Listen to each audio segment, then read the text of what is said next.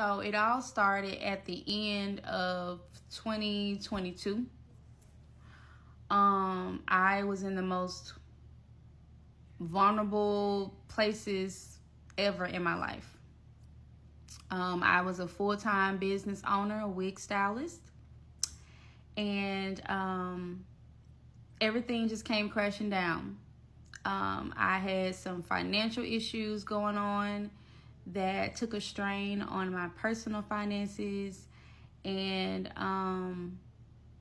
it just led to me spiraling like real bad. During that time, I had a few people that I could rely on and talk to keep my spirit uplifted, while I was trying to, get myself together with my business and everything. At the time, my car had went down. When it went down, I had to pay so much money to get it fixed. And when I did that, I got behind on like my rent in my apartment. And then I also had to pay rent at the shop, which just completely took a toll on me, y'all. Like when I say I literally was at the bottom pit of like hell.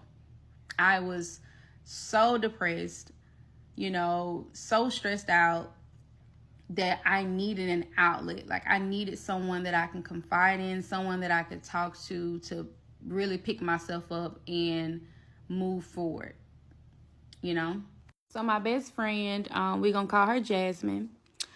Jasmine was currently in therapy, and she was on a different platform than the one I decided to go with.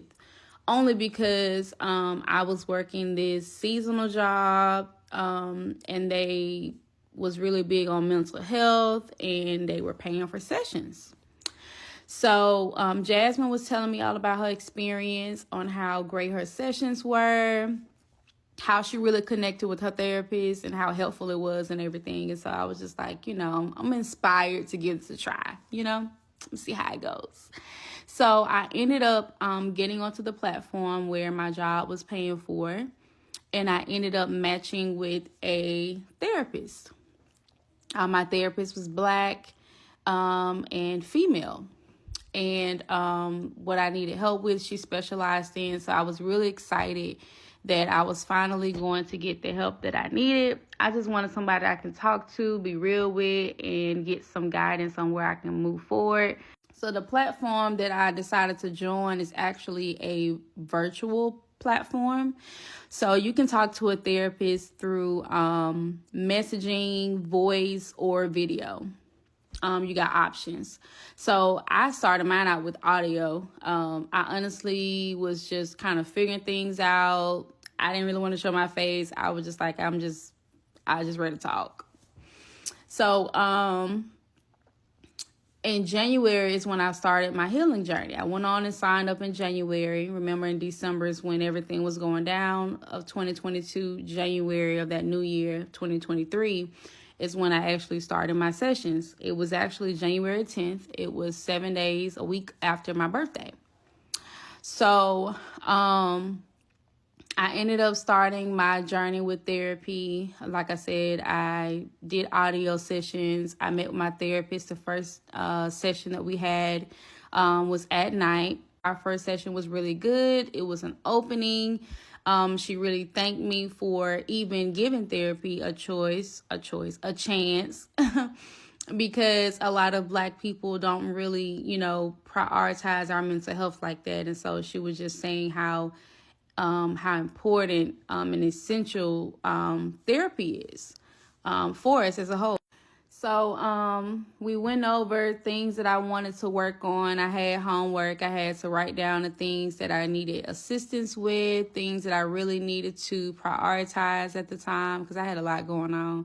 But I had to narrow it down to like 3 things. It was about like my relationship and, my business and just my overall confidence, that I had lost. So after that session ended, I was already really, really nervous about therapy. I really didn't know what to expect. Jasmine, my best friend, was just like, girl, like, it's okay. It's going to be good. Don't be nervous. Like, this journey is going to be Really, really beneficial. You're going to see. It's going to be very helpful. Just give it a chance. Keep at it. I'm glad you had a good first session. Like, just keep going. So that's what I did. I kept going. So I had another session with her. It was really, really good. I talked about, just kind of giving her like the rundown of my business, how I got started, where I fell off at, all the things that I had going on. And so we end up, finding out that I had PTSD because I had a hard time getting back to where I left off with it. Okay, so then the third session that we had, now mind y'all, I looked at toe up from the flow up every session, but she never knew because hell, we was on audio only. I was so damn stressed out, y'all. Like, I didn't give a fuck. Like, I looked at a hot mess. Like, it looked like I was getting ready to clean houses, okay? Like, it was crazy. So this third session, I was just talking about how I was trying to put myself back out there on social media because, I've always been really big on social media, inspiring others, giving business tips. And so she was just like, this is your journey. You should be comfortable with being you, be okay with putting that post out there. And then I was telling her how my ex had been coming under my post. Every time I make a post, here she comes. And so it makes me not want to post. And she was just like, she got mad. She was just like, really? She was like, oh, F her. Don't let her come and mess you up, or don't let her interfere with what you got going on. None of that. No. Just like really, really like got my back. You know what I'm saying? So she was just like, turn your camera on. Turn your camera on because I want to be able to see you say what I'm about to ask you to say. So at this point, y'all, like, I had actually looked it good that day because right after my session, I had somewhere to go. I had not intended on doing no damn video session showing my face. I didn't intend on doing none of that. But when she asked me, I was like, shit, I'm glad you didn't ask last week. So I didn't even notice that she had already turned her camera on. So when I looked down at my phone, she was on there. And she had locks. It was apparent that she looked like she was a stud. Like she, but I wasn't really sure. A lot of women have locks. But anyway, I picked up the phone. I turned the camera on. For a hot second, she paused. But then she went on and said what she said. She was just like, I want you to tell me that you the shit. And I'm just like, I'm the shit. She was like, nah, say it with your chest. You the shit, right? So I'm saying I'm the shit, all that stuff. So she was just like, I want you to remember that. And anytime you're feeling down, I want you to repeat that and know that because you are. When I tell y'all her style of therapy was just so real, so authentic, so on point for me, I really feel like we were connected. So after that session, she had sent me a message in the chat. She was just like, really great job with the session today. I'm glad that you was able to open up. Make sure you do your homework and all that good stuff. And she was just like, if you want to schedule a video session, next time you can do so or whatever. But I was just like, okay, yeah, cool. It was cool, connecting with you on a personal level. So due to TikTok's 10-minute timer limit, whatever, I'm going to have to create a part 2. So go ahead and drop part 2 in the comments, y'all. Follow me so you can follow the story. It gets deeper than deep, y'all. I know the further we go into the story, the more emotional it would be for me. I'm bracing myself, so you should do the same. I'll see you guys in part 2. From Trust to Trauma. Welcome back to my series, From Trust to Trauma, Dating My Therapist, part 2. Okay, so in part 1, I talked about where I was in life emotionally, what I was going through, and the reason that I even needed to start therapy. It wasn't even a want, it was a need. Okay, I was literally like about to take myself up out of here. Let's just say that. So I ended up meeting a therapist virtually on a platform. that my job was paying for, that I had got. And I took advantage of the sessions. I talked about how we had a few sessions, and then we got to the third one where we actually saw each other face to face. So that's where we stopped at. Okay, so after my last session, throughout the week, my therapist would send me messages, on a daily basis. One time I was on the phone with my best friend Jasmine, and we were chatting it up, and I was just like, hold on, girl, I got a message from like my therapist, because the notification would come up from the platform or whatever, says your therapist sent you a message.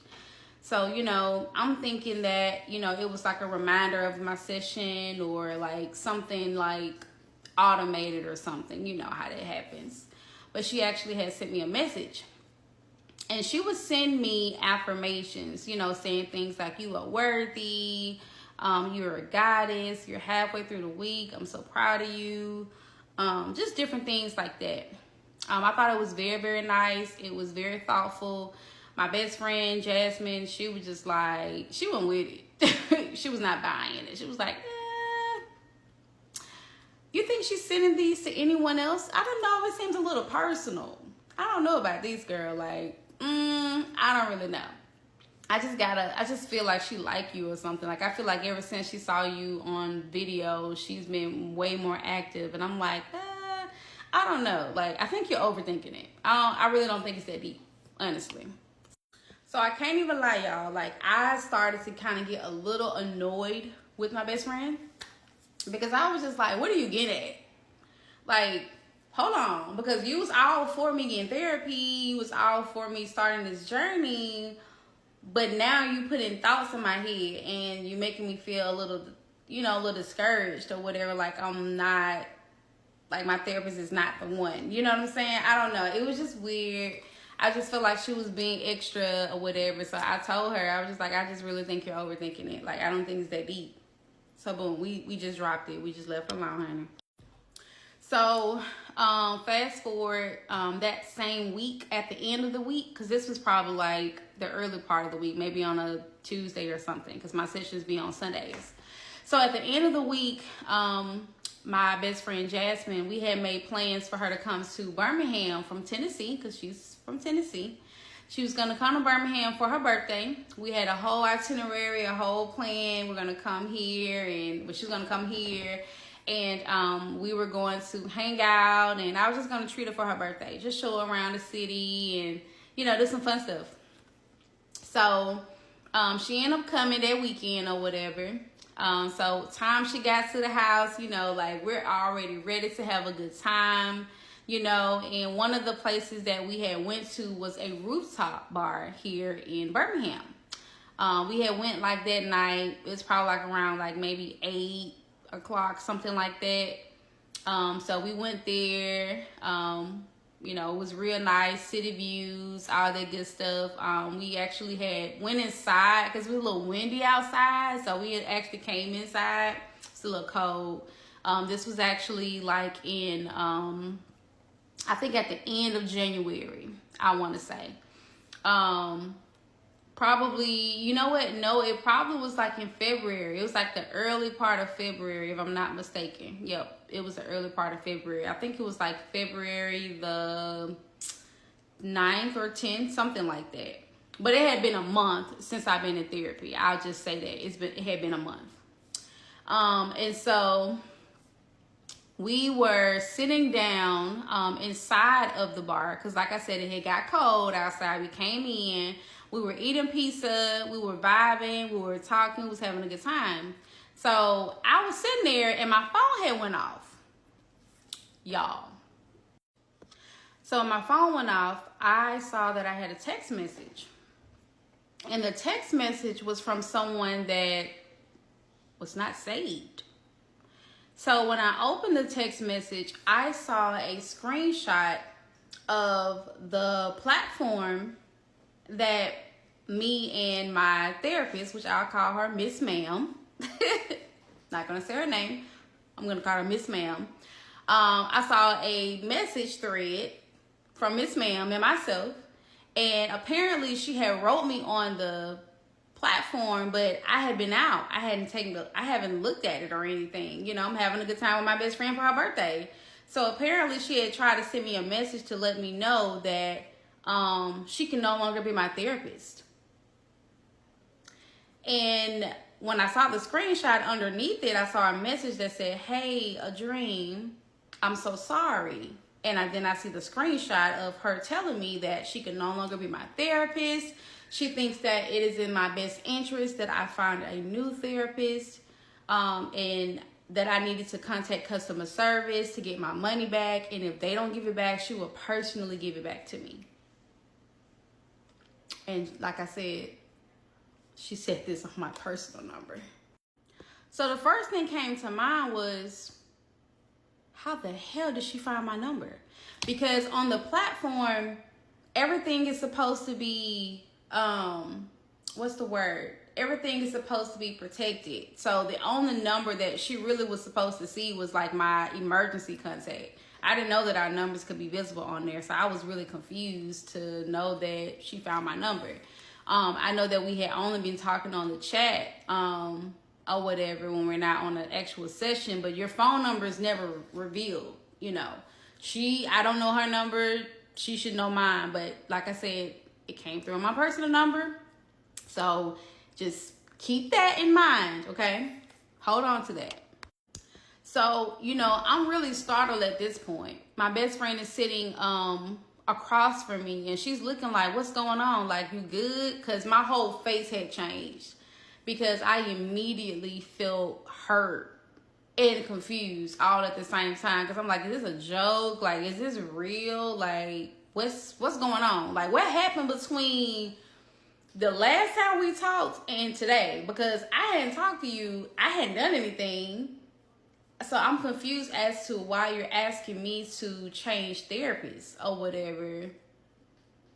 But okay. So I'm like, hey, you know, I ended up responding, and I was like, you looking at my phone, and I'm just like, hey, you know, oh no, I'm really hating to hear this. I'm like, I'm so disappointed because I wasn't expecting this. I said, but you know, I understand.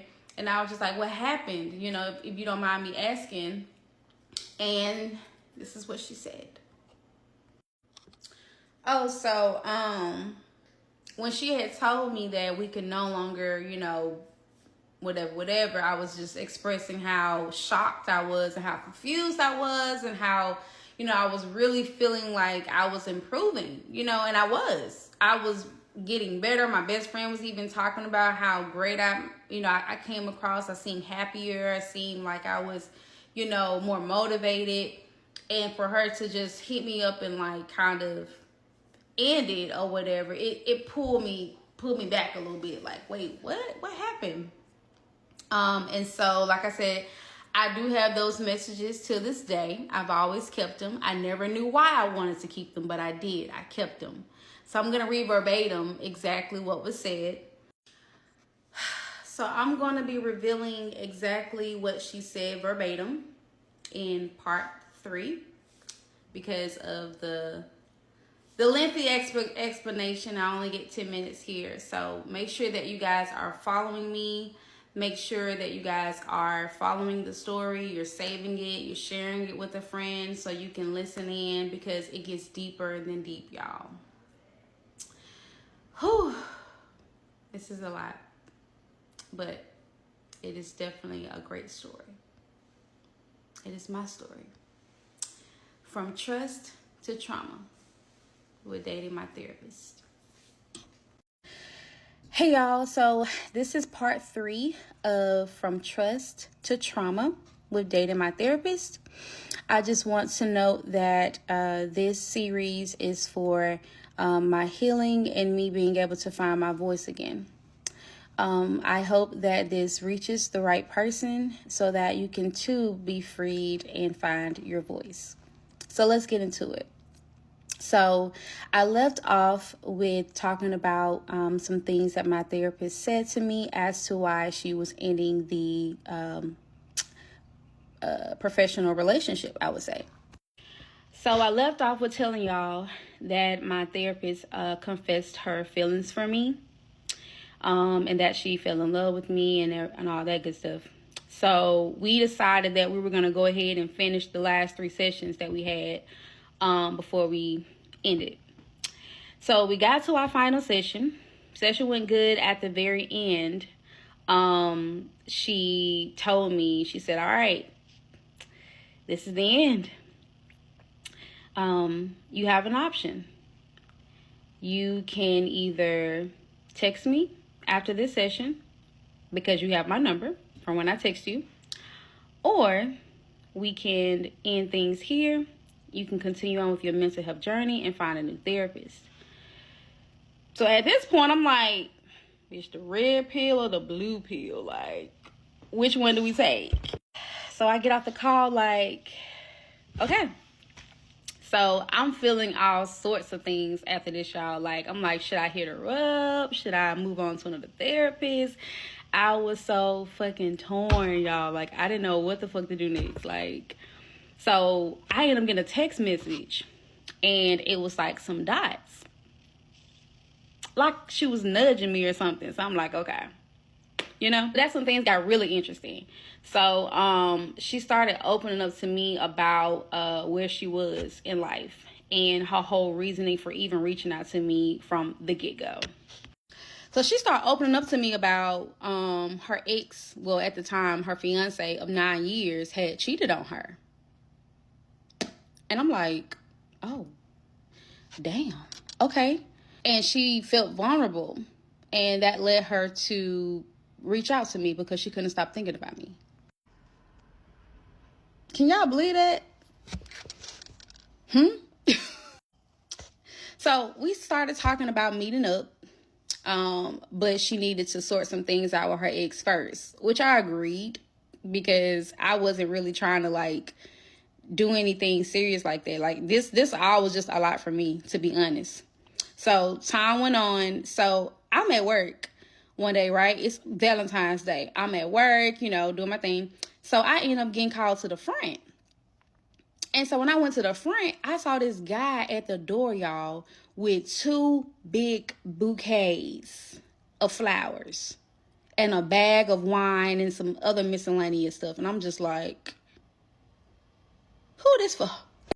So when I finally got a chance to really look at everything when I got off, I realized there was a note on it, and it basically had her name. We're going to call her Kay.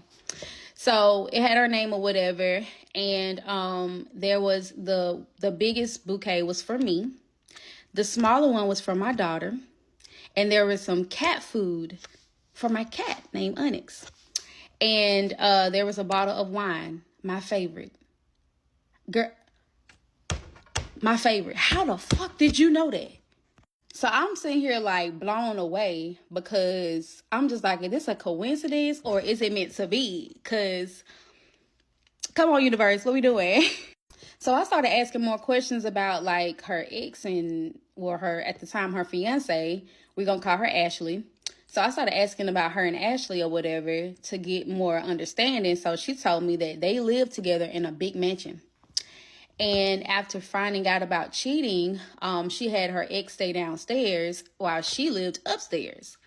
And she said that she gave Ashley 6 months to get her shit together because she had to leave. So we started talking about like meeting up or whatever, but I told her I wasn't going to get involved with it because out of respect and for my peace, I just couldn't do that. So out of nowhere, she decided to speed things up. So instead of giving Ashley 6 months, she gave Ashley 2 weeks to get a job and get a place and get out. Now, mind you, she was the sole provider in this relationship. Ashley didn't work or whatever. Like, she just was, you know, housewife type situation. So she didn't have all that stuff going on. So this was a bit of an adjustment for her. And so when she told me about that, I kind of empathized and I was just like, damn, like 2 weeks? How is that even possible? Like, I don't know. Like, I think you kind of rushing it a little bit. Like, we just met too. So, And it's all making me question everything. Like, could she really end a 9-year relationship like that? Like, your whole fiance, y'all just got a house like a few months ago, like bought the house, 8-bedroom home. Like, how? So I found myself tangled up in a web of emotions because I just couldn't make sense of it. Like, it was just a lot to digest, honestly. So check this out. She told me that they communicate via email while living in the same house. Not text message, not phone calls, email.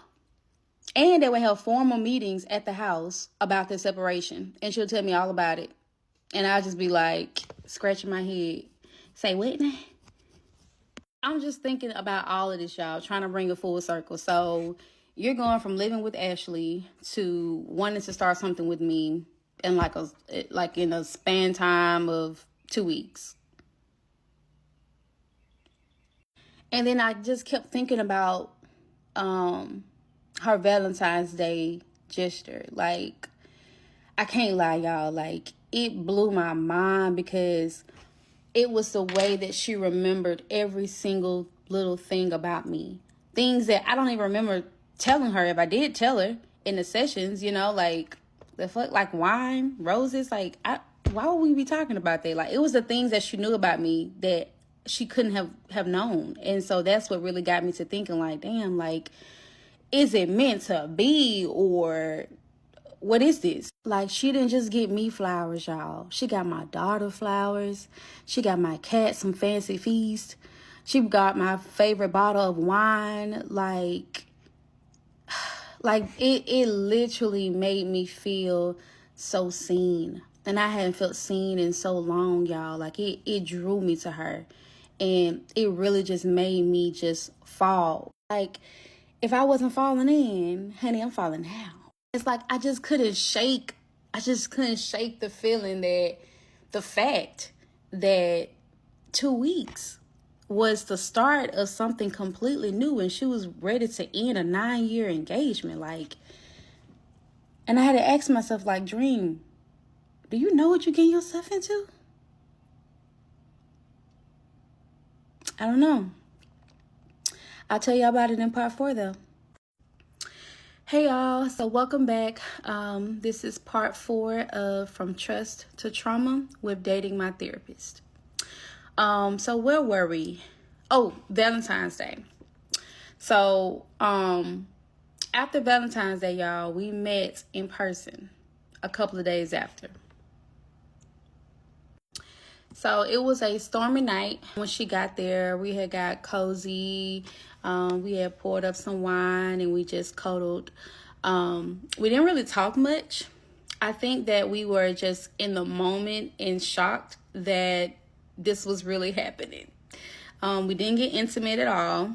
We were just enjoying each other's company. Whole time she was there, I was just thinking to myself, like, damn, my therapist is here in the 3D. Like, and honestly, I found it so hard for me to separate the fact that she was my therapist and she was potentially someone that I could be in a relationship with. Like, I just couldn't separate the two for the life of me. And honestly, I even found that I had completely forgot about the healing that I even was needing when I came into the whole connection. I had completely been distracted. So at this time, she hadn't met my daughter yet. We felt that it was best if we just kind of, be patient with that part of it since we had just met. I think it was February the 19th, if I have my notes right. She had booked an Airbnb where we would go to discuss business so I can just plan on rebuilding. Then we ended up getting out, having some drinks and stuff like that. She surprised me with the biggest bouquet I think I've ever gotten. It had 60 roses. Beautiful, y'all. So beautiful. And then she topped it off with my favorite wine, which is Roscato red wine. That weekend came and went. So on March 3rd of 2023, we made plans for me to see her house. Now, y'all remember me telling y'all she gave her fiance a 2 weeks notice now. Girl, you guessed it. Her ex-fiance had moved out. By this time, it was just her and her cousin. We're going to call her Shay. Shay was in high school. She was a nail tech, very popular in the city. She ran a nail shop on the lower part of her home. And Kay supported her through her entrepreneur journey because she had recently been living with her mom and they had been having issues. So apparently it's been working out for Kay and her cousin staying there. So when I visited her house for the first time, Kay, she was my therapist, she invited her friends over to meet me. Now, they were very welcoming. They actually knew a lot about me already. And I knew a little bit about them, so I was able to put faces to the names. So I ended up staying until the 5th, because remember, I came on March 3rd. So before I went home, look at me, can't even talk. Before I went home, we walked around the neighborhood, and she was showing me like different spots and different little places or whatever. And we had came across the house next door to her, which was abandoned.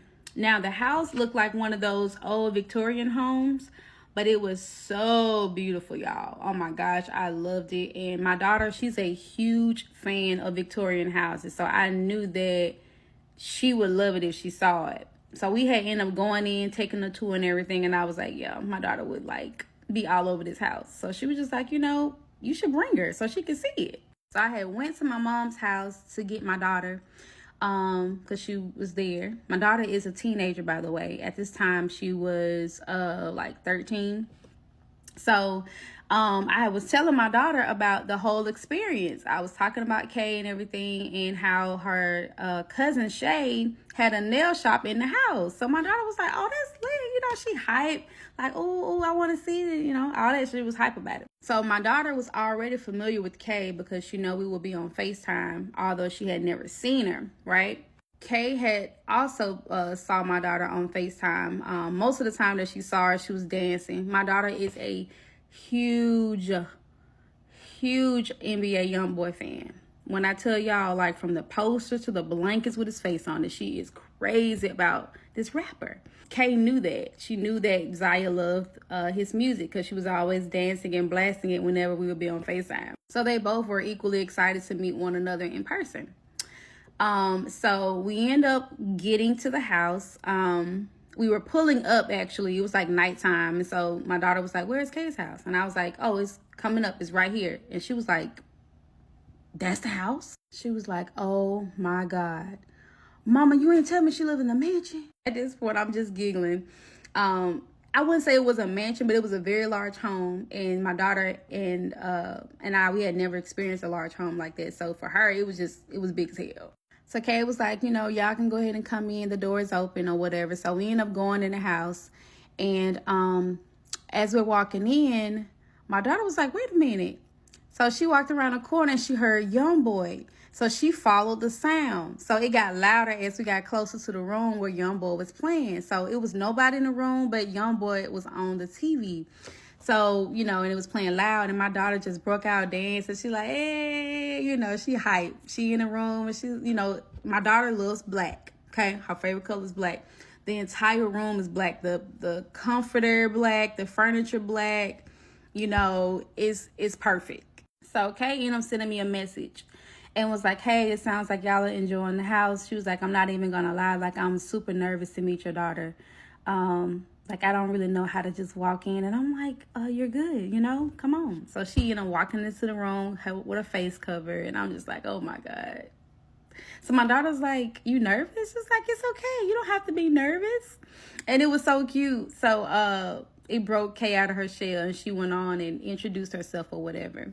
So she ended up telling my daughter how we met, like the real story.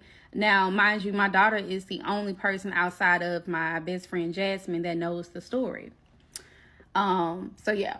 So my daughter's very mature. So she's like, well, okay, so you met my mom as a client, how do we not know that, you're not gonna do the same thing again and meet someone else, and she was just like, oh, no, that would never happen. I don't even talk to my clients or anything like that. It was just something so special about your mom that drew me to her. My daughter, she's still in love with the house. After all of that, you know, and she's like, oh my God, Mom, like, we deserve a house like this. We need to move here. Let's move here. I can go ahead and start looking at schools and stuff. And I'm like, whoa, shawty, hold on. I mean, the house nice and all, you know what I'm saying? But let's not get it twisted. Like, we don't know this lady. After our trip, we went home. And Kay had said that how much she enjoyed meeting my daughter, how it turned out better than she thought. And she thought it was a good idea if we all was to hang out. So we decided on making plans to go to a buffet where we can just kind of sit down, talk, you know, just really bond so she can get to know Desire a bit more. So the conversation about us moving there came up. So I wasn't really into it. I immediately shut it down. Like, I just felt a feeling in my stomach, and I was just like, nah. Like, it's way too soon to be talking about that. You know what I'm saying? Like, they both were all with it. She convinced Zai convincing her. You know, it was just like 2 against 1, and I was like, look, I don't want to keep talking about this. The answer is no. So they end up dropping it or whatever, and we was able to finish, you know, at the buffet. Now, something happened that made me start to question everything. But it was one of those moments where you just know things are about to change, but you just don't know if it's for the better or for the worse. I'll catch y'all up in part 5. Welcome back to my series From Trust to Trauma with Dating My Therapist. This is part 5. If you remember from part 4, I talked about how Kay and I met for the first time after speaking with each other for about a month. And then we talked about our quick getaway to an Airbnb where she surprised me with 60 roses. And we talked about how I met her cousin, a couple of her friends after seeing her home for the first time. And I also talked about how my daughter was able to meet her for the first time and seeing the house and how in love with it she was. Okay, so let's jump into it. So my job started cutting hours like real bad, and I felt like they had started to mistreat me. So I was telling Kay about it, and she was just like, yeah, I really think you should consider leaving there because it's starting to affect you mentally and physically. And I noticed that it's what you've been talking about lately. I don't want you to, what she said, she was like, I don't want you to suffer while trying to pay your bills. And she was all right. Can't lie, because it definitely was stressing me out. It became super toxic, and I just started looking for better opportunities from there. So the search wasn't going so well. I had been a full-time business owner for so long, so getting back into the job market had me looking sideways like, what is going on? Why is it so damn hard to find a job that pays money? Like, the economy is not the same. So I had to talk with myself. I was just like, okay. So it's a possibility that me renewing my lease is probably not going to be the best idea, because if I can't find a job that's going to be able to fully support me financially, me and my daughter, then I'm going to be back in the same hole. So I was thinking maybe I should take up my mom's offer of us coming back to her home just for at least 6 months to a year or so I can really rebuild myself so I won't get myself further into debt, because that's where I was headed. I had almost got evicted from the damn apartment, so I was just like, cool, I just can't go back there, y'all. It was just too painful. Kay had already helped me mentally with that transition, so I'm just glad it worked out before it went that far. So I had told Kay about my idea of moving to my mom's, so she didn't think it was a good idea, and I was just like, so what you want me to do, stay in this shit? She was just like, no, I think moving back to your mom's is going to make you complacent. And after you put your stuff in storage, you're going to be in a 1-bedroom, and that's not going to be comfortable. So I thought about it, and I was just like, me, almost 30, with my teenager, moving back to my mom's in a 1-bedroom, putting all my stuff in storage. Ooh, that is definitely a transition. I ain't think about it that deep. So the topic of us moving in with her came up again, and she painted the picture of how great it was going to be on me mentally and financially. So I pondered about it, and I agreed. It had only been a month since we met in person. And this was decided in March of 2023. My lease was up in July, but leaving before then would probably make a better transition. So I plan to break my lease and move in May instead. I already know what you're thinking. I'm just here to tell my story, so let's get through it. I remember telling my mom like it was yesterday. I was sitting on her porch and afraid to talk about it. But I brought it up. I thought she was going to talk me out of it. But shockingly, she didn't. So she asked me, she said, okay, how long have you been knowing Kay? And I told her for a while now, you know. I kind of quickly answered because, like, I didn't want to describe what a while was. Because if I had said what I was supposed to have said, I probably wouldn't be here right now talking about this shit. So I shared with her how much Kay had helped me and how she was helping me get my business off the ground again. My mom knew how much my business meant to me. So hearing anything about my business on the up, she was going to be in agreement with. So she said to me, I know you're grown and capable of making the best decision for yourself. I'm just concerned about Zai. How does she feel about it? Like, what does she think? I told her that, hell, Zai more excited than me. She the one that convinced me that I should go ahead and, and do it or whatever. So she smiled and laughed a little bit and said, okay, with a relieved look. She seemed like she was more okay with the fact that we'll be leaving. But I can still see a little bit of sadness because we had always visited my mom. And so she felt like when we moved, she'll never see us again. But I told her that I'll still come and visit. So at this time, I still had my wig shop. Things were not improving. I actually wasn't in my wig shop that much because, hell, I was always in goddamn Montgomery. And then equally, I had already transitioned to doing hair from the house. So the shop was just sitting there. So I had already made plans to go ahead and close my shop. So because when I got the space, I had remodeled it completely, put new flooring, painting, new stuff, cabinets, all this stuff inside of there. I was actually able to negotiate with the person who owned the building, owned the space or whatever, to take money off of the balance because when I move out, it's basically just going to be moving ready for the next person.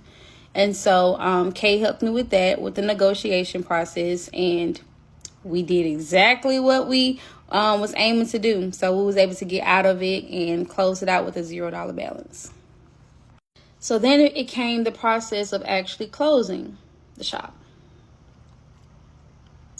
Y'all, it was the most painful process. Like when I tell y'all, that was probably one of my most biggest accomplishments yet. It really was. I put everything I had into this space, y'all. My whole world. When I walked into my shop every day, y'all, like I saw me. It was a physical representation of me, and I'll show y'all what it looked like. When I tell y'all, like, Soy Dream was my everything, y'all. And when it closed, I just feel like I died. Like, I couldn't even move my stuff. Like, she actually arranged to move my stuff with my stepdad, and they moved it all to Montgomery. I could not physically be there. I couldn't take it. I'm sorry. So let's talk about the process of picking up my life and moving it all to another city in part 6. Hey, y'all. So welcome back to my video diary. From trust to trauma with dating my therapist, part 6. I appreciate everyone being so patient. This has been a lot for me to reflect on so I can be able to talk about it. So I'm going to do the best that I can. So I left off with me making the decision to move out of my apartment to Montgomery instead of moving back to my mom's. So this move started out rocky. Just to take you guys back with me, we were packing at least the day before. We had been packing for some time, but I'm not the best packer, okay? So I got overwhelmed with packing, so Kay stepped in to help me out. She had helped Zaya, my daughter, and then it was me because I had a lot of stuff. I had to make the decision on what I was going to keep, what I was going to throw away. So while I am packing my stuff and deciding on what I'm going to throw away, I noticed that she felt the way about it. Like, she was very controlling. She was just like, she was just saying things like, I have it in my hand. You don't need that. Throw it away. You're not going to use that. Throw it away. That's just taking up space. Dream, you need to learn how to let things go. So I'm like, excuse me, but I'm the one who's here having to pack up everything and move to a whole nother city. Like, hold on now. You've been a little too rough with me. You know what I'm saying? Like, I'm trying to process everything. This is a lot. Like, I'm having a hard time right now. You know what I'm saying? So I might actually throw things away once I get to where I'm going. I don't know. So we end up having some words or whatever because she felt like I was basically just not listening to what she was saying. So I'm just like, well, you can just go ahead on about your way. Let me do this. So something about Kay that I noticed quickly was that she was really good at feeling as though she had like all the answers. And I don't know if it was because of the dynamic of the connection or what it was, but it was almost like I couldn't make decisions for myself. I didn't have a voice, and I didn't like that. So one word led to another, and before I knew it, I was just like, bro, you being a bitch right now. Because she was. But she shut completely down. And that's something I want y'all to understand about her character, because as the story progresses and we get to the meaty part of everything, you're going to understand. So the movies were already set to come at a certain time. I was able to finish with packing up and everything. So it came time for us to go and get the truck before the movers came. It didn't go like that. And she even made a statement like, you know what? We'll just put your stuff in storage and you can go and live with your mom. And I'm like, but why? Like, I'm so confused because now I've already paid for movers. I packed up all my stuff. I'm breaking my lease. Why the fuck would I break my lease 2 and 3 months early just to go and rush and live with my mom? Like, no, like, here I am apologizing.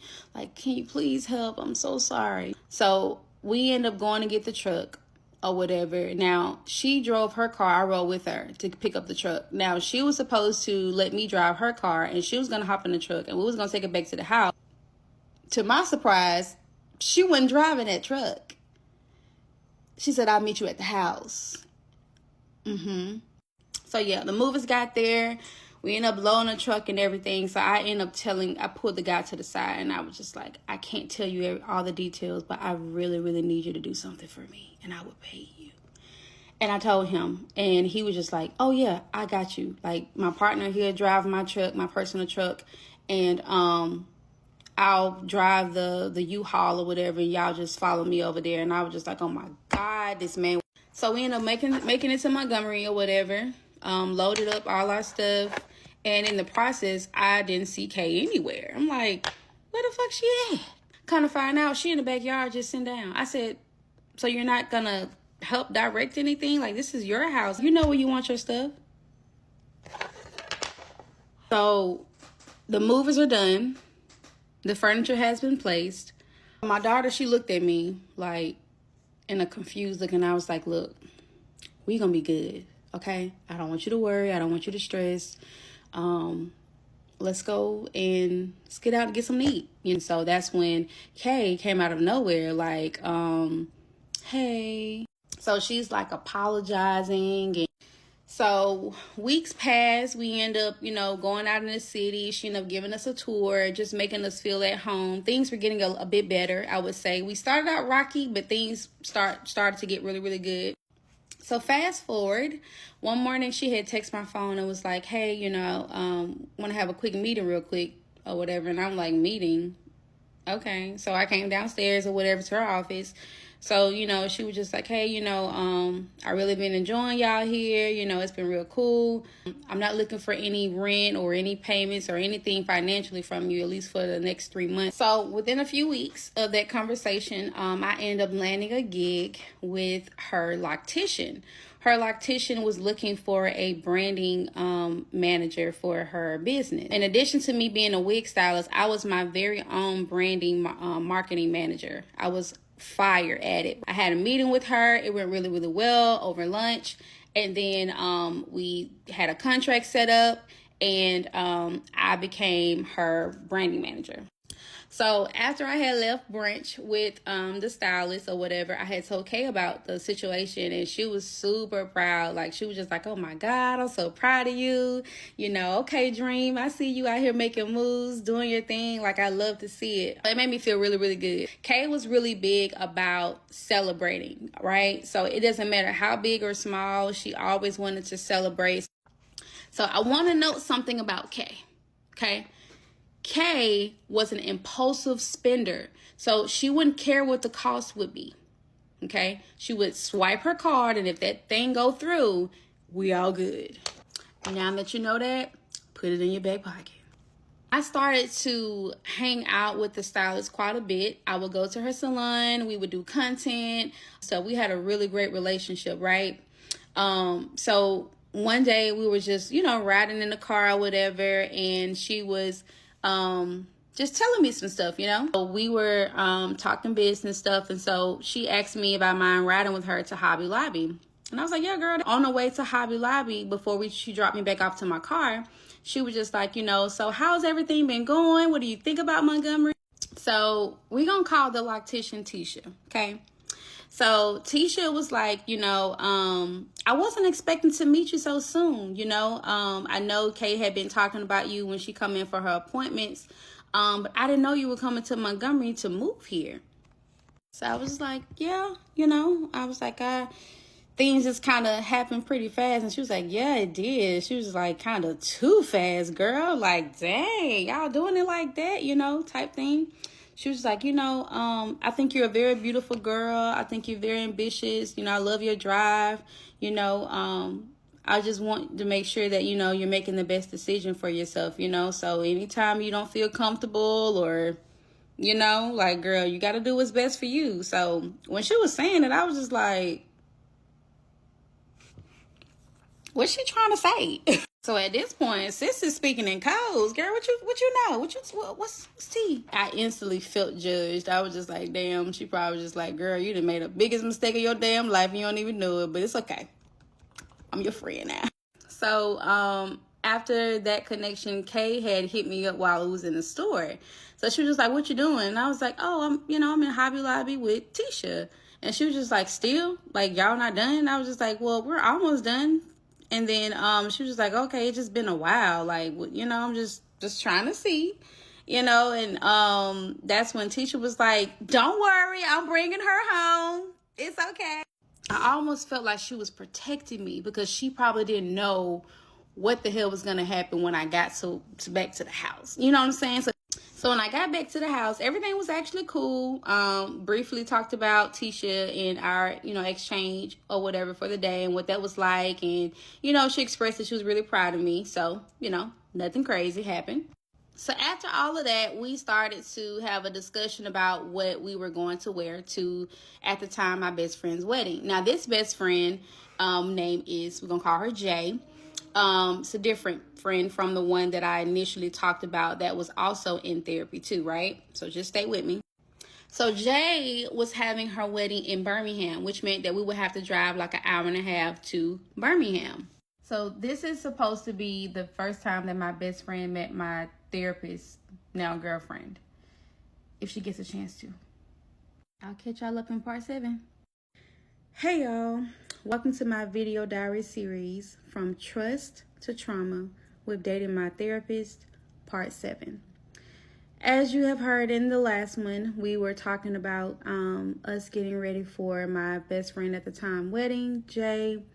And in this one, I'm going to explain how that went down. So stay tuned. So Jay was having her wedding in Birmingham, which meant that we would have to drive like an hour and a half to Birmingham. Kay and I had already had the colors of my best friend's wedding, and so we were going to be matching or whatever for the wedding.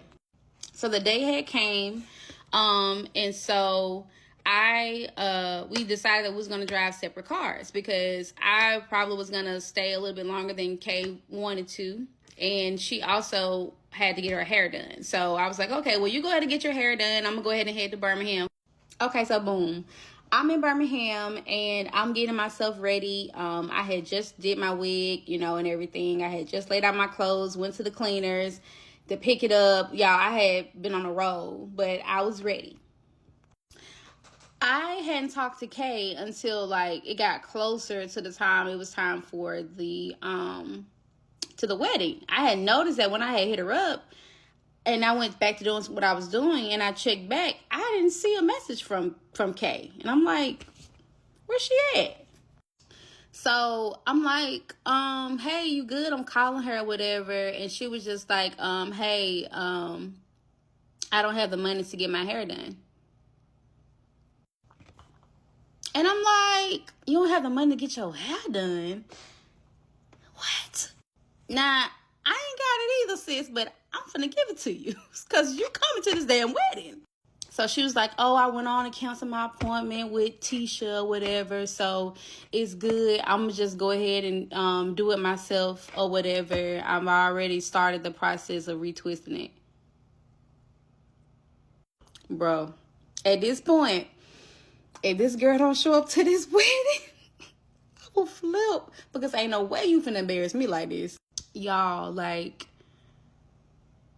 I had called and called and called, like, hey, like, what's up? Where you at? What you doing? How far you got? Like, is you coming? Yeah, I'm coming.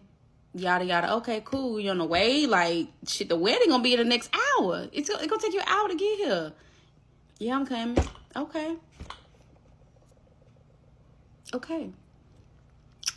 So at this point, my best friend is like, where's Kay? You know, where your boo? I'm just like, she coming. She's a little behind, you know, she had a rough start, you know, whatever. She's like, okay, girl, don't worry about it. It's going to be good. We're going to be fine. Even if she pull up late, it's all good. Like, we're going to have a good time. We're going to get through this. And I'm like, girl, like, it's your fucking wedding. Like, you ain't even got no business trying to consult me right now. So my best friend had got married. She had walked down the aisle. And I was there. But there was no Kay. Can y'all believe that? She stood me up, bro. She stood me up. But why? What was she doing? Like, what was the reason you didn't come? Like, this was a really big moment, and I was supposed to be a part of it with a +1. Like, really? I can't even make this shit up, y'all. Like, was she with somebody? Like, did the ex come over? Like, somebody else came over? Like, y'all, like, when I tell y'all, my mind was all over the place, and I was getting pissed because I'm supposed to be engaged in this event, and you're all the way a whole hour and a half away, and I still got to go to the, you know, the reception part. Like, so the wedding came, and it went. The reception came, and it went, and still no Kay. So at this point, I'm calling you, I'm texting you, I'm not getting no answer. At this point, I'm no longer enjoying myself where I'm at. I'm just focused on what's going on. So my best friend is like, you know, at the time, she was just like, it's good, you know, girl, go ahead and check on her. You know what I'm saying? She's showing that she cares. You know, she's like, go check on her, make sure she's okay. Because it's odd that she was supposed to be here and now you can't get in contact with her. Like, that's so weird. So I decided that I was going to hit the road and go to Montgomery and pull up on her to see why the fuck you ain't show up and what's going on. What are you doing? So the closer I get to Montgomery, the more worried I got. Like, as I was getting off the exit and driving down the street where we stayed and turning on the street, my heart started pounding because I didn't know what I was going to walk in and find. I didn't know whether she was with somebody, or I didn't know whether She was mentally unstable. I didn't know if she was gonna be laid out. Somebody did something to her. Cause I did tell you that her ex used to live there. So it's like at this point I need to make sure she's alive. So I'm doing a welfare check at this point. So when I pulled up, I saw her car. And it was just her car. And y'all, I got chills right now on my arm. I literally didn't know what the hell I was gonna see. I couldn't believe, when I walked in and saw what I saw, I couldn't even believe it. Because I was just like, bro, what the whole fuck just happened? She was okay before I left. I had just talked to her earlier.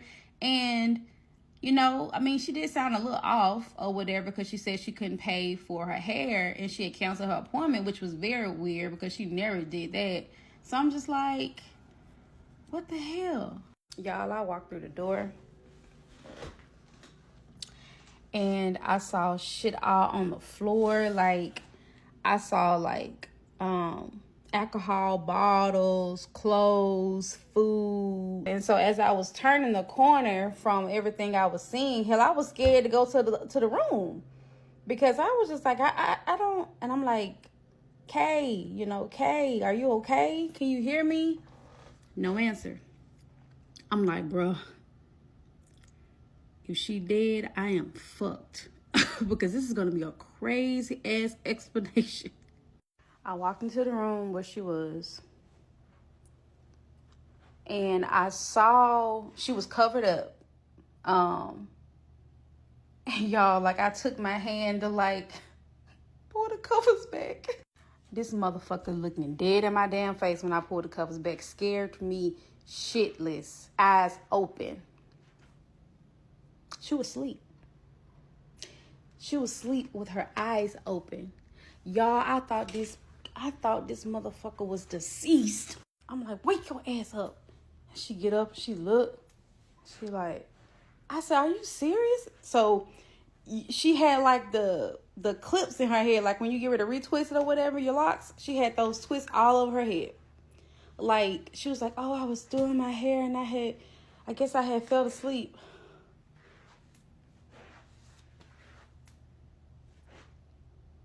I didn't even know what to say at this point. I didn't know what to say. So I need to give y'all a time. So this was at after midnight, okay? This is late. This is super late. So she wasn't really talking for real, So I'm like, you know what? Scoot over. I'm going to get into bed and I'm going to go to sleep because I'm tired as hell. First of all, I'm lit, okay? We was drinking like crazy after the fucking wedding.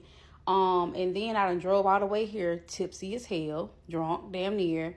And this just done fucking tripped me out. You just, fuck it, I'm going to bed. We'll talk about it tomorrow. So tomorrow came, and y'all not even gonna believe what she revealed to me.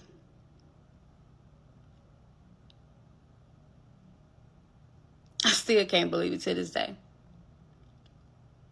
But you know what? I'm going to tell y'all about it in part 8, though. Welcome back to my video diary. From trust to trauma with dating my therapist, part 8. All right. So we left off. I'm not even going to recap. Somebody said, I don't want to recap, sis. We want the story. All right. Here we go. All right, so that morning came. Kay is still not giving me any information. She's just being real nonchalant and dry. So I'm like, you know what? I got to go back to Birmingham. I got to pick up my daughter because I only came here to check on you or whatever. So I ended up getting in the car, hitting the road. So on my way back to the house, my best friend at the time had hit me up, and I'm talking about Jay, not Jasmine, but Jay, the one that got married.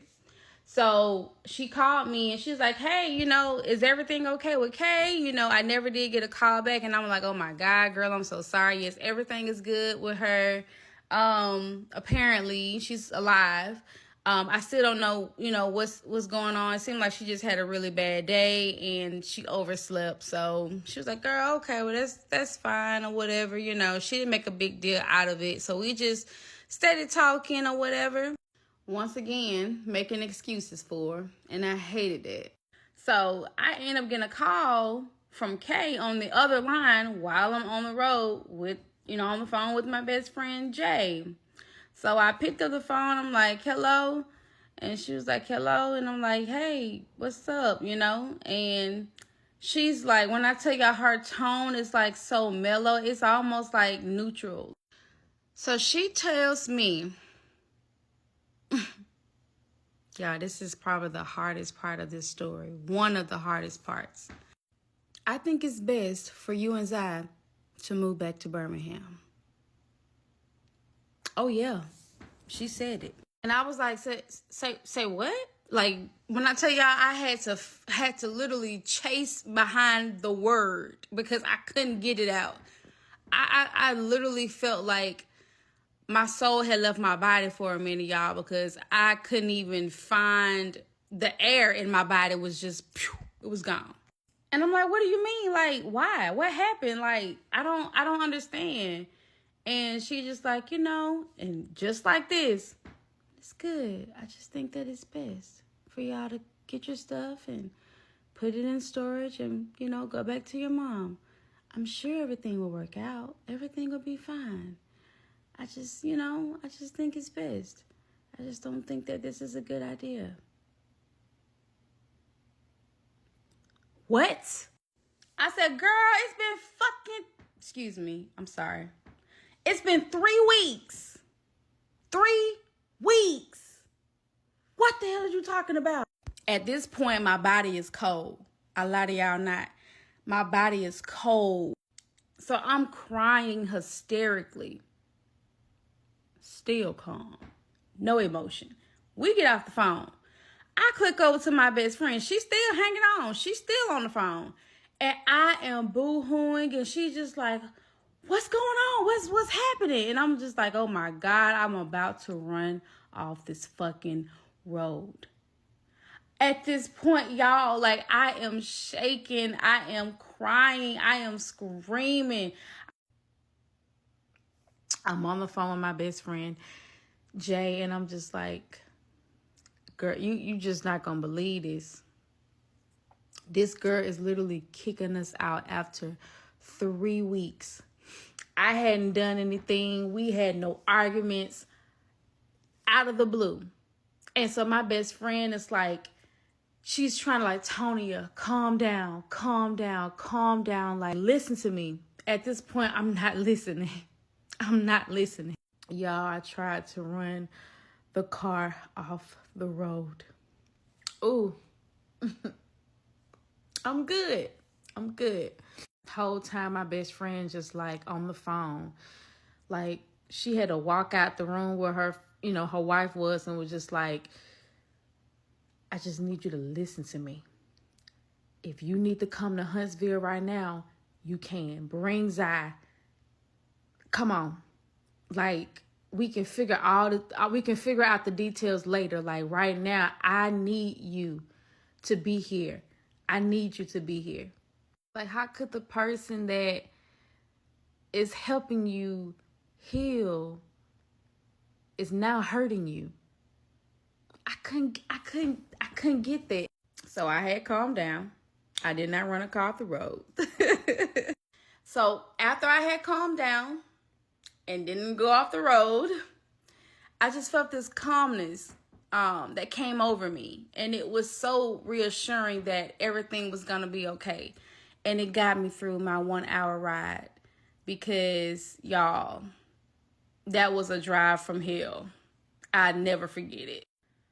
Okay, so after I had got to Birmingham, I had talked to my best friend at the time some more about the situation, and I felt a lot better because in that moment I couldn't see a way out, but then I started to look at it like worst case scenario. I was going to be right in the spot where I initially was planning on being anyway. So it's like, it's good.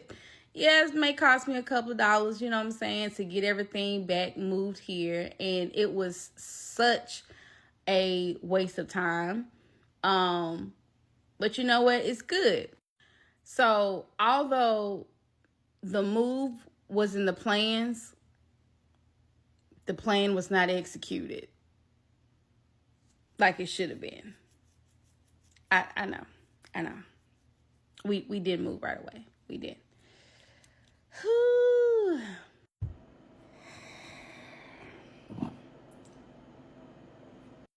So we went back to the house. I talked to Kay. And then she told me that she overreacted. So yeah, we was still in the motherfucking house.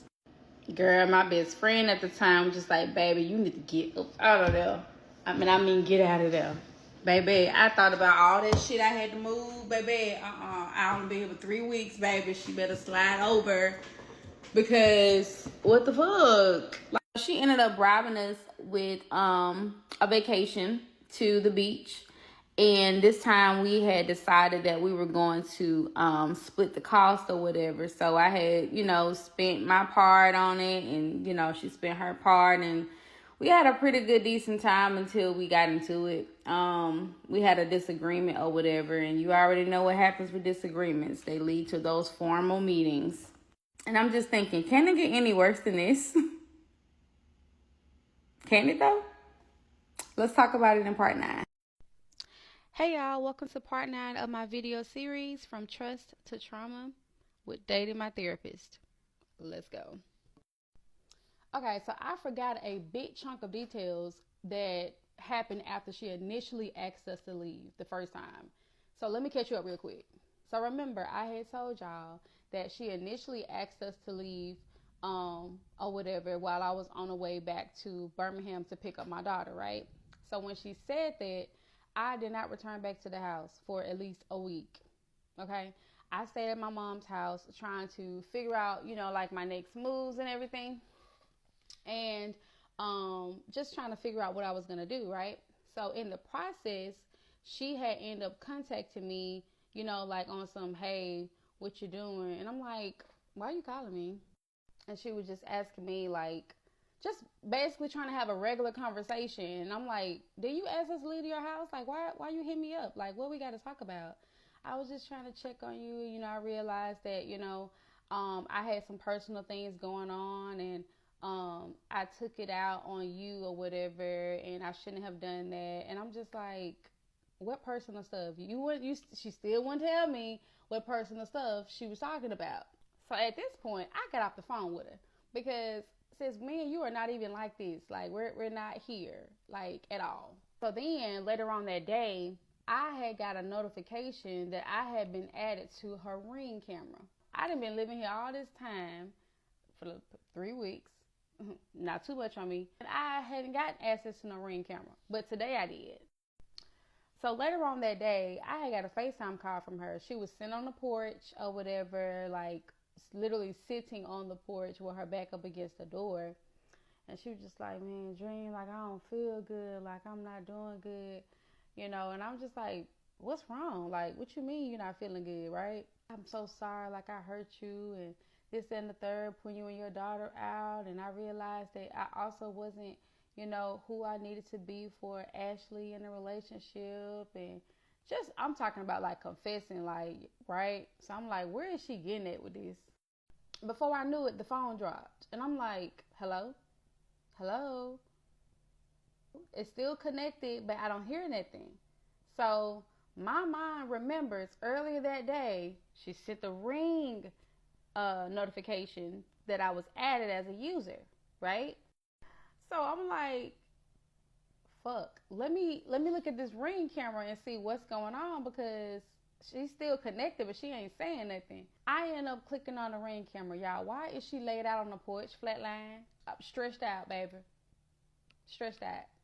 And I'm like, oh my God, she's been laying there for a minute, and I'm calling her name, and I can see her breathing. I see her body moving, so I know she's alive. So I'm like, this girl playing with me.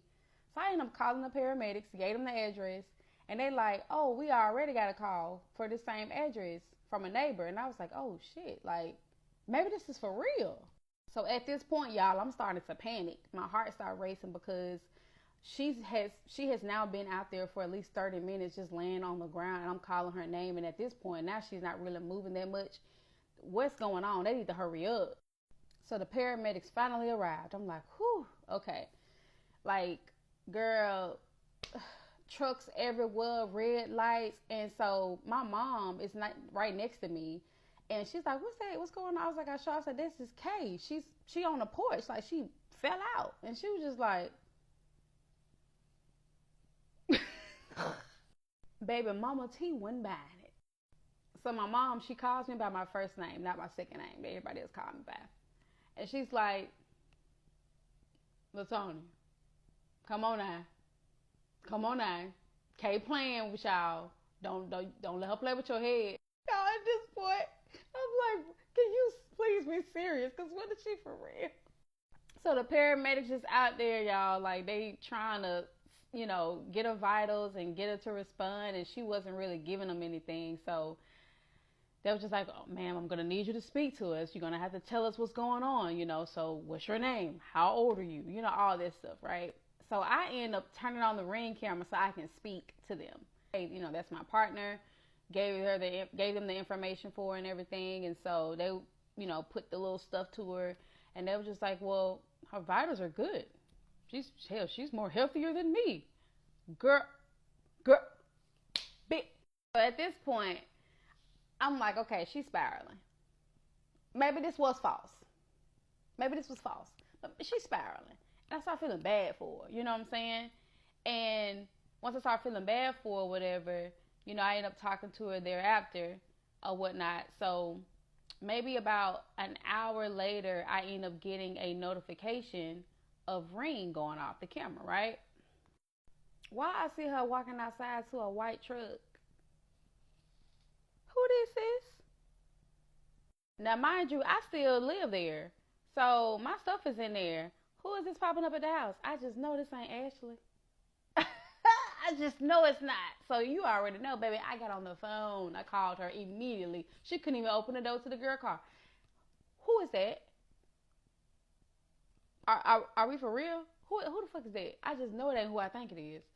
She's just like, no, I had called her too or whatever because I wasn't feeling good or whatnot, and she was just coming to check on me. It's nothing like that. I'm just like, bro, you know what? I'm finna come blow your ass up in that damn house.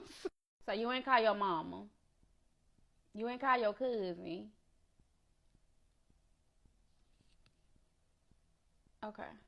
At this point, I'm furious because I get mad. I hang up the phone and I'm on a Ring camera. Y'all still out there for at least an hour. What y'all talking about? Girl, I almost lost my damn mind.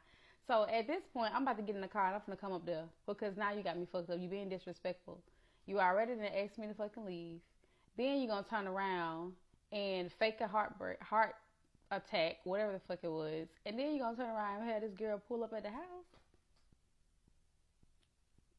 Ma'am, I'm gonna kill you. So long story short, I end up calling again. And she's like, hello. And I'm like, I said, you can put me on speaker, honey. You on there? What's up? What we doing? I said, do I need to talk to her too? I said, because what y'all not finna do is sit here and play with me in my face. Like, we not finna do that shit at all, period. So I just need to know. The girl ain't saying nothing, right? I'm doing all the talking and Kay is doing all the talking. So she was like, no, I had just told her, how in love with you I am. She was like, I already told her that I want to be with you and I done made a big mistake and I realized it and that's what led to me falling out. And so let me get this straight. Let me get this straight. You fell out. You called me. You called her. She came to check on you, and she's sending a call listening to you talk about how much you so in love with me, how you so sorry, and how you trying to get me back, and how you trying to reverse what the hell you. And she's just sitting here listening to this shit. Oh, this hoe fucked up too mentally. At this point, we all fucked up. At this point, I started to realize that I was in a movie. Okay, because ain't no way this is real. Fast forward. I ended up coming back to the house because all my stuff is at the house. I got to come back. I ended up coming back to the house or whatever. So that's how we got to the beach trip, because that was her way of saying, oh, we need a fresh start. We need to fix things. I'm sorry I left that big chunk out. I feel like y'all needed to know so y'all can understand the level of fuckery. Okay? So let's keep going. Now that we're all caught up. So we went to the beach. We split the cost down the middle. We had a disagreement. And then now she had asked me to have a meeting with her, right? I went down to the office. When I get in there, she's like, I wanted to discuss, like finances or whatever. And I'm like, okay. Mind you, in this meeting, she is not looking at me. I am looking directly at her just like this, right? This is how she's sitting. Dream, I feel like since y'all been here, I've been spending more money than I have ever spent. How? Like, you know what I'm saying? She was like, well, when we go out and do this and do that, I was like, well, Kay, that's because that's what you want to do. And I was like, this beach trip, that was your idea. You know what I'm saying? So I was just like, if that's putting you in a bind, that's not on me. I paid my part. You know what I'm saying? And that's when things completely went left. I'll tell you about it in part 10. Hey y'all, welcome back to my video diary from Trust to Trauma, Dating My Therapist, part 10. Let's hop right into it. All right, so remember we had a meeting. In the meeting, she told me that she wanted to discuss finances. She needed rent money from me by next week. Next week? What are you talking about, right? Like, I'm not really understanding, because the last meeting that we had, you said 3 months. Now you're talking about a week. And we just left vacation. How is that so? Like, we literally spent $600 each when we went on vacation to Florida. So how all of a sudden you want me to no, ma'am. No. Let me off this damn ride. So I got mad. I didn't want to hear nothing else. I was over it, like, completely. I'm not gonna do that. You know what I'm saying? Like, I'm just gonna go ahead and just move. So she was just like, okay, cool. I messaged my group chat. I told them what was going on. And so I had support. Everybody was like, all right, cool. When you trying to move, you need help, movers. Tell y'all, everybody was on 10 toes trying to get me out there later house. So I was trying to figure out what day I wanted to move. So I had to reach out to some movers. So I thought about it and I was like, let me see if I can get the same movers I had last time. Because understand, when you're booking through U-Haul, their movers are not supposed to drive the truck. And honey, I can't drive no truck. Like, me and the truck will be in a ditch somewhere. So I end up getting in contact with the same movers, and they said, okay, let me see what date I can get. So I'm just waiting for a date, right? Kate continues to hit me up, continues to come to my office, continues to ask me all throughout the week, like, hey, what day you moving again? You got a date yet? Like, I'm talking about, like, really bugging at this point. I said, why? Why does it matter? Girl, me and my daughter, we was packing like maniacs, okay? We was throwing shit in bags and boxes. Like, I was packing up food, seasonings, pots, pans, whatever we came with, we was leaving with. So, boom, it was move day.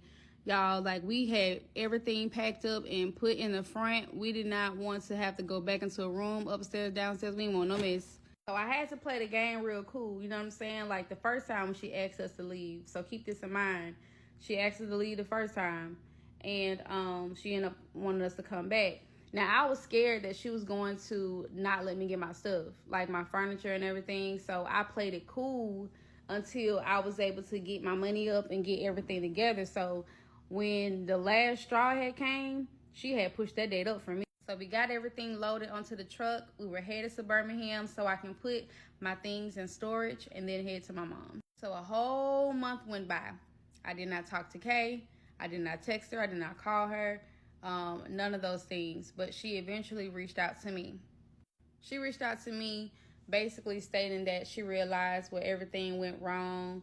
She realized that she was still broken from her previous relationship and how she never really gave herself the opportunity to feel what she felt at that time. So I unfortunately got dragged into it. She said she had begun therapy. She's been doing a lot of self-care, and she realized that she was a problem in the relationship. She had not mentioned anything about her being wrong to even attempt to date her client. She was talking about her put me out. Then when she sent that, I just, I acknowledged it. I just read it and went on by my way. So one day me and my mom, we was out and about, you know what I'm saying? And we ended up coming to the house. Flowers are on the porch. And that good old Roscato Sweet Red. I looked at my mom, she looked at me, and she was like, that damn Kay. So a month after we had moved, it was like August at this time, my daughter, her birthday was coming up, so I had just took her to get her hair done. So I get a call from a number that I don't know, and to my surprise, it is Kay. So I answer the phone, and I'm like, what's up? You know what I'm saying? And she was like, hey, I was just calling, how's everything going? And I'm like, everything is good.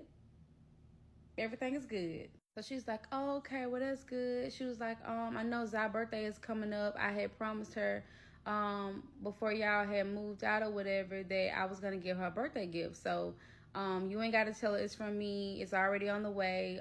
You can say it's from you. It's completely okay. I just wanted to go ahead and send it since I had already bought it. And I'm just like, well, I mean, you didn't have to do that, like, it's good. I'm like, girl, you didn't even have to do all that. Like, you're still trying to find a way to insert yourself. You continue to do it. So the gift came. It was some gift cards, a bunch of them, to all the favorite spots that my daughter likes. So I definitely didn't tell her that it was from Kay. I said it was from me. Happy birthday, enjoy. And that was that. Like, I moved on completely from it because at this time, I'm not even going to let you in, okay? You're trying too hard.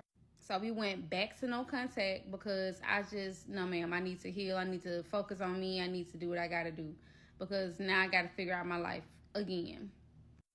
So one day she hit me up via email, y'all. So she's like, hey, I was just reaching out because I wanted to express some things to you.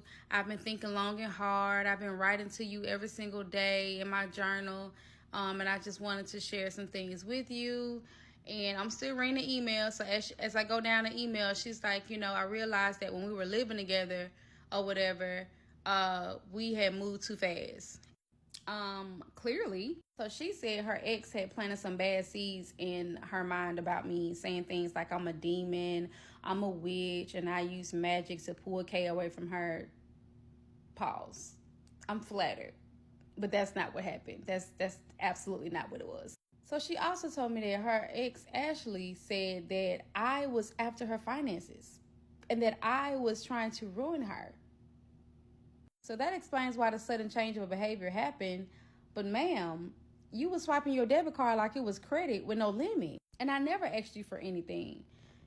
So she basically was just like, she really hate and she embarrassed that she listened to her ex and her ex got in her head. And first of all, baby, when you was talking to your ex, when was this? So she ends up reaching out to me again, like, hey, I'm gonna be coming to Birmingham or whatever for something, and I was wondering if you wanted to go get a light lunch, no strings attached. I just feel like I owe you an apology face to face for everything that occurred. Why I said yeah.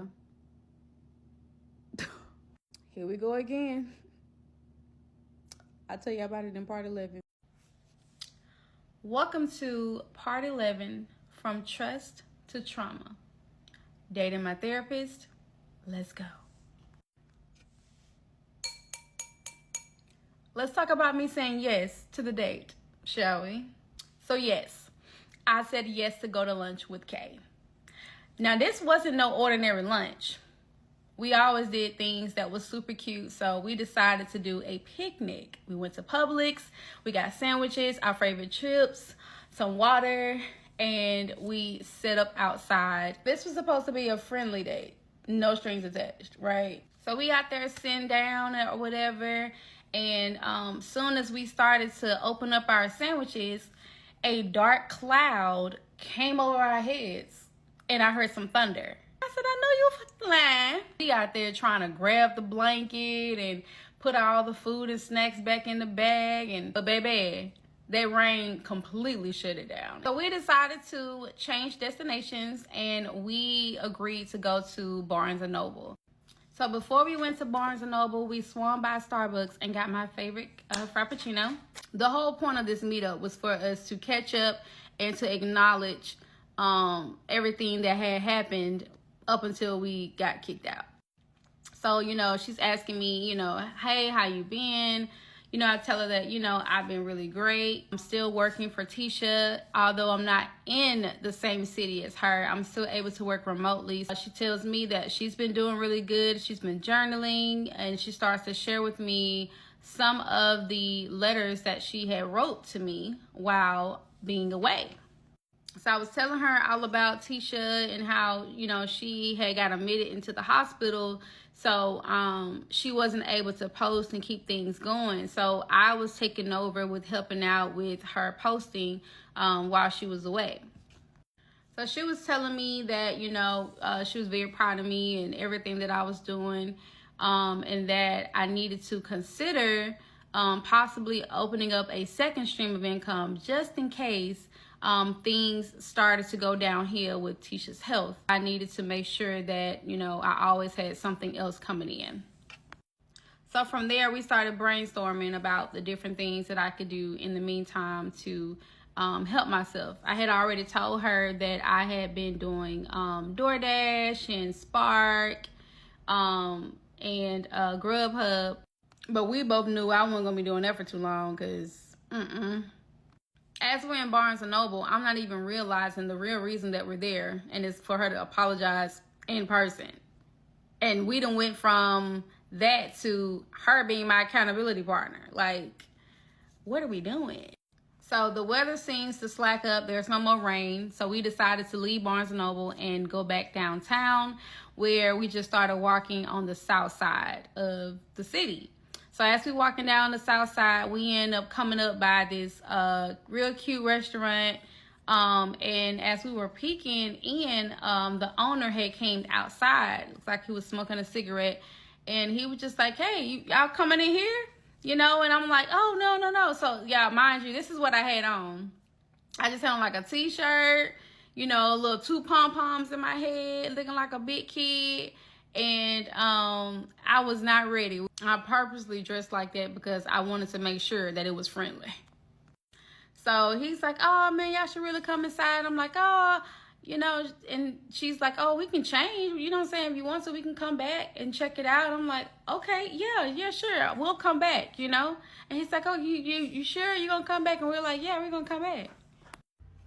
So she had a whole set in the car, like a whole outfit. And I was just like, also, you was prepared, huh? So we went back to my mom's house or whatever, and I showered and got dressed. So my mom, you know, she comes in there where I'm at, and she's just like, Kate, like, what? It's just a friendly thing. She just wanted to come and apologize, and, you know, yada, yada. She's just like, okay, be careful with that, you know, because I don't really trust Kay like that. So we end up heading to the spot. And when you first walk in, y'all, like, there's candles on the table, chandelier, a minimalistic, like, vibe, modern. I have a picture here so you guys can see. It was so freaking cute. Like, it wasn't giving friendly vibes, but, I mean, it was cute. So the owner ends up seeing us, and it's like, what's up? Y'all came back, you know? And so we're like, yeah, you know, we told you we was going to come back. You know, we really wanted to check it out. So Kay sits across from me at the little table or whatever, and they come over and they light the candle or whatever. And so we end up looking over the menus to see what we want. So she decides to try a dish. I tried one, and then I get her to do my content since I couldn't really get it today.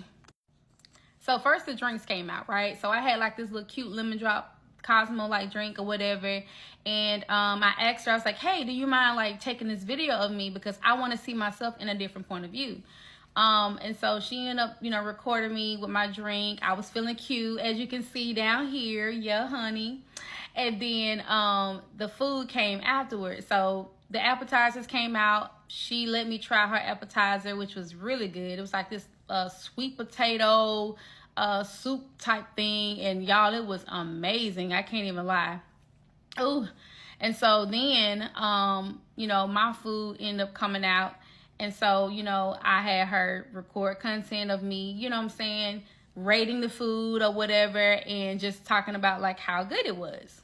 So at this point, we having a really good time. We laughing, we giggling and everything, creating content.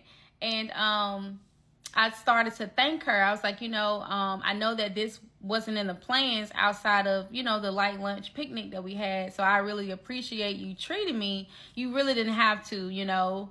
And she was like, nah, Dream is good. You know what I'm saying? Like, I got you.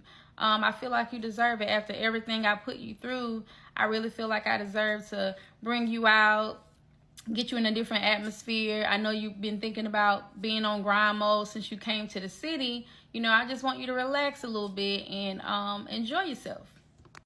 So at this point, you know what I'm saying, we're done with the food, we're done with the drinks, and so, you know, the check comes. So she gives, you know, the waitress the card or whatever, and we're still chopping it up, talking, you know. Why they came back to whisper at the table that her card declined? Say what? Girl, yes. I'm sitting there at the table like, I just know. I just know. It's a mistake, right? You got another card. She's in there going through her wallet, you know, looking for different cards or whatever. And I'm just like, she's like, I freaking left, like, you know, my main card or whatever at the house, rushing, and, you know, so all she had was like another card and like a Cash App card or whatever. So she tried another card, it didn't work. So she's, at this point, I can tell she's embarrassed. You know, she's feeling away. And my card was actually at home. I had money to pay for it. And she was saying that, you know, she would have paid me back, but I didn't have my card with me. That was the thing. I had left all of that. Remember, it was supposed to be just a picnic, so I didn't think that we were going to do everything that we did. So I didn't bring anything like that. So yeah. I wasn't mad at the fact that, you know what I'm saying, the card declined, because, like, you know, things happen. You could have it locked, or, you know what I'm saying, maybe you need to do a transfer. Things happen. We've all been there, right? The reason why I was really mad is because for so long I have been telling you, why don't you know what you have before you walk up into anywhere trying to purchase anything? Why are we still swiping without knowing what's there? After the third card being tried, the waitress comes back to the table like, yeah, swiper ain't swiping. Okay, let's figure this out. So she ended up getting in contact with one of her friends who actually sent her the funds via Cash App, and then we were able to pay for the ticket. So leaving out of there was, you know, very awkward in a sense, because of the fact that she was embarrassed, right? So she was kind of quiet, you know, on the way to the house for the most part. She was dropping me back off at home to my mom's, you know, and we went on and, you know, said our goodbyes or whatever, so she can go back to where she was or whatever, and I go back to where I was. So at this point, I'm just wondering, should I keep this going, or should I just leave this where it's at? Find out in part 12. Hey y'all, this is part 12 from Trust to Trauma, Dating My Therapist. Let's go. So I came back to the house. My daughter was there, and she was asking me, you know, how everything went. And I told her that, you know, Kay and I just caught up. And so I was asking her, I was like, so how do you feel about Kay? I mean, she was just like, I think Kay is a very nice person as far as how she help us. But I equally feel as though she's very sometimeded. She was like, she's hard to figure out. One day she's okay, the next day she's not. So I don't really know about, you know, being around her like that. And I was just like, that's fair, I understand. So I was like, do you think that people can change? My daughter was like, no, I don't think so. I think she's just who she is. And so I was like, damn, okay. And I was like, so you don't think that people actually can get better? She was just like, I don't. And it was so scary for her to say that, because I was like, well, there are situations where, you know, I do things, or I have done something, but I become better at it, you know, and I've changed. And she was like, yeah, but this is different. And I just left it at that, child. So my daughter also mentioned the fact that when we first was going to move to Montgomery, we were moving in with Kay and her cousin, Shay. So remember, Shay did nails at the house. So before we even moved in, Shay had moved out. Now, originally, Shay had moved in because there were problems going on with her and her mom. And she ended up moving with Kay. And Kay agreed to have Shay there to do nails set up in the house. So after a while, Shay had become very popular with her nail business. And so there were so many people coming to the house, like back to back, guys, girls, a whole bunch of teenagers. And so Kay was just like, you know, I don't really know about this. And so she addressed it a couple of times, and it apparently had gotten better.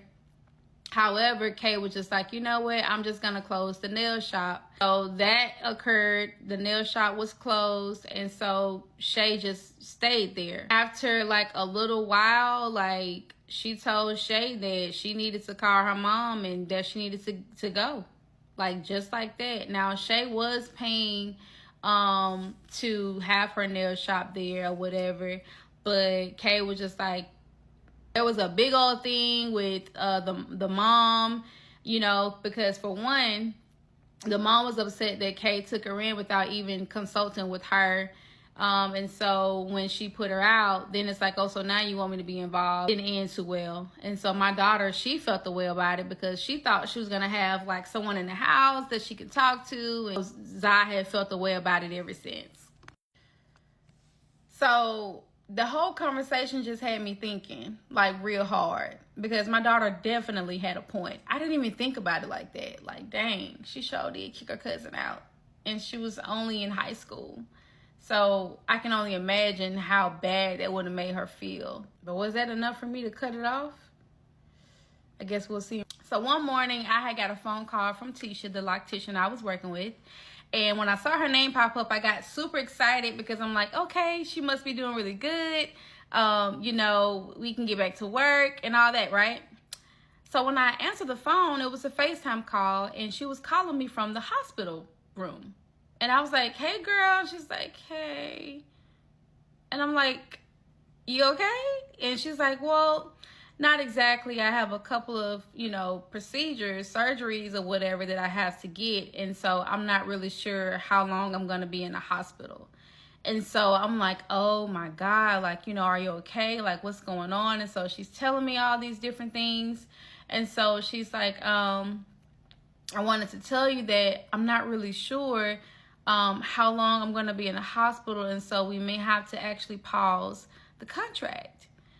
Y'all, like, I'm like, oh my God, no. So it's crazy because we were at the very end of the month, and normally I would get my payment on the first of the month. And so we're a week away from the first. And I'm like, my income is completely just shut off just like that. And I started to think about the conversation that I had with Kay. So I just sat there for a moment because I needed to gather myself. I literally had bills like lined up, you know what I mean? Car note, car insurance, storage, all those different things. And the income that I thought was coming was not coming. I panicked. And so, you know, I immediately set up my account with DoorDash, Grubhub, Spark, like those three was in full rotations. I'm grabbing my keys. I'm throwing on a hat, some, you know, jogger pants. I had my little wagon.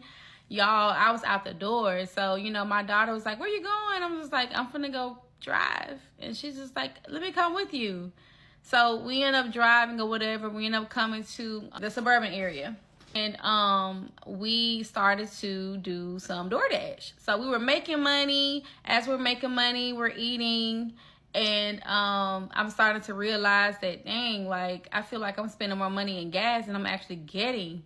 So we ended up going to this neighborhood. It was so nice, y'all. When I tell y'all, they had like the most amazing looking houses, like big, beautiful yards, the landscape. So my daughter looks at me and she was just like, man, like, you got to get one of these. Like, you know, we deserve one of these houses. Like, these are so big and pretty. Like, I would love to have a house like this. And so I instantly felt a little sad inside because we were living in a really big house just a month ago.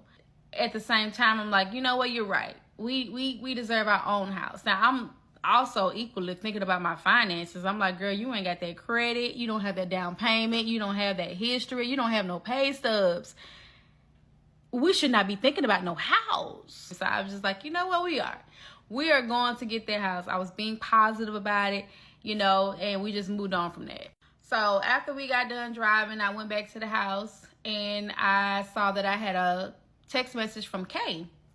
And I was like, damn, she must have felt me, because I sure was going to send her a message and tell her about today, because it was just wild. I told her about the situation with Tisha, and she was just like, I told you. She was like, I told you, like, it's time for you to open yourself up to where you can have more opportunities, because you can't depend on that. And I was like, yeah, you're right. And I was telling her how I was driving and how, you know, we were looking at houses and how I just got so depressed at the same time. And, you know, she was encouraging me, although we're not even going to talk about it. So my sister had 2 cars. She had a car that she was driving and her boyfriend was driving the other. However, she ended up having to take it from him, honey, because he wasn't paying the car note. It was a mess, okay? So we're not going to get into it. But I had remembered that Kay told me that she had did Turo sometime before in the past when she had multiple cars. And I was thinking, like, well, could I do the same thing with this one? Like, you know, it'll equally help my sister pay her car note, but I could also make a profit off of it. So I thought about that. So Kay was telling me how to do it, set up my profile. We took pictures of the car. This is the car that I set up on Turo. I was super excited, y'all. I had went and got the oil change. I had cleaned it up, vacuumed it. I got it ready. Long story short, it did not get booked. So we on the plan C. I'm like, oh my God. So I'm sitting here like, oh my God, like, what do I do? So Kay and I, we on the phone. She helping me brainstorm. So she was just like, Dream, what is it that you want to do? Tell me everything that you have an interest in doing. So I'm like, okay. I was like, well, I'm a really good interior designer. I can design a hell out of a space. I've always wanted to do real estate. She was like, stop right there. You can do something with that. And I'm like, where's she about to go with this? Like, what she got up her sleeve? Because I ain't coming back to Montgomery. That shit dead. So she was just like, I'm about to be on the way. I think I got it. And I was just like, about to be on the way for what? Like, she was the type of person, she was very impulsive. Like, she'll jump at anything. Girl, she comes down to Birmingham. She picks me up. And I'm like, where we going? Just like, just ride. And I was just like, where are we going? What are we doing? And she says, we're about to go and look at properties. And I'm like, properties? What properties? At this point, I'm intrigued. But I don't have time for no foolishness. But of course, I wanted to see next part. Hey y'all, welcome back to From Trust to Trauma, Dating My Therapist, part 13. She was just like, well, I have a list on Zillow and I am sending you them now. So while I'm driving, you're going to be looking at them. So we end up looking at quite a few different properties. Some I like, some I didn't. And I was just like, well, I mean, to be honest, like, I don't even have the credit for this. I don't even have the income for this. And she was just like, Dream, I know that. That's why I'm going to put it in my business name. And I'm like, okay, I'm not understanding. She was just like, I'm going to get the property. You're going to turn it into an Airbnb. You're going to take your furniture out of the storage and you're going to furnish the house with the Airbnb. I mean, for the Airbnb. And you're going to turn a profit. And I was just like, this bitch might be a little smart. So she was really good with solutions. She would, for a moment, she might be stuck, and then she'd be like, all right, bet, this is what we're going to do. She was always like that. Even though I viewed it as impulsive and it was scary, she had no care in the world. Like, she was a go-getter. Like, when I tell you, like, no fear whatsoever. So we end up getting to this one place. It was like a tower, like, apartment or whatever. So many different floors. And when we went inside, y'all, it was beautiful. Whew. Like, when you first go inside, it puts you in mind of a really nice hotel, like, lobbies type situation. They had, like, the whole coffee, like, bar situation. They had the outside where you can sit around and grill, and the waterfall patio situation. They had a pool table in another room. It was phenomenal, y'all. I'm like, this is it right here. We ended up viewing the actual apartment, and it was beautiful. Like, it had like the whole view of the city. It was surrounded by like restaurants, bars. It was like the perfect hot spot. And I was just like, yo, this shit gonna go. So we ended up meeting with the apartment manager, and we're like, hey, like, do y'all do corporate leasing? And they're like, yeah, we actually do. Some of our residents are actually in corporate leasing. They have like short-term leasing up in here. And I'm like, oh, come on with it. So Kay sits down, you know what I'm saying? And she ends up like applying for the apartment. She, you know, makes it seem as though she lives here or whatever. And I was going to be listed as the person that was going to be managing it. So that part was working out pretty good, right? So while she's doing that, I started to leave out the room, and I started to, the office or whatever, I started to look around a little bit. So as I do, I had passed by this office, and so a girl was like, hey, excuse me. And I looked back, and she was just like, hey, girl. And I was like, hey, girl. This was somebody I used to go to school with. So when I seen her, I was super excited. I was like, girl, hey. She's like, what you doing here? You live? I was like, oh, no, we're actually looking at getting an apartment here. She's like, really? So that'll be good. Like, it's real cool around here. You know, I'm the security here. I was like, really? She was like, yeah, girl, me and my mom works here. We both do security. And I was like, that's what's up. And I was like, yeah, I was thinking about getting an apartment here because I was wanting to do Airbnb. And she was like, oh, really? I was like, yeah. And she was like, well, girl, like, that's what's up. She was just like, it's some people that already do it here. And I was like, yeah, I heard.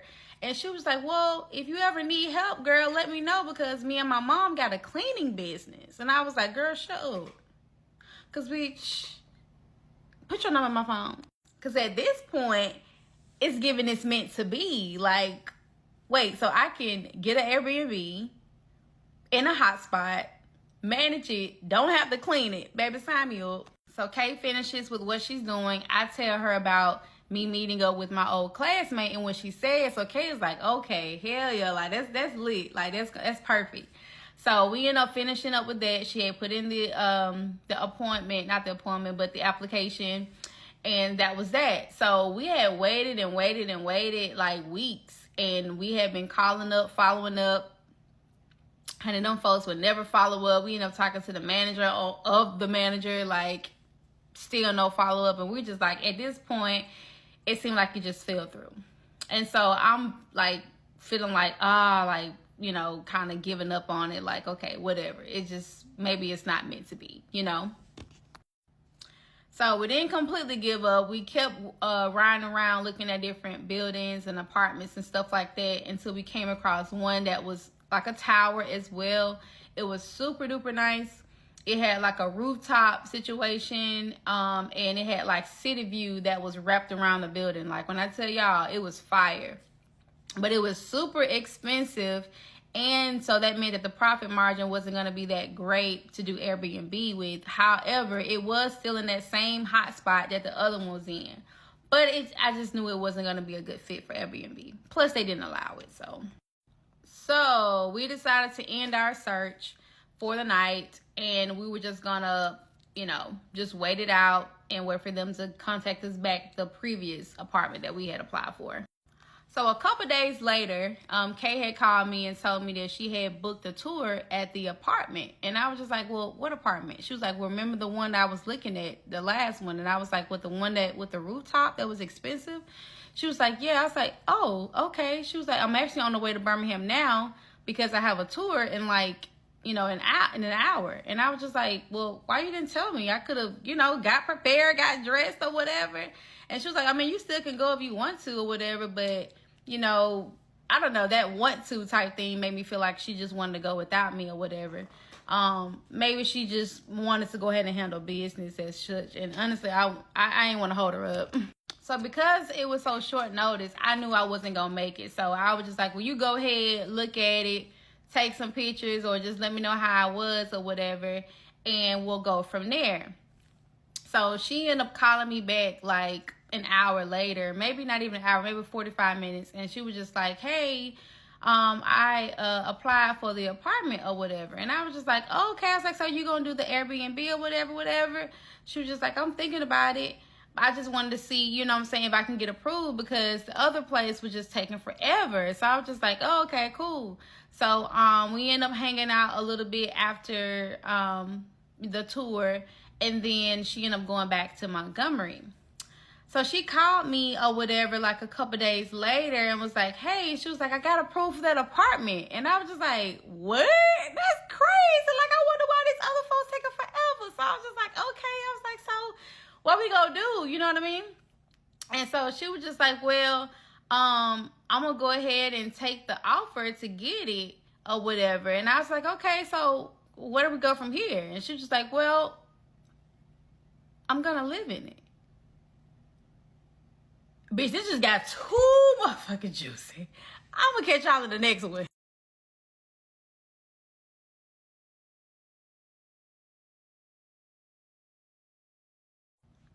Hey y'all, welcome to part 14 of From Trust to Trauma with Dating My Therapist. Lego. Did she just say she moving to Birmingham? Hold on, maybe I wasn't hearing this right. You move it. I said, so wait, hold on. You're moving to Birmingham?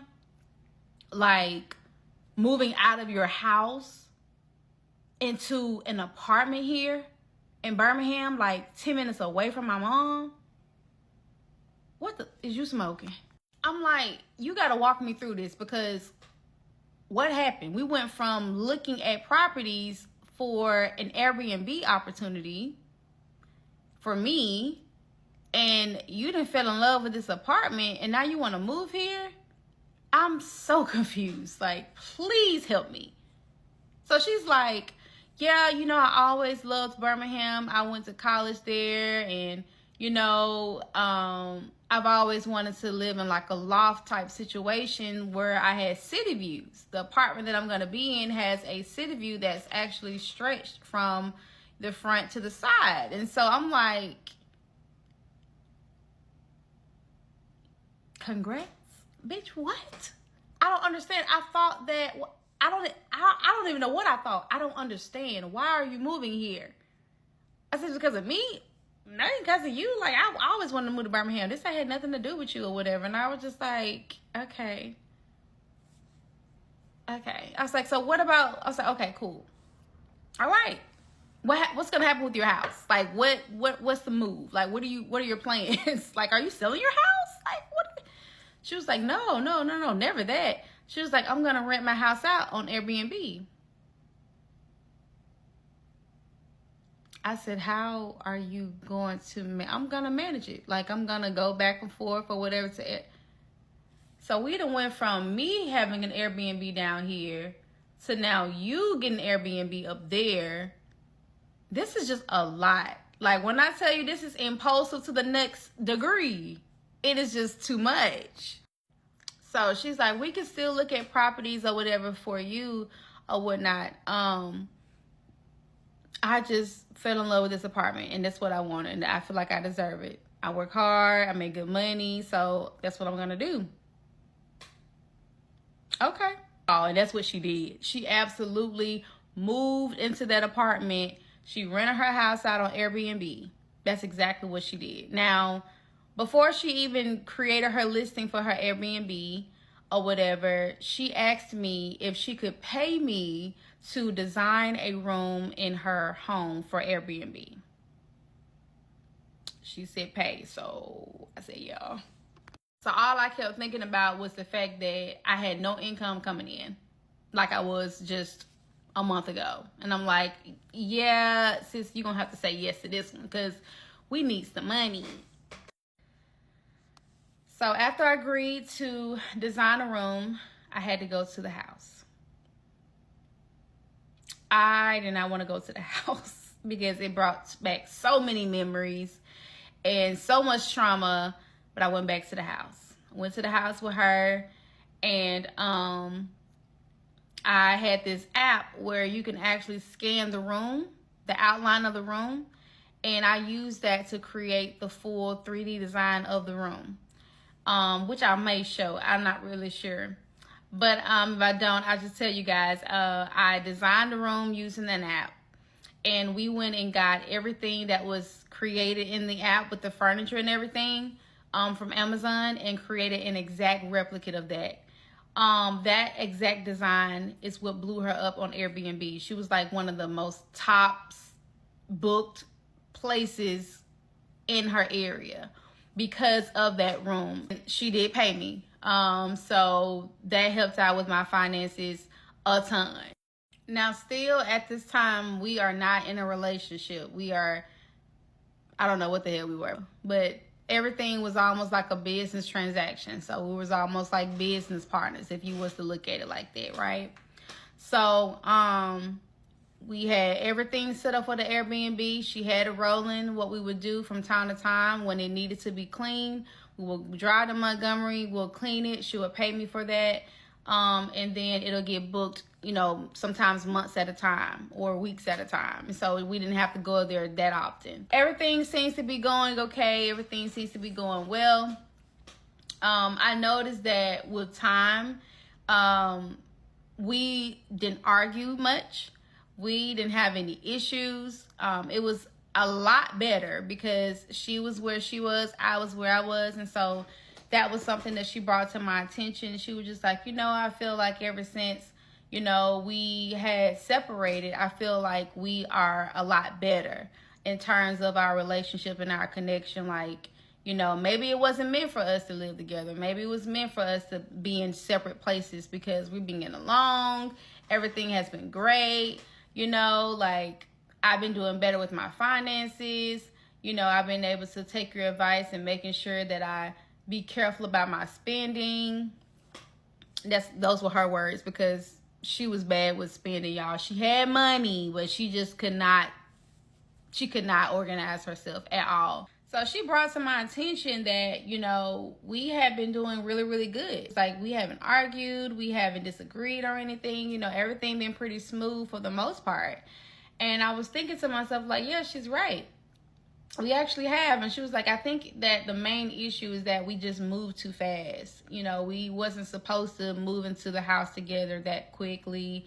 We didn't give ourselves an opportunity to get to know one another. And I feel like this is a fresh start. You know, it's like almost a new relationship, a new connection where we're taking the time to get to know one another. So Zai started back coming around. Zai had came and see her apartment or whatever and was just like, okay, this is really nice. We ended up going out to our favorite little buffet or whatever, and it was pretty cool. So we all were just hanging out all together. And it was actually going pretty good, I have to be honest. So there were quite a few things that were going on in the city for Kay. Her birthday was coming up. Her homecoming was coming up. And we needed to get prepared for those, right? So I helped her build up an itinerary for her birthday. We hung out. It was pretty cool. Had a really good time. Homecoming came. We took pictures. It was really, really nice. I looked really, really pretty, y'all, as you'll see right down here. Okay, I had my little heels on, honey. Super cute. And that night, we decided that we were going to begin dating again. For the first time, y'all, I started to feel more positive about Kay. The red flags were no longer there. They were all green, at least for what I could see. My mom started to allow her to come around a bit more. Everybody was starting to, I'm going to say, forgive her in a sense.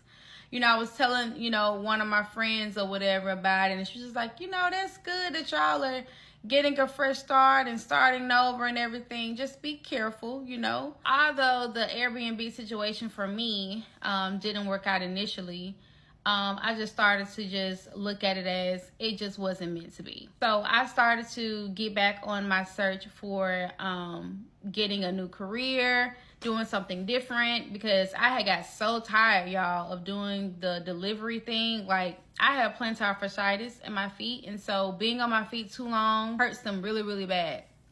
Kay knew that. So, you know, a lot of times she would massage my feet, she'll soak them and use all these different creams and oils and everything. Very, very attentive. You know, we sat and we talked, and she was just like, you know, I think we should start, you know, working on your resume, and maybe look to you getting a job, you know, at least for the time being, until your business can get back where it needs to be. We started working on my resume, cleaning it up, doing some mock interviews. So I started putting out applications, going to interviews or whatever. Still wasn't landing anything. It was just rough, y'all. I started to get discouraged. So one day I got a email from this company that told me that they wanted me to interview and to set a date.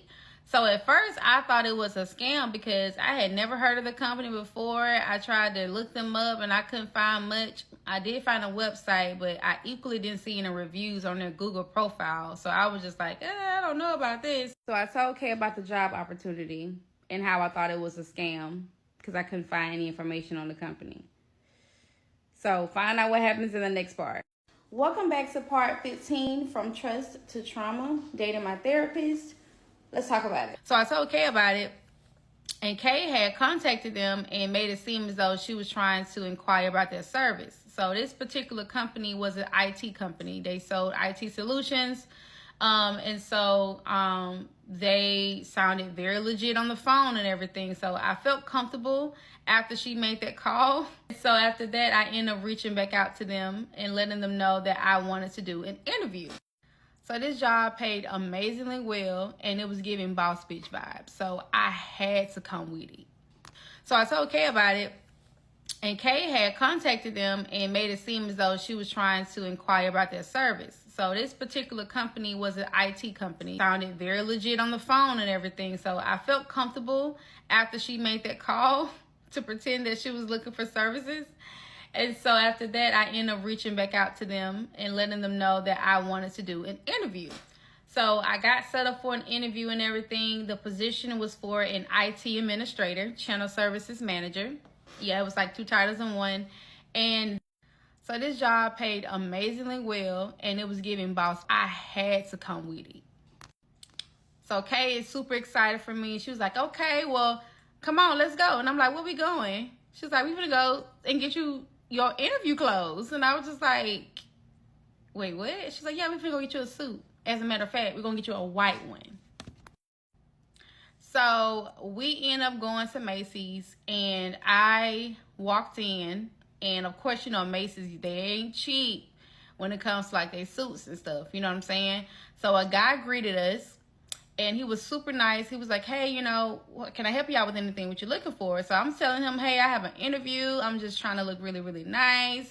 You know, and he was just like, what color, you know, and stuff like that you trying to go for? So I told him, and he was like, okay, well, let me show you what colors I do have, right? So he's showing me all types of different, you know, shirts and different blouses and blazers and all types of stuff. So Kay is like, we're looking for a white suit. And so he was like, white suit? Got you.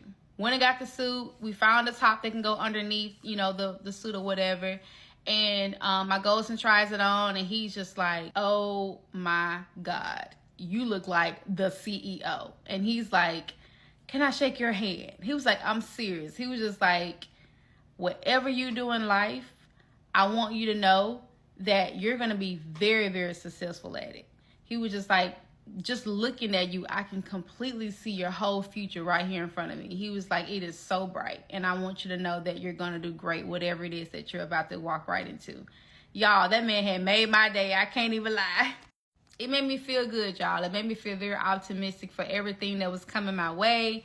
You know, I was thinking like, okay, maybe this is my time. This is it. Like, I had been struggling for so long. I'm finally about to get a job with an amazing salary, life-changing salary. I'm about to be in a position to where I have my own office and everything. Like, I was just so freaking excited, y'all. So I went to the interview, got the job, y'all. And y'all already know, celebrated. I was super excited. I said, finally, I have been struggling for so long, and I'm finally about to get ready to win. And I was thinking to myself, like, maybe this was all that we needed. Maybe we didn't need to live together. Maybe we needed to live separately, because that's when everything just started happening, you know? Maybe she's the one. I had just got my new job. I had an amazing salary.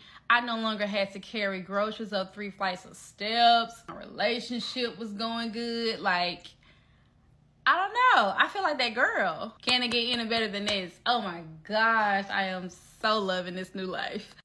So with everything working out, y'all, I was thinking like, okay, I want to start looking at houses for me and my daughter, because I was ready to get out of my mom's house. I had a great job. It was time to move forward.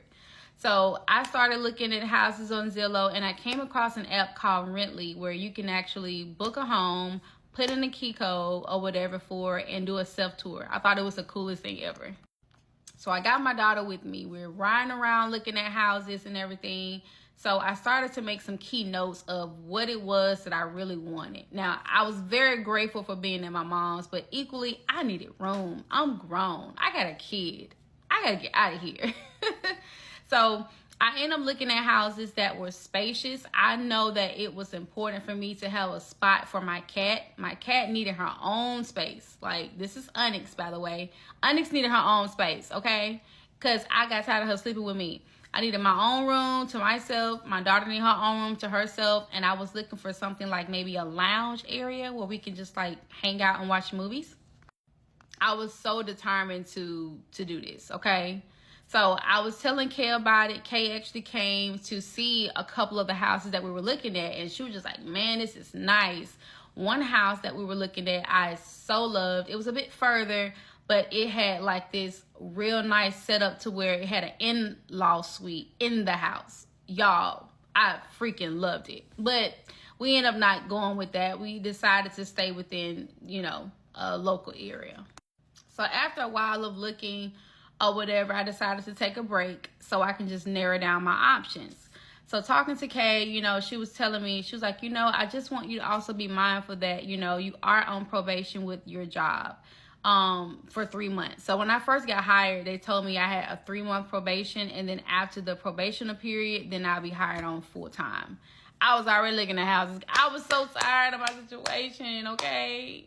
So Kay is just like, I just want you to make the best decision, because I don't want you to get yourself in a situation to where, you know, you get this house and something happens, or you may not like the job or whatever, then now you're in another financial situation. And I thought, she's right. Maybe I should just slow down. So I was just like, okay, well, maybe I'll just wait for, you know, a year. Stack my money up, and then I would, you know, make the conscious decision to move on. I already knew how much I dislike Kay being so impulsive. So I was like, I don't want to be impulsive and mess myself up. Like, I have come too far. I've already in a reset. Let's just stick with that. So since I had decided to slow down, I started to plan to catch up on my car, pay off any debt or whatever, and then just save for any unexpected things that may occur. So one day, Kay and I was on the phone, and she was just like, you know, what do you want to do for your birthday? My birthday is in January, right? On the 3rd. So I'm like, I don't really know. I know I want to like go out of town or something, because I haven't been on vacation or anything, like, you know. And so I was like, I kind of want to go on a cruise or whatever out the country, you know. And so she was just like, that'll be fun. So we end up looking at different cruises and everything. She said, so where would you want to go? She had me choose. We talked to someone on the phone or whatever about it, and just inquiring. Next thing I know, she sent me an email confirmation that the cruise was booked. And I was just like, oh my God, you booked the cruise? She was like, yeah, I did. Happy birthday. So I was super excited about it. I'm like, okay. So we end up getting ready for the trip or whatever. And prior to us leaving for the trip, Kay had decorated my office for my birthday. So when I went in there on the next day I had to work, I had 2 bouquets of roses on my desk with a gift bag with a card. And inside the gift bag was all my favorite snacks like hot Cheetos and grape flavored candy and some wine. So everybody at my job was just like, yeah, she had came in, you know, when you were off and asked us if it was okay, if she could set everything up. And we said, yeah, we thought it was so adorable. Like, oh my gosh, we love it. So I felt so loved, y'all. I really did. I felt so loved. I was just in awe. Just when I thought I had won, January had become the most scariest month of my life. Hey, y'all. This is part 16 from Trust to Trauma. Dating my therapist. Let's go. So we are 3 weeks away from our birthday cruise. Flights have been booked. Clothes have been ordered. PTO has been placed. I am good to go.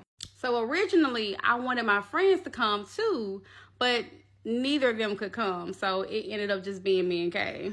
Which was cool because we always have a good time when we get together. So I wasn't tripping. I knew my birthday was going to be a blast. But I didn't know how much of a blast it was going to end up being. So before I left, because of the position I was in, I had to set some clear expectations for my colleagues to pick up on my tasks before I left. So that way all installations for the IT team goes through smoothly and there's no type of hiccups. So I ain't want nobody to be on fire when I get back. My role had recently been created, and with this being a startup company, your role isn't very specific. You kind of do some of everything. With there only being 2 admins in the office, I had to make sure that she was going to be straight before I left because, honey, once airplane mode comes on and I'm on that plane, I cannot be reached. Good luck. So it's the night before it. We just now packing, black folk.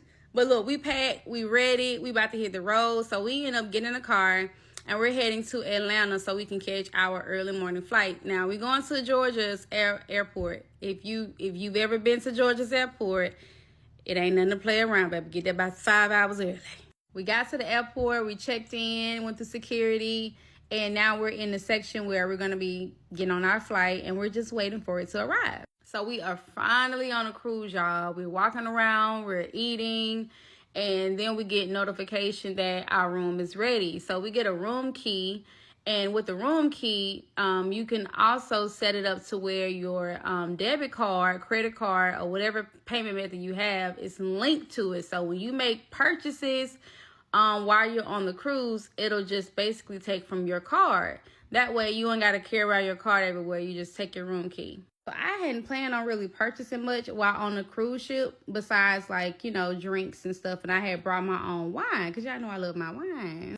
And mind you, Kay does not drink anymore. So she really didn't plan on purchasing anything unless it was like an activity or something. So we both had our cards linked. But you had an ability to block any purchases or put a limit on it. So that way it wouldn't go over. So once we had that set up, we was good. Because I was like, look, I don't have time for no BS. Because I need my coins for when I get off this ship, okay? So we're having a blast. We're on the different islands. I'm looking cute. And I'll put some stuff down here so y'all can see some videos. I'm having a blast. I'm eating some good food, y'all. So we all on the islands. We having a blast. I'm eating everything in sight. I want all the cute drinks with the pineapple with I want all of that. The water is nice. It's real blue, y'all. I'm about to drown, but I'm having too much fun to care. It's a lady walking around. She talking about some, hey, I'm selling plates. So, you know, I had to get one, baby. She had some jerk chicken, rice, and peas. Me, please. Yes. This is like the best birthday at this point.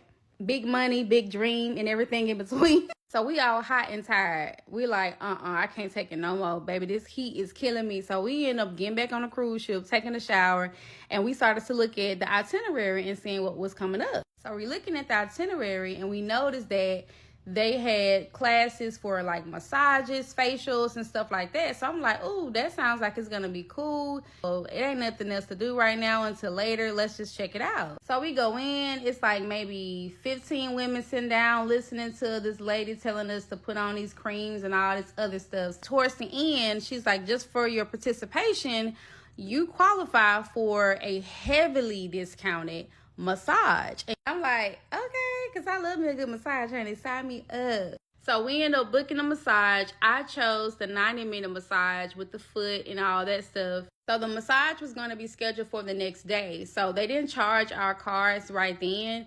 They end up setting it up to where it'll charge the next day after we got the massage. So we left and we went on to enjoy the other festivities that were going on until the massage came around the next day. Yeah, I'm so ready. I give her my phone and I'm like, girl, record me walking in because I got to put this on my social media.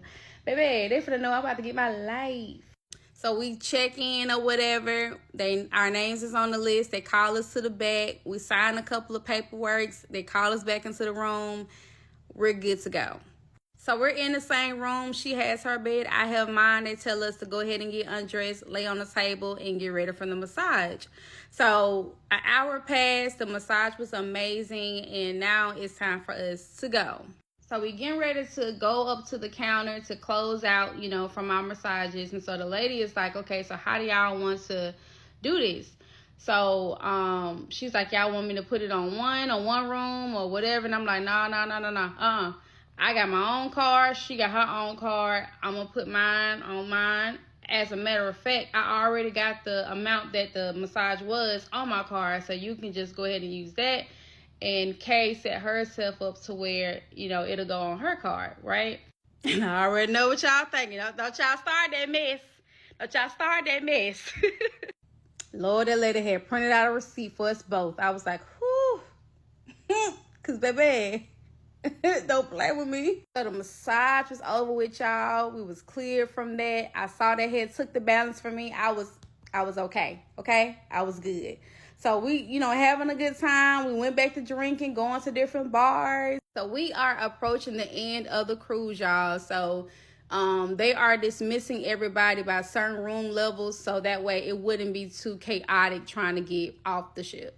So I'm in the bathroom doing my makeup because I'm trying to take pictures in Miami.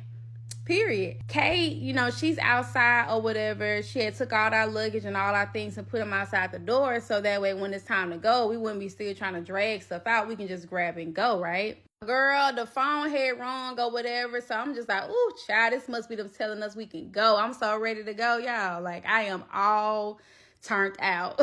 So that was like, oh, yeah, we just been having some issues with charging her card or whatever. So we're just trying to see if she can come down to the spa to make her payment. And I'm like, make her payment? I'm like, well, how is that so? Because when we were up there, we closed out everything. And we also got a receipt that shows that we did or whatever. And they was like, well, we see here that she put a limit or block on her card or whatever. So we couldn't actually charge it. So now I'm confused because I remember going to the little kiosk thing with Kay. And we both had went down there and we had put how much money the massage spa was. So that way, they can go ahead and take that. And then anything over that wouldn't go through. Baby, the massage lady said that wasn't the case. But at this point, they is looking for Kay. So I open up the door, and as soon as I open up the door, Kay is coming in, and I'm like, hey, like, the massage spa is calling, asking for you. I was like, it was about a payment. And she was like, a payment? Like, what they talking about? Like, I had already, I was like, that's what I thought. And I was just like, well, let's just go ahead and go down there so that way we can take care of it. That way, when it's time to go, we ain't got to get back in no lines and do all that crazy stuff. We can just go ahead and go. You know what I'm saying? When I said we, I was talking about her because I already did mine. So Kay and I, you know what I'm saying, we head downstairs or whatever, you know, to where we supposed to go. So they end up calling our floor anyway. So it was like, oh, this is just on time. So we going down there and she was just like, get in line or whatever. So she was behind me. So we get in the line or whatever. And I was just like, so we're not going to go to the spa? She was like, Dream, get in line. And so I'm just like, so the man is asking for the room key, right? He scans mine. It turns green. I go ahead. He scans hers. It turns red. Several times. Y'all would not believe what happened. I'm going to tell y'all in the next one. At this point, they got security surrounding her ass and not letting her go. And I'm like, oh my God. So at this point, do I turn around? Do I keep going? I can't leave her. I came with her. And I'm definitely not finna leave her. You know what I'm saying? So I goes back in. So Kay ends up going over to the front desk or whatever. And I remember that Kay had my bag. So when they wouldn't let her leave, she had my luggage and her luggage because she was carrying both of them. So I went up to the man like, hey, Mr. Man, like, that's my luggage. And he was kept pointing at her. I'm like, I get it. But she had my luggage. So I'm not leaving without my luggage. I need my luggage. So me trying to be slick, I grabbed both of our luggages. He was going to let me take it. However, it was too goddamn heavy. So I couldn't take both of them. So I ended up getting one and I was trying to come back to get hers. Because at this point, I got a feeling in my stomach that this is not going to go well at all. So I'm hearing a lot of commotion behind me. She is acting a fucking fool at the customer service desk. Like, she is going back and forth with the lady, the massage lady that came from upstairs down to customer service talking about yes, we have been trying to reach you. We've been calling you, you know, you need to pay your bill. You need to pay your bill. Like, at this point, they are loud. Everybody in the damn cruise ship is looking like, and for me, I'm embarrassed because I'm just sitting here like, I don't know what to do. You know what I'm saying? So at this point, all I'm thinking about is let me just grab her luggage and let's go. You know what I'm saying? Because I don't know what to do. So, like I said, I couldn't get her luggage. And before I knew it, y'all, I heard Kay say, I ain't had no massage. I haven't even been up there. I didn't get no massage. And so the lady was like, so you didn't get a massage? She said, no, I didn't get a massage. You can't prove I got a massage. You trying to charge me for services that I didn't even have. At this point, I started having flashbacks because I could have sworn you was on that table. I'm so confused because, man, when did you not go to the massage? We got it together. Like, you was over there and I was over here. We talked about how much we enjoyed it. Like, I mean, was I tripping? Was I dreaming? Did we not get the massage? At this point, sis is the Lulu. At this point, when did we not get the massage? Because I could have sworn you were over there and I was over here. And I saw you. I recorded you. I get a text message from Kay and she's like, get the fuck out of here. And I was like, what's going on? She said, if you don't leave, they're going to keep us both. Get out of here. Y'all see my eyes watering? That's how freaking spooked I was. Because at this point, I got to go right back through security and they got to scan my shit again. They was about to shut me down and we was about to be stuck on the cruise ship. So I am shaking. I got my luggage and I'm literally shaking because this girl is refusing to pay her bill even though she knew she got a massage, and I am about to get stuck in this fucking shit. My shit turned green. I was gone. So I'm texting Kay and I was just like, oh my God, I can't leave you. Like, I'm going to just stop right here and just wait. And she was just like, just go. Don't worry about me. Just go. And I'm like, bro, I cannot leave you. Like, what are you talking about? You have to come. Like, come on. Y'all, it's at this point, I have no clue what to do. And so I'm walking with the luggage. I'm looking lost. I'm looking confused. I am like feeling so numb. I'm just like, bro, I cannot believe that this cruise just ended like this. There's people that's like, oh my God, like people just, who could be so upset after all the fun that we had? I'm just looking at this bitch like, this is not the time. Because I know who you're talking about, but this is not the time, okay? So I get outside. And I'm just, at this point, I'm just like shaking because what's going to happen to her? You know what I'm saying? Like, what are they going to do? Like, you know what I'm saying? And so I saw her come out of the door, but she had no luggage. And I'm like, where's your luggage? I didn't grab it. I couldn't grab it. And she was just like, nah, it's good. It's good. She was like, when I tried to walk out the door, he snatched it from me, the security, and he told me that I better not go over a certain line. And I went over the line and he let go. And I just let the luggage go and I told him to keep it. And I just kept going. I said, so you just walked out on them folks and you left your luggage and you just kept going. She was like, yeah, that's exactly what happened. And I'm just like, what? So at this point, my phone is ringing off the hook. These people are calling. Hey, have you seen Miss So-and-so? We're looking for her. Hey, you know what I'm saying? Like, is she with you? And I'm just like, no, I haven't seen her. Like, is she out of the ship? I thought she was still there. You know what I'm saying? I'm playing it off and this girl's right next to me. And I'm just like, oh my God, girl, you finna get me fucked up. So I remember that Kay had a swimsuit in her book bag because we were going to change into it for Miami. So instead of us going into the big luggage, we was going to make it easier. And I was just like, go in this corner, change clothes. They are looking for you.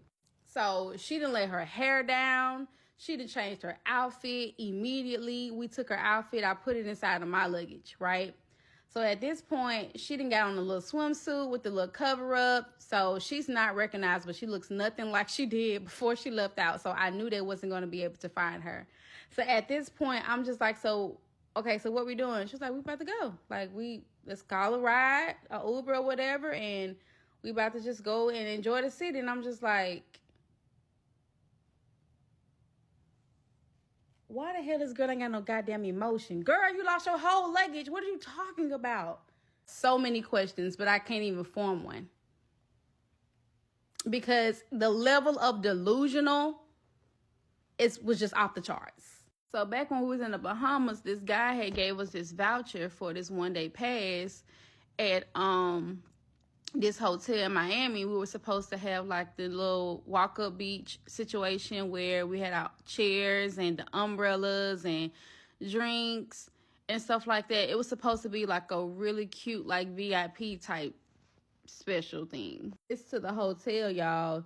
You know, we go up there, you know, I'm showing them the voucher of the VIP experience we're supposed to have. So they're like, oh, yeah, I can help you out with that.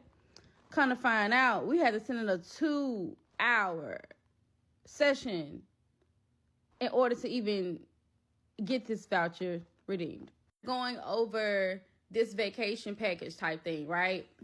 And so they're selling a dream to us at this point. So Kay is like not interested. She's not giving much information, not much energy. I'm the only person that's showing some type of energy. Look, I'm just trying to get through these 2 hours so I can get on this damn beach, y'all. Like, I'm just so over this shit. We end up getting to a positive point before we end it, right?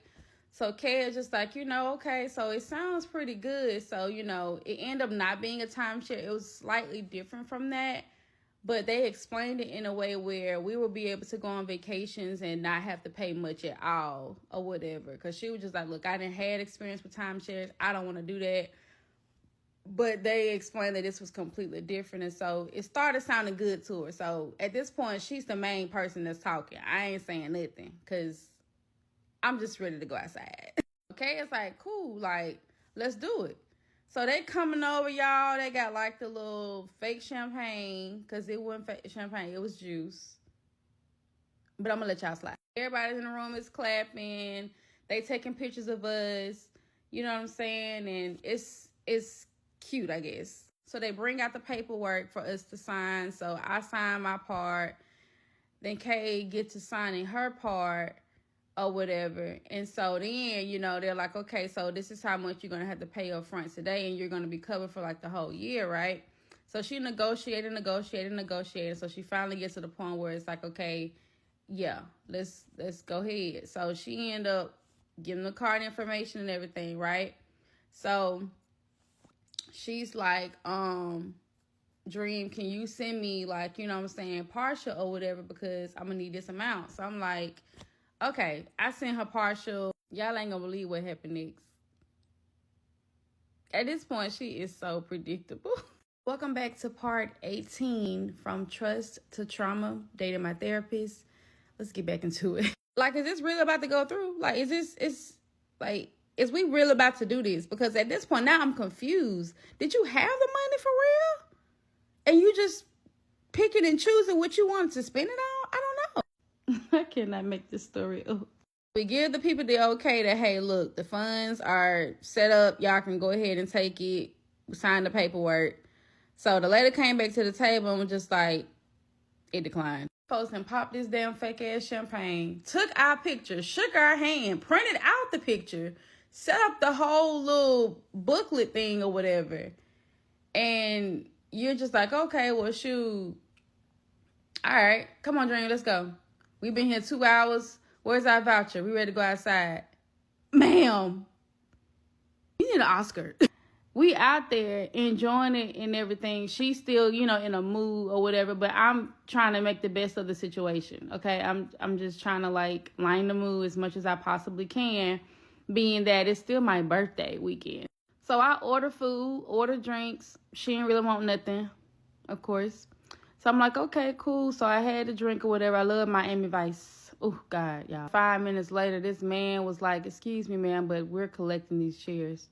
I said, say what now? He was like, yeah, we're collecting the chairs or whatever. You know, we have a business where we sit the chairs out, but at a certain time, we take the chairs. And I was just like, so now I'm standing up eating. I had to tell y'all, they had took the umbrella like 15 minutes before that, because apparently it didn't come with the VIP. Now, the VIP experience, we had only been out there for like maybe 30 minutes, if that. And we were stripped down to nothing. So at this point, it's a scam. We didn't got scammed, because ain't no way this is a VIP experience. Not at all. So we end up going to the hotel to show them the voucher and complaining about it. Kay is like really irritated. So she going off or whatever. And so they're just like, you know, yeah, it's a separate program, you know, that we don't control, that we just get people in or whatever. And it's just like, they end up getting us an Uber back to the airport, because that was also something that was supposed to be included. So they were just going to go ahead and honor it or whatever, because at this point we were fed up. So just when things started to get worse. So shortly after, she has completely shut down. She's not really talking. She's not really in the mood. So now here I am, like, thinking that Miami about to be a movie, honey. It's not. I'm just like, wow. I got like 3 other outfits in my bag. Like, girl, like, let's go out and have some fun. She wasn't with it. She was not interested. She was so pissed. But literally just 5 minutes ago, you said F that luggage. Like, keep that same energy so we can turn up. I was so pissed, because I had never, like, had a good time in Miami. I never got a chance to really just enjoy the city. I had only just came there so I can, you know, go to the cruise ship. So we get in the Uber. We head back to the airport, because at this point, I'm not in the mood for anything else, like, at all. So mind y'all, she still got on this damn swimsuit. And the temperature didn't drop. It's cold as hell now all of a sudden. And I'm just like, I'm looking at her. I'm just like, she looks so uncomfortable. So I'm like, hey, I'm sure I got something in my luggage that you can put on just so you can be comfortable. So I end up giving her like a big old, like my sweater hoodie or whatever, some leather tights that I had because I knew they stretched. So now she was warm, solved that problem.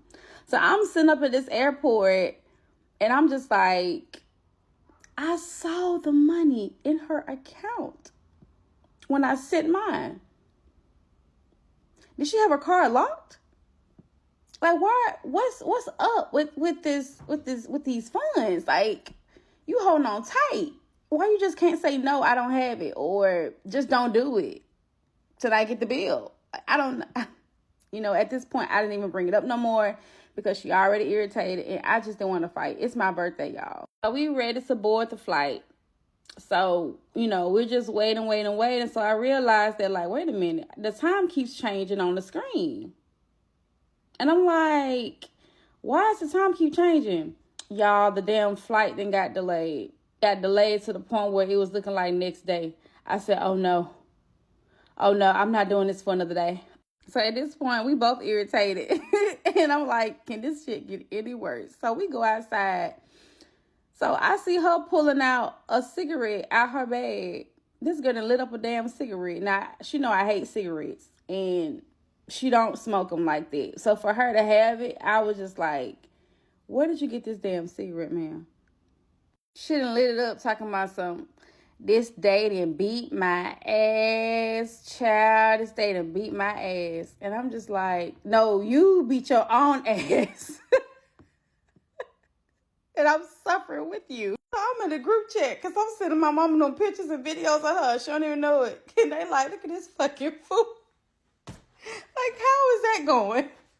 That was just like, I don't see why you just keep dealing with this clown. Because she just does not give up. Why did she pretend like she ain't go to the spa? I'm sending pictures, videos of her at the spa. I'm showing my mom. I said, Mom, she told me she didn't go to the spa. I have proof. I said, I'm sitting here looking at her money in her account. It is there. She just don't want to pay. I said, I don't get it. If I get it one day, maybe I can sleep better at night. Because y'all, this is shit that keeps me up at night. I don't understand. Eventually works out. We end up booking a flight with another airline. We had the funds to do it. And at this point, I'm just like, I don't care. Like, whatever I gotta do, whatever I gotta help with, like, let's just do it. We finally got back to Atlanta. We had an Airbnb for that day because the plan was to also enjoy Atlanta. So it was supposed to be the cruise, Miami, Atlanta, and then back home, right? So we enjoyed Atlanta. We went to like this Jamaican spot because I love, that type of food. And went there, and we also went to a place where we had like hookahs and shit like that. And it was such a nice vibe in Atlanta. Like, at this point, she's okay. Like, she's enjoying it. She's in a good mood. She's singing. Like, everything is cool, right?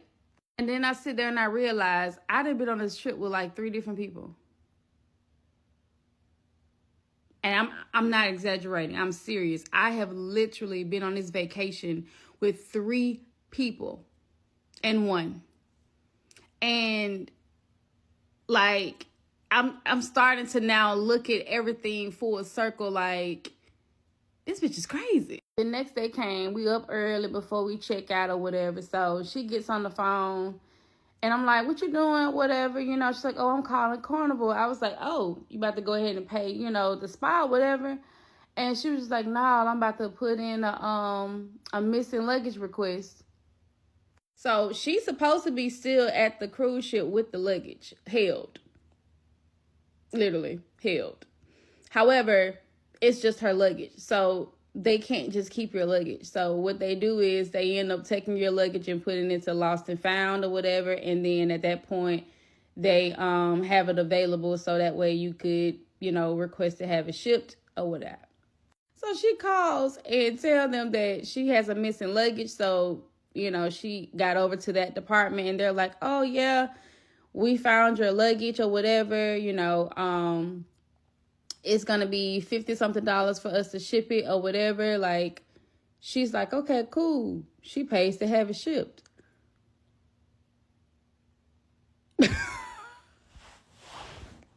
Giving finesse. At this point, my brain is fried, and I no longer care. So we end up moving on, and we getting ready to check out and head back to Birmingham. So she in the car talking about some, yeah, ain't paying no spa, da da da da da da. Y'all got me effed up. I'm gonna get my luggage. I ain't worried about it. See, it all worked out. And I'm just like, why do I love this girl?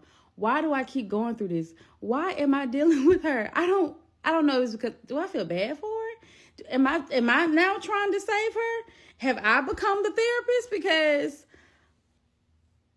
I don't get it. So let me catch y'all up on the post trip, because life started to just life real bad. This is part 19, From Trust to Trauma with Dating My Therapist. Let's go. After we came back from my birthday trip, we are back in Birmingham, and it is time to get back to reality. So we back to my Monday through Friday routine, y'all. So in the mornings, I typically take Zai to school every morning, and we'll have our little morning talks. I ask her, hey, you know, how you feeling? How's it going? Anything you need to tell me about, you know? And she'll be like, I'm okay. Everything is cool or whatever. Now, one thing about Zai is that she will always say she's okay. Never say good, just say, I'm okay. And I just be like, nah, I want you to try something different. I want you to tell me that you're having a good day and that you're going to have a good day. Even if you don't feel good, I want you to say that you are anyway. So she'll say it because I told her to say it. With this job, you know, it had been like 2 months, you know, working this job. And I hadn't been able to pick her up from school like I usually do, you know, because we were so used to doing DoorDash and all this other stuff. So when I wasn't able to pick her up from school, it took a bit of a toll on her. Her dad had been picking her up, and that was an adjustment. And when his car broke down, Kay actually took over, which was a very, very big help. So now I am on my way back to work, first day back. Got to get back into the groove of it, y'all. Got to shake off the vacation vibes because I was still a little bit in there, a little foot in, you know. So I find out that I have a company paid event that I have to attend. As a channel services manager, it was my duty to make sure that I networked with other vendors so we could have business and everything. And so I actually got dressed real cute for this event, y'all. Like, my mama helped put me together, honey, okay? I had the boots on, honey, with the fur. Don't play with her, ever. I found out that I was going to a hockey game, so that is what I wore. I had K-Com as a +1, and we had an amazing time. They had a lot of food, they had drinks, a whole bartender and everything. It was really, really nice, y'all. And the best part about it is that no one had to swipe a card. So Kay and I, we enjoying ourselves or whatever. So, you know, it's time to go. She pulls the car to the front so I don't have to walk far. Ooh, child, must be 95 degrees, baby. I got to go back in. So, child, I get back to the house or whatever. My mom was like, how did it go? How was everything? And I was like, oh, it was real, real nice. So she's like, girl, you're going to have to do something about this Onyx, honey. She acting like a little bitch. And I was like, Onyx? What you mean? So mind you, my cat is like my child, okay? Don't nobody say anything about Onyx. Nobody. So she's like, yeah, she around here talking about some hello, whining all day, all night, can barely sleep. Honey, it's just a lie. What's going on with her? So here, Onyx on the floor looking at me like, what's she talking about? So Onyx is like 2 years old now, and she has never been spayed. My daughter co-signs, and she's like, yeah, Onyx be in the bed, in my bed, like she hunching my pillow or something. And I'm like, she in heat again? She was just in heat 2 weeks ago. I'm being mindful that this is my mom's house. So at the same time, I'm kind of getting my feelings a little bit. So I'm like, okay, well, I know she got to get spayed. I got to make an appointment. I'll figure something out, you know? So I end up telling Kay about it or whatever. So Kay is just like, well, she can come over here with me or whatever. I'll keep her, pack up her litter, her toys and everything, her food, and I'll keep her. So I packs up everything, you know what I'm saying, to get ready to drop Onyx off at K house. So we get to K house or whatever, and K ain't supposed to have no cat up in that apartment. But we made it work. Y'all know we Bonnie and Clyde. I was. So, child, I done put Onyx Carrie inside the little wagon that I used to use for the food delivery and put a blanket on top of her ass, and we rolled her right on the elevator. So I'm setting everything up for my cat, you know what I'm saying, to make sure she's comfortable. I put her toys out, her bed up.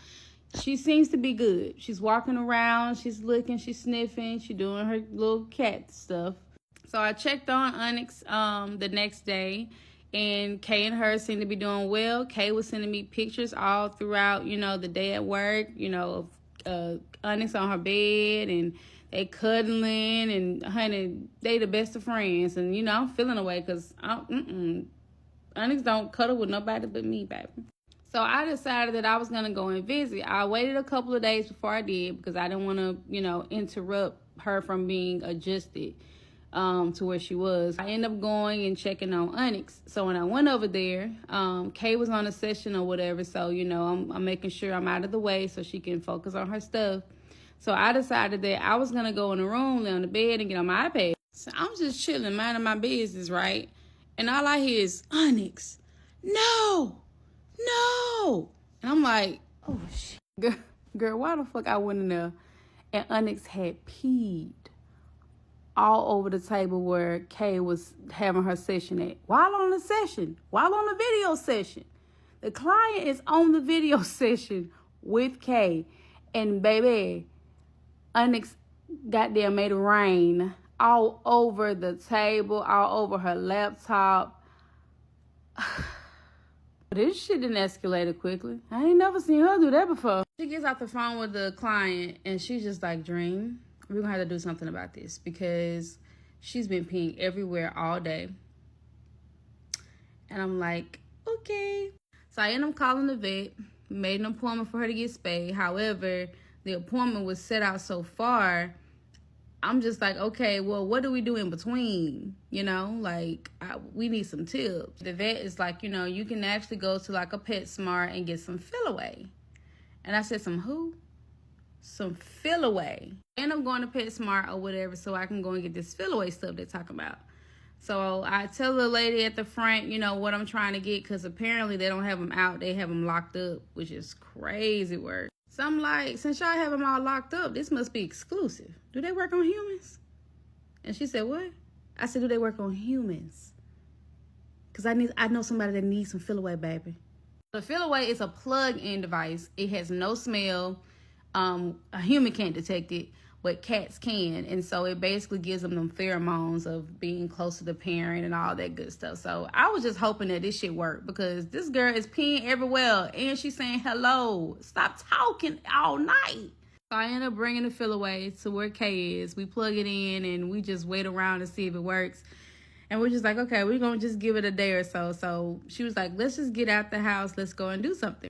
So we getting out or whatever. Zai not with us this time. She decided to stay at my mom's and chill out. And so Kay and I was like, okay, cool. Well, what do you want to do? Like, you want to just like go and get something to eat or whatever? So I'm like, yeah, cool. Like, let's do that. So before we got some food, Kay and I had decided to just kind of drive around or whatever and just make that the last thing that we do. So Kay had got a notification that a house was available to view or whatever. So y'all don't remember we were looking at properties some time ago for me to do Airbnb at, right? So she's showing me the house or whatever. And I'm like, yeah, we can go ahead and look at it, right? So we go into the house, looking at it and everything. And it seems to be pretty nice. Not my whole cup of tea as we go through it a bit or whatever, but it's still pretty nice. So we decided to look at multiple houses and schedule showing. Why the hell is we looking at houses? I had already made the decision to just wait it out, you know what I'm saying, for me to buy a house or rent a house or whatever. But now you didn't brought this to my attention, and now you got me right here having nostalgia, and ma'am. So we done looked at so many houses. At this point, we starving. So I'm like, okay, let's end this. Let's go get some food. So by the time we got back to Kay's place, Onyx seems to be okay. She's cool. She's calm. The fill-away must be working. So we sat down or whatever, and started eating. And I noticed that this fill away must be working okay. Because she begins to ask me, so what do you think about us moving in together again?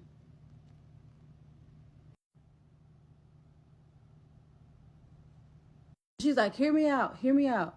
We have been getting along so good. Everything's been going great. You know, I know you've been having issues with the cat and everything. I think that she just needs some space. You know, Zai needs space. You need space. We all need space. Then the damn fill away started working on me. Lord have mercy. So we decided that we were going to start looking at houses with the intent to rent. I know this makes me look crazy, but this is my story. This is part 20 from Trust to Trauma with Dating My Therapist. Let's go. I know. It was supposed to be different this time. In the same city. I didn't have to go far out. Regardless of what happened, I was still going to be straight. No? Okay. Having conversations with myself like, you know you out your goddamn mind, right? You know you out your mind. But dream gon' dream. Lord have mercy. The plan was for me to talk to Zai about it separately. I wanted to get her thoughts without feeling convinced or pushed or whatever, because Kay was there. So when I got off work, I had planned to go straight home, check on Zai, check on Onyx, check on my mom, you know, all that.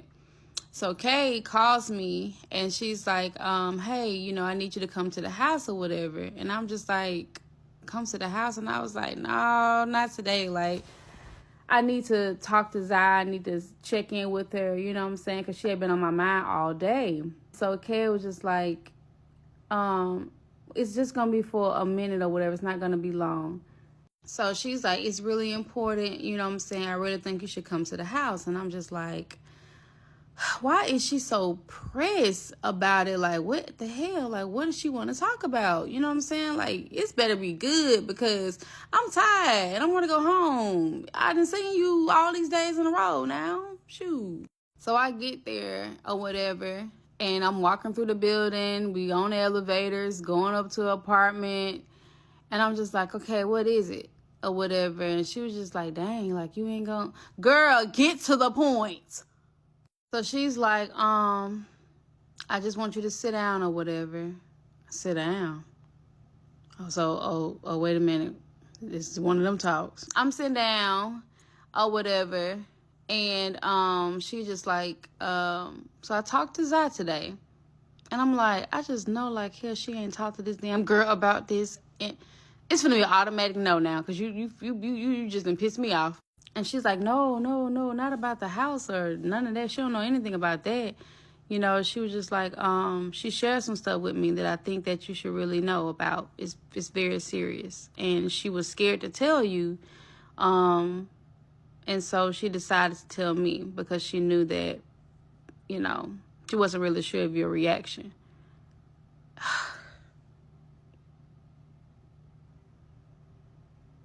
So she begins to tell me what it was that my daughter was scared to tell me. And I wish I hadn't heard it. My daughter done got herself in some trouble at school with some people. I can't share the details, but it wasn't good. And so now it's a possibility that when it gets back to the school, she's done. Being bullied, she's been called names, all types of stuff. And so now I'm starting to feel the anxiety just burning through my flesh, y'all. Like, I can just feel it because she had been on my mind the whole day, the entire day. Not just about the house situation, but just all day, just in general, she had been on my mind. And I just feel like as soon as I get off work, I got to go and see about her. But I think it bothered me too that she didn't feel comfortable enough to tell me what it was that she was going through. But then again, I thought about it and I was like, well, maybe because, everything has been going so good and she didn't want to disappoint me. Yeah. My daughter had been involved in some drama, some real sticky mess. So I get to the house after I left there, I'm still like shaking, chills, hot, just everything, every emotion you can think of. Because I need to know, is she okay? I need to know if she okay. Zaya had mentioned to me a few times before this situation even occurred that she wanted to go to a new school. She didn't like it. She didn't like the people. She felt like she was being judged, for her style. My daughter, people try to call her emo. She loves black. She loves piercing. She loves colored hair. She has a very unique style, and sometimes people are cruel and mean. And sometimes, she does things to express herself. But this last thing kind of got her into some stuff that she couldn't get herself out of. Get to the house, talk to her. She didn't give me all the details that Kay gave me, of course. But that was the whole point of why Kay even reached out, because she wanted me to know the severity of it, in case she gave me a watered down version, which she did. So I talked to my daughter and everything, made sure she was okay and everything. And so she went to bed. I went to bed. We got up in the morning. We had our morning talk like we always do.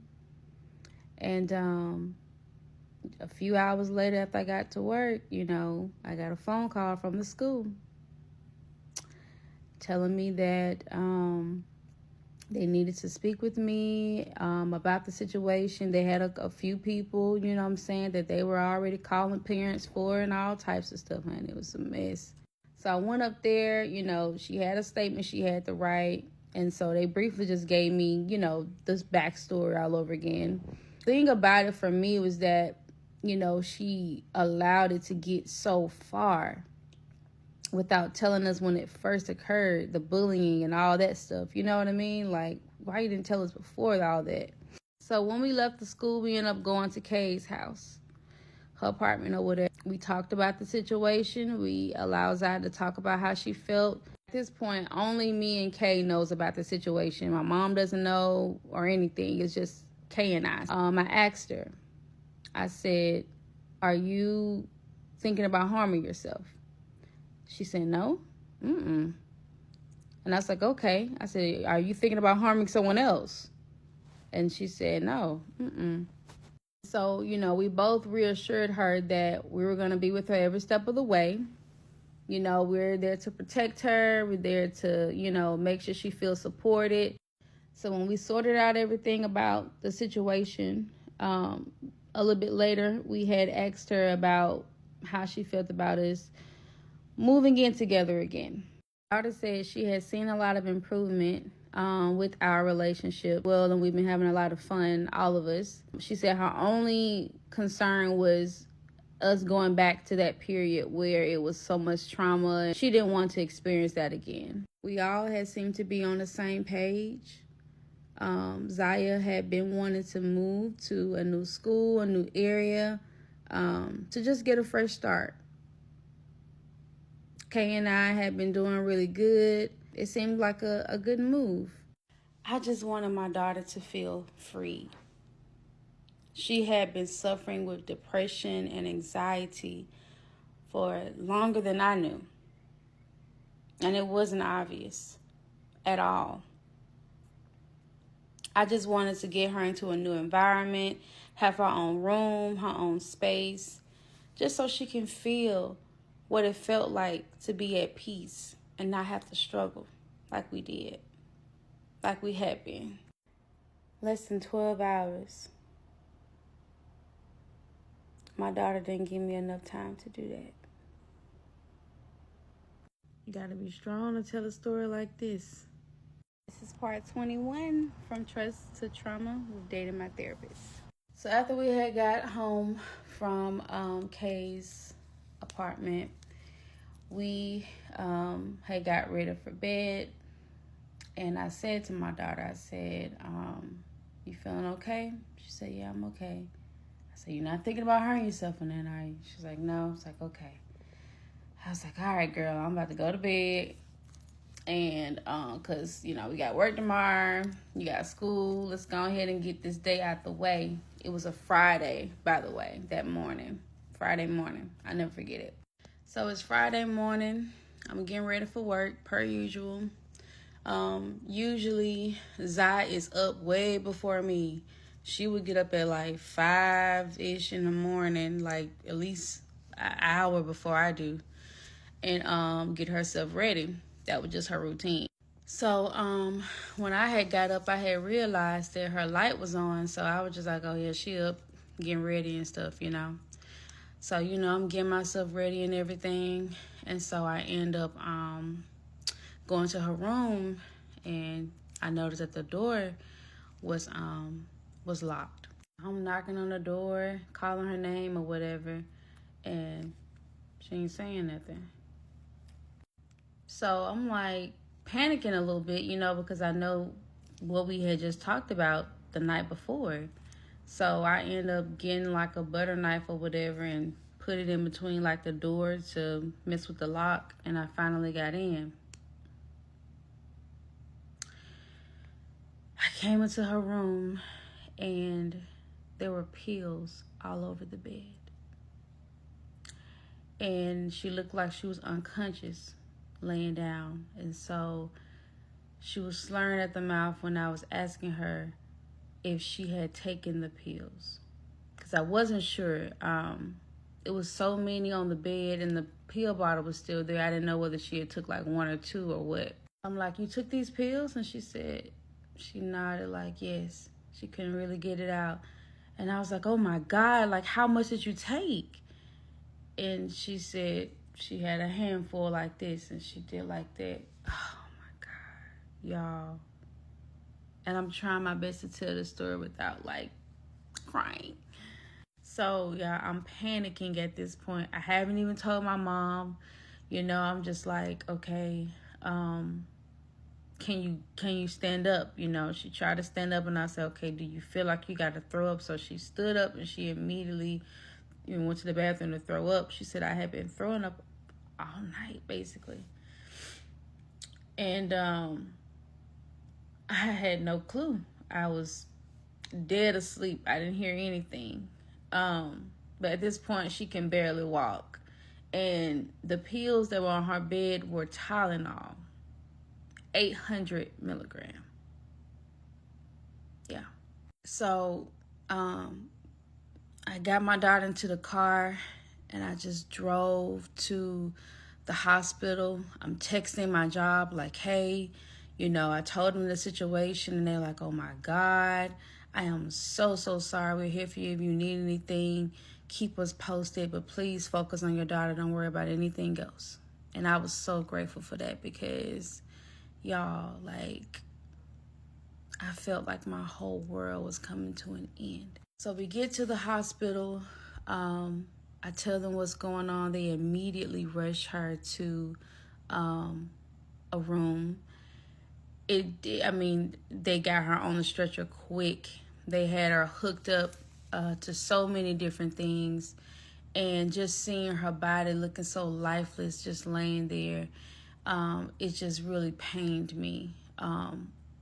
After they hooked some things up to her, they end up giving her some different type of medications to help, with balancing out the poison that was in her blood.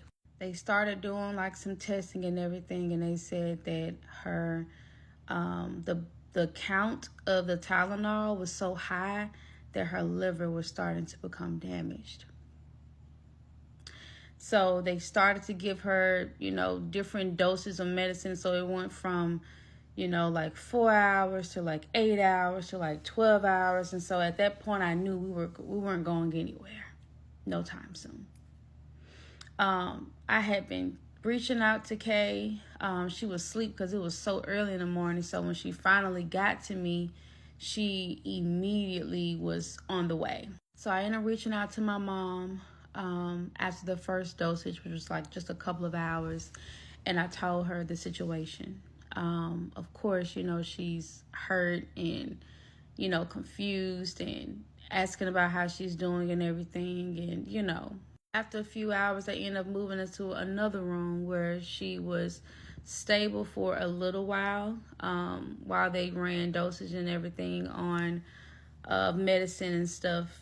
At that point, I just didn't know what to think. You know, she would just, you know, say things like, oh, I'm just giving up. I just can't do this. This is just too painful. This is just too much. And for her to just say she's giving up, y'all, like it just took something out of me. There's been so many times in my life where I just wanted to leave. But I was strong enough to stay here for her. But she was so quick to just, you know, to try to leave. That just broke me, y'all. Every 5 seconds, you know, the doctor is pulling me outside and they're just like, you know, we just want to follow up with you after doing some blood tests and things like that. And they're just like, you know,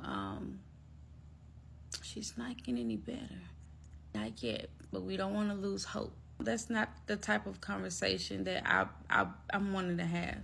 So they end up moving my daughter from the room to the ICU. No, she's not eating, she's not really drinking, she's not really doing much, but just laying there really in pain and throwing up every second. And it's just a lot. It's gotta be a dream. It's just gotta be a dream. So at this point, it is Sunday. 2 days that we have been in the hospital with Zaya. And I ended up reaching out to my vice president. I worked under the vice president. So I reached out to her to let her know what was going on with Zaya, just giving her an update. And I asked her, you know, hey, can I work from home, work from the hospital, whatever, because a lot of the tasks that I had required for me to just be connected to Wi-Fi. We had no installations that were coming up, so it actually worked out pretty good for me to work from the hospital. Monday comes, Zaya is stable enough for me to be able to, you know, work or whatever from my laptop. So I find out that Zai is going to be in ICU for at least a week, the rest of the week or whatever. So I end up reaching out to my vice president again, you know, and I'm like, hey, you know, this is the update. All of my projects are caught up. There's no installations coming up. Just like, are you sure, you know, like you can totally take the time off, you know what I'm saying, to be able to, focus on your daughter. Like, yeah, of course. I said, but will it be paid? So she was like, well, let's do this. She was like, when I call, she said, at 5 p.m., will you be free to talk? And we can just talk about the options and stuff. And I was just like, okay, yeah, that's cool. She's still stable in ICU. So I decided that I was going to leave the hospital just to get some fresh air. I was on the phone with Kay at the time. And so I had forgot that my the vice president was calling me. And so I ended up answering the phone or whatever, and I had went on and clicked KN. I was just like, look, my brain is all over the place. Whatever she tell me, just take some damn notes. Shit, I can't function right now. So I get on the phone with her, you know, and she's like, hey, you know, like, how's everything going? You know, I'm really sorry to hear that this is happening. I know this is a lot for you. And I'm like, it really has been. And I'm telling her about everything. And she used to tell me, she was just like, you know, this week we had been doing a lot of thinking. And we know how important it is for you to be there for your daughter. And I really hate to give you this information while you're in the hospital, but we are deciding to let you go. This is part 22, From Trust to Trauma, Dating My Therapist. Come on in here, nosy, let's go. So we left off with me telling y'all that them folks done laid my ass off while I'm in the hospital with my child who's in ICU. Can y'all believe that? Giving all that fake support and we're here for you. Let us know if you need anything. Child, moving on. While my daughter was improving in the hospital, she was being moved to a different part for a mental health evaluation, and she was going to spend like 2 weeks in there. So I finally had the chance to, go home, child, in my bed, and get my mind together, because child, life was just life at this point. After that, Kay and I had started back working on getting the house. So Zai, of course, had never seen it in person, but she had seen pictures and a FaceTime tour that Kay had gave us. Now, the house was a 5-bedroom home with a sunroom, 2-car garage, big community, really, really nice, y'all. I was really, really excited about this house, y'all. Like, she wanted me to print out a picture so she can put it in her room so she can look at it every day, because it was like her little countdown to getting out of there. So that's what we did. And so at that point, we knew we had to get it. And in the midst of all of this, I lost my damn car. Lord have mercy. Because of my job loss, I was trying to pay off bills. I had fallen like 30 days behind on my car note because, child, I had forgot it was so much going on.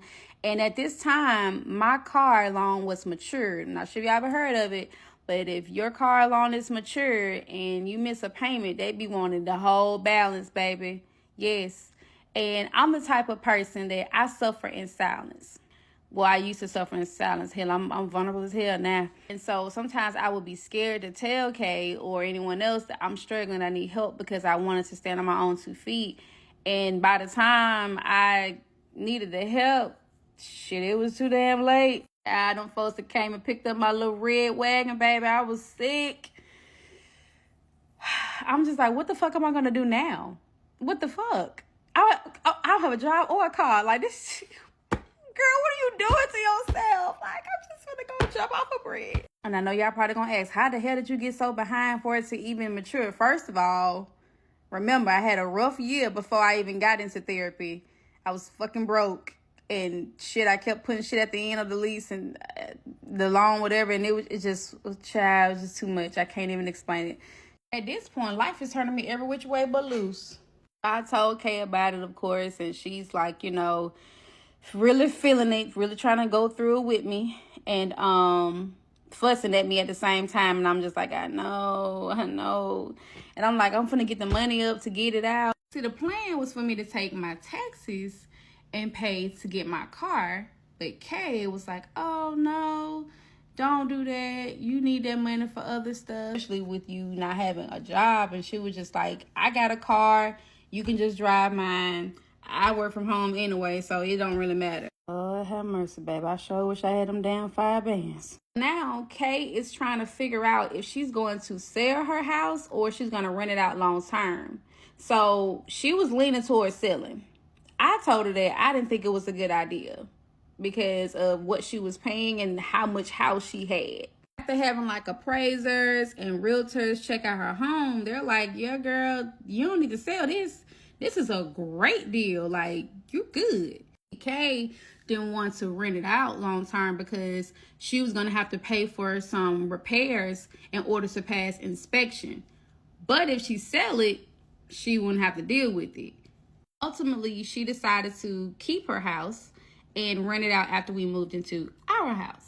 As for our new home, the first half of the home was fully furnished from my furniture from the storage. And the bottom part of the home was going to be furnished with Kay's furniture from the house in Montgomery. Now, we couldn't get that furniture right off the bat because she had Airbnb guests at the house. And we were going to have to wait at least 2 months before we can get it.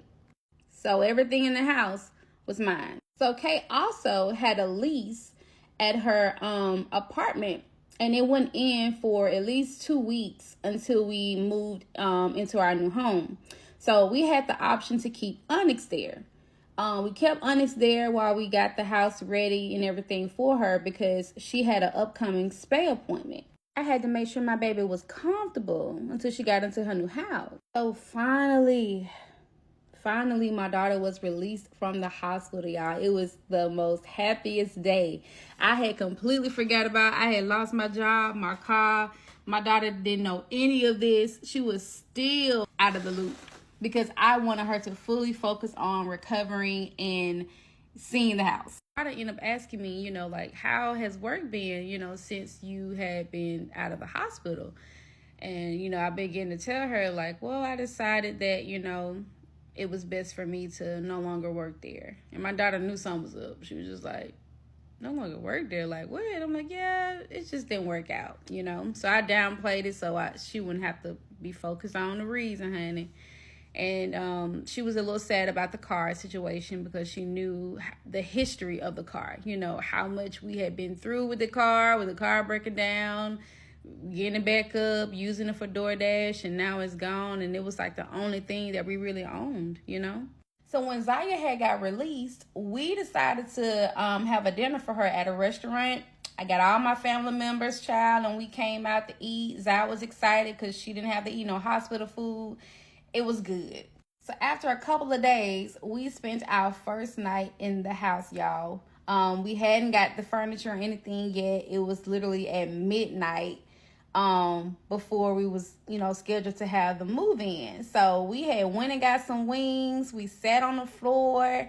We eating, we're talking, we're laughing, just basically visualizing how much fun the house is going to be. The move-in date came. It went really well.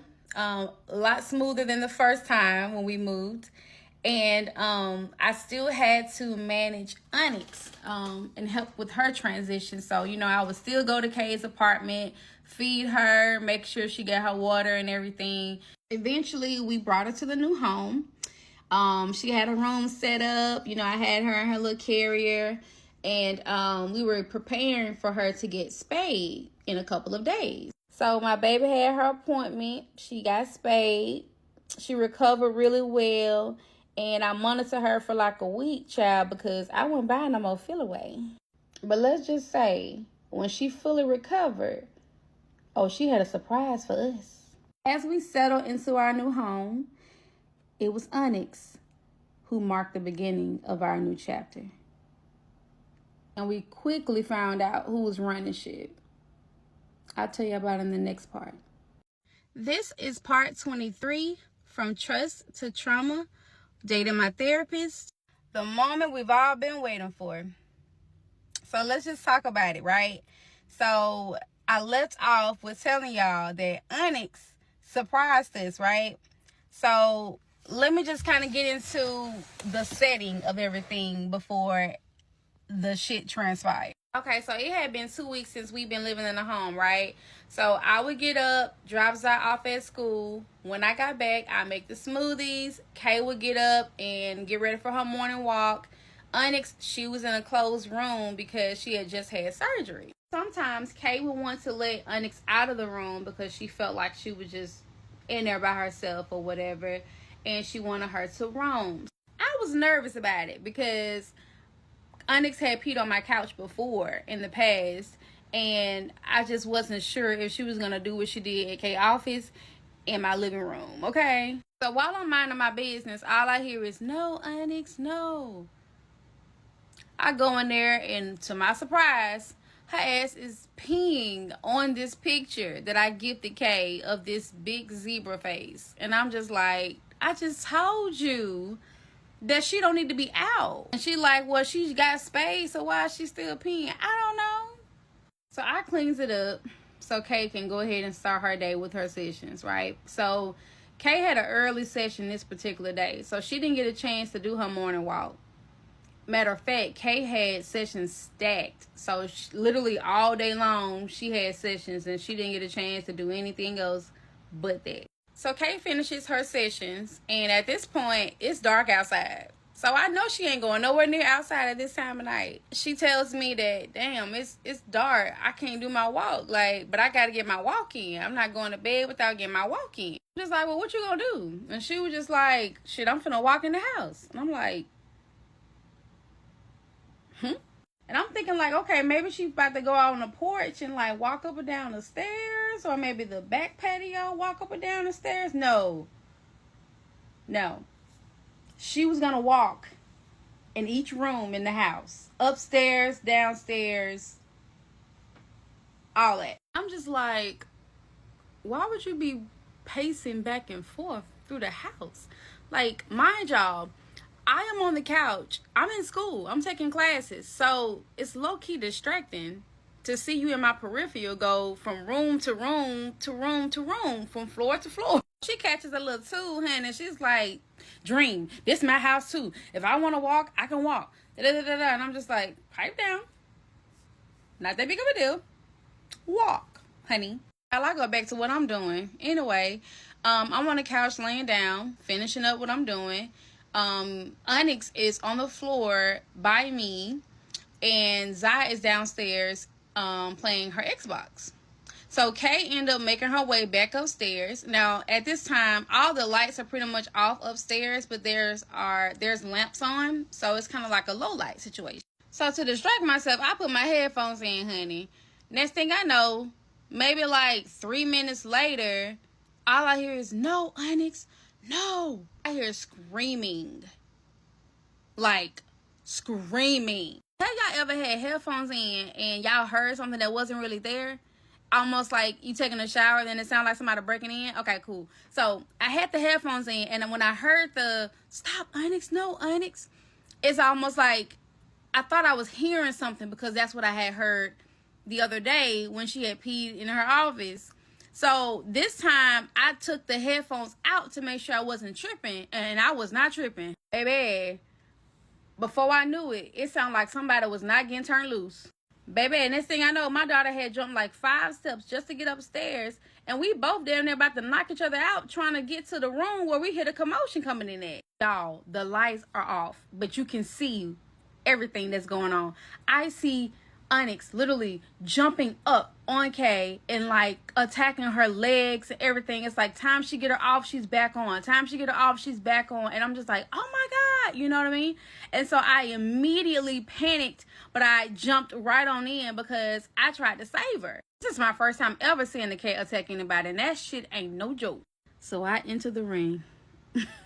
What the fuck did I do? You thought Onyx would have had help, baby. The way she jumped off of Kay and jumped on me, that shit was so quick and seamless. I was like, whoa, baby, wait a minute. So I had on like this onesie, so I'm covered from head to toe pretty much. So when she grabbed hold to my leg, her claws went through my pants leg to my actual leg. And I'm just like, I'm finna kill you. So the light came on, and Onyx noticed that she was on me, and she backed all the way up and literally just was stuck.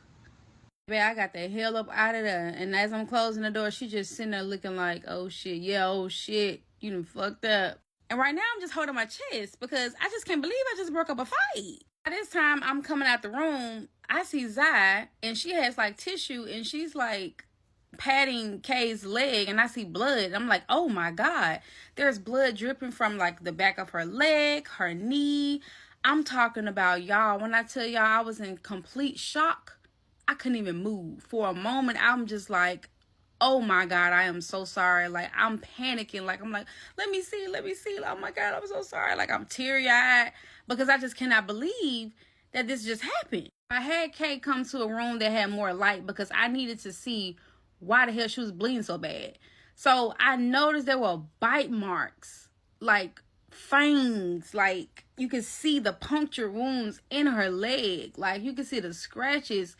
Like, oh my God, y'all, it was so bad.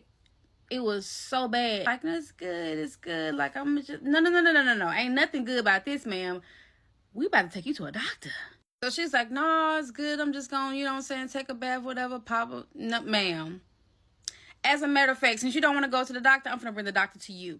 Honey, I went to Walgreens, and we all rode, me, her, and Zai. See y'all a picture of Zai, how she looked. I didn't take a picture of myself. I should have, and of course I can't show Kay.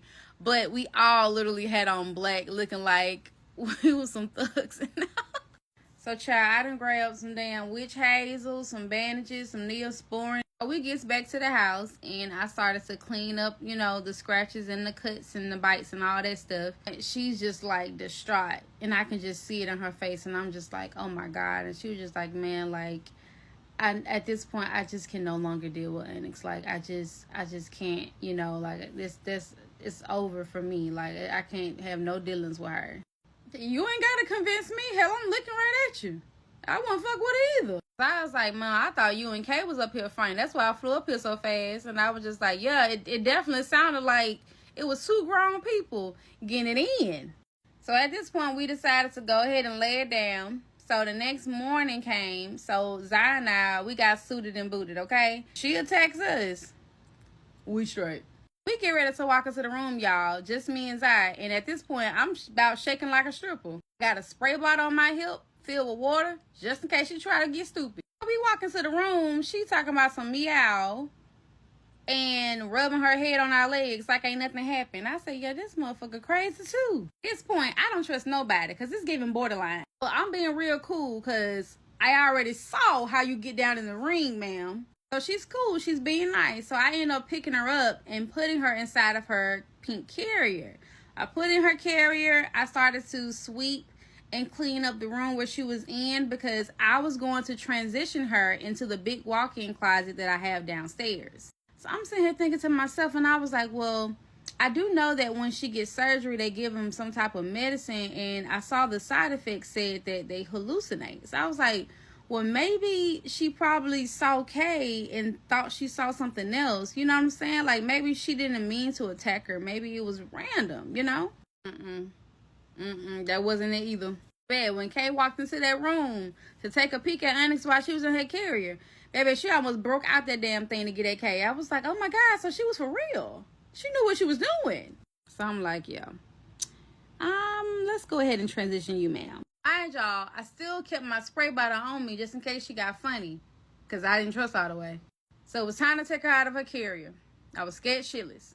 But she was cool. She rubbed her head on me out. We good.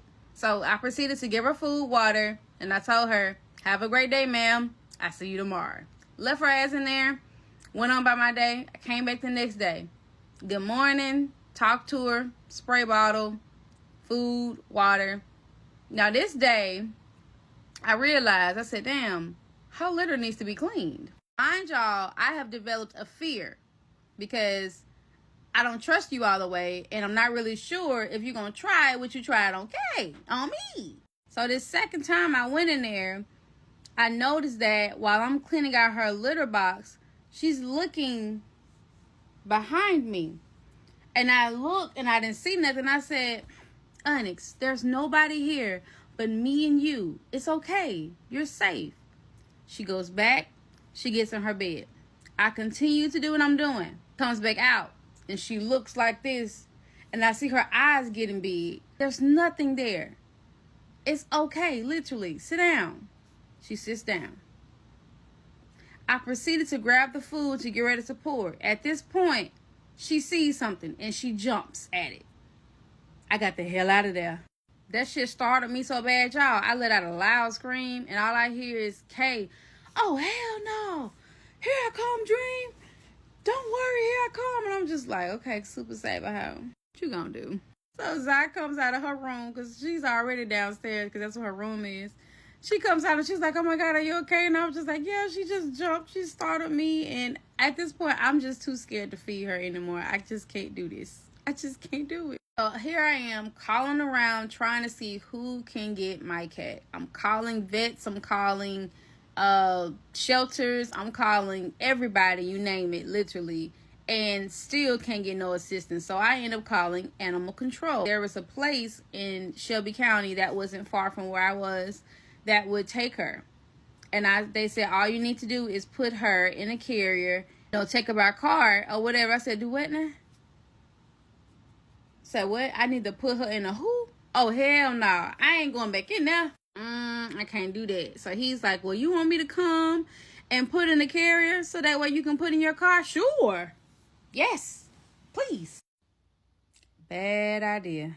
Let's just say when Mr. Man got there with his big gloves and all that good stuff, she turned him every which way but loose. He had on these real thick gloves, y'all, and his hand still got thick. She damn near shredded the other glove on his hand. Shredded. At this point, baby, we can consider her homeless. Because she can't stay here no more. She sounded possessed.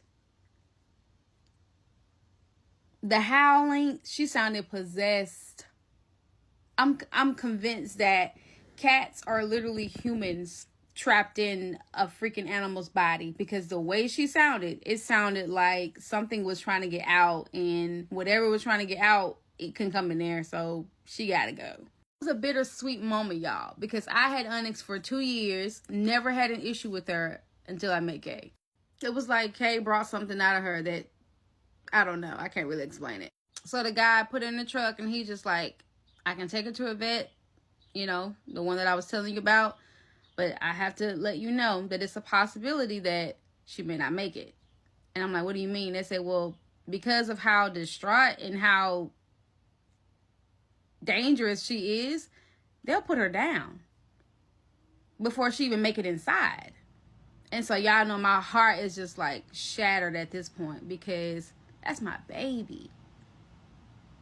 So I say my goodbyes to Onyx with tears in my eyes. And, you know, we move on. Another loss. At this point, I'm just numb. Can't nothing bother me at this point. I'm just like, who's next? What's next? Kay is just like, oh, I'm so sorry, you know, that you had to give up your cat. I know that was very hard. And I'm just like, shut up. And then it just hit me. Did Onyx sacrifice herself? For me? For us? Was she trying to tell me something? Was something bad about to happen that she was trying to warn me about? This is part 24, From Trust to Trauma, Dating My Therapist. Let's go. So you would think that after the cat attack, that things would have calmed down.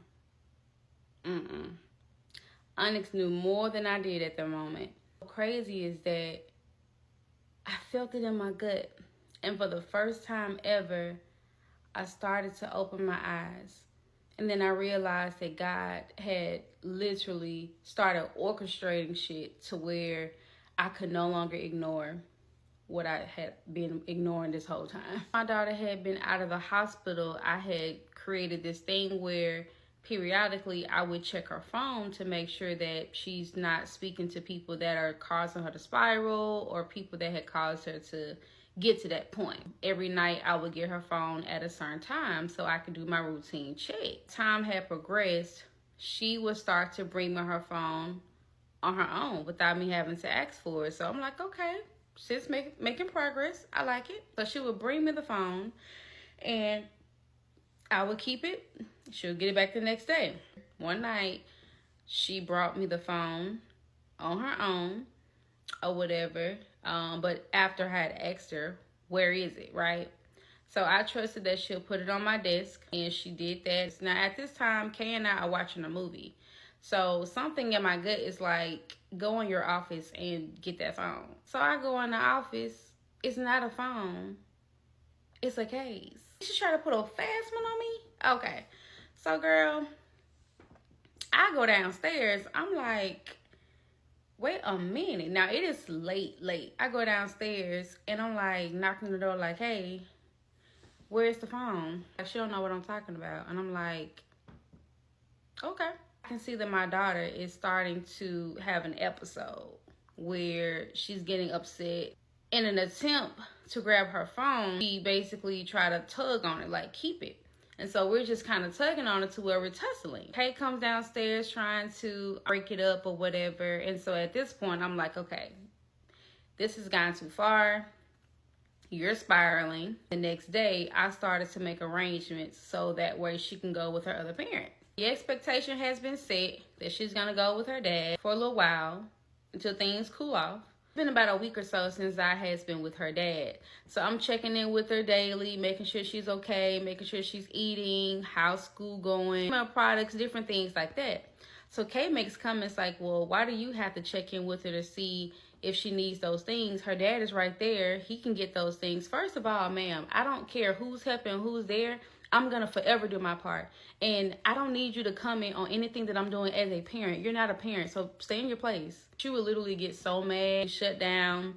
and just be like, oh, so my input only matters when my car is involved, or when my money is involved, or if my support is involved. You're making this all about you, and it's not about you. Where I'm just like, and once she's done with being over there for her punishment, she's gonna come back here and she's gonna be fine. She's just like, what you mean she coming back? I said, what you mean?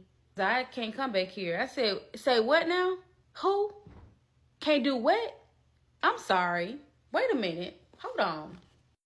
She's like, yeah, like, Zai can't come back here. Like, I don't feel safe. I already had dealt with the cat attack, and now I had to witness, you know what I'm saying, you and your daughter tussling over a phone. I don't feel like she needs to be here because it's just been a lot of drama since she's been gone. It's been peaceful. Y'all, at this point, you would think I'm light-skinned, baby. I'm turning red. Because I'm going to be on your ass in like 3 seconds.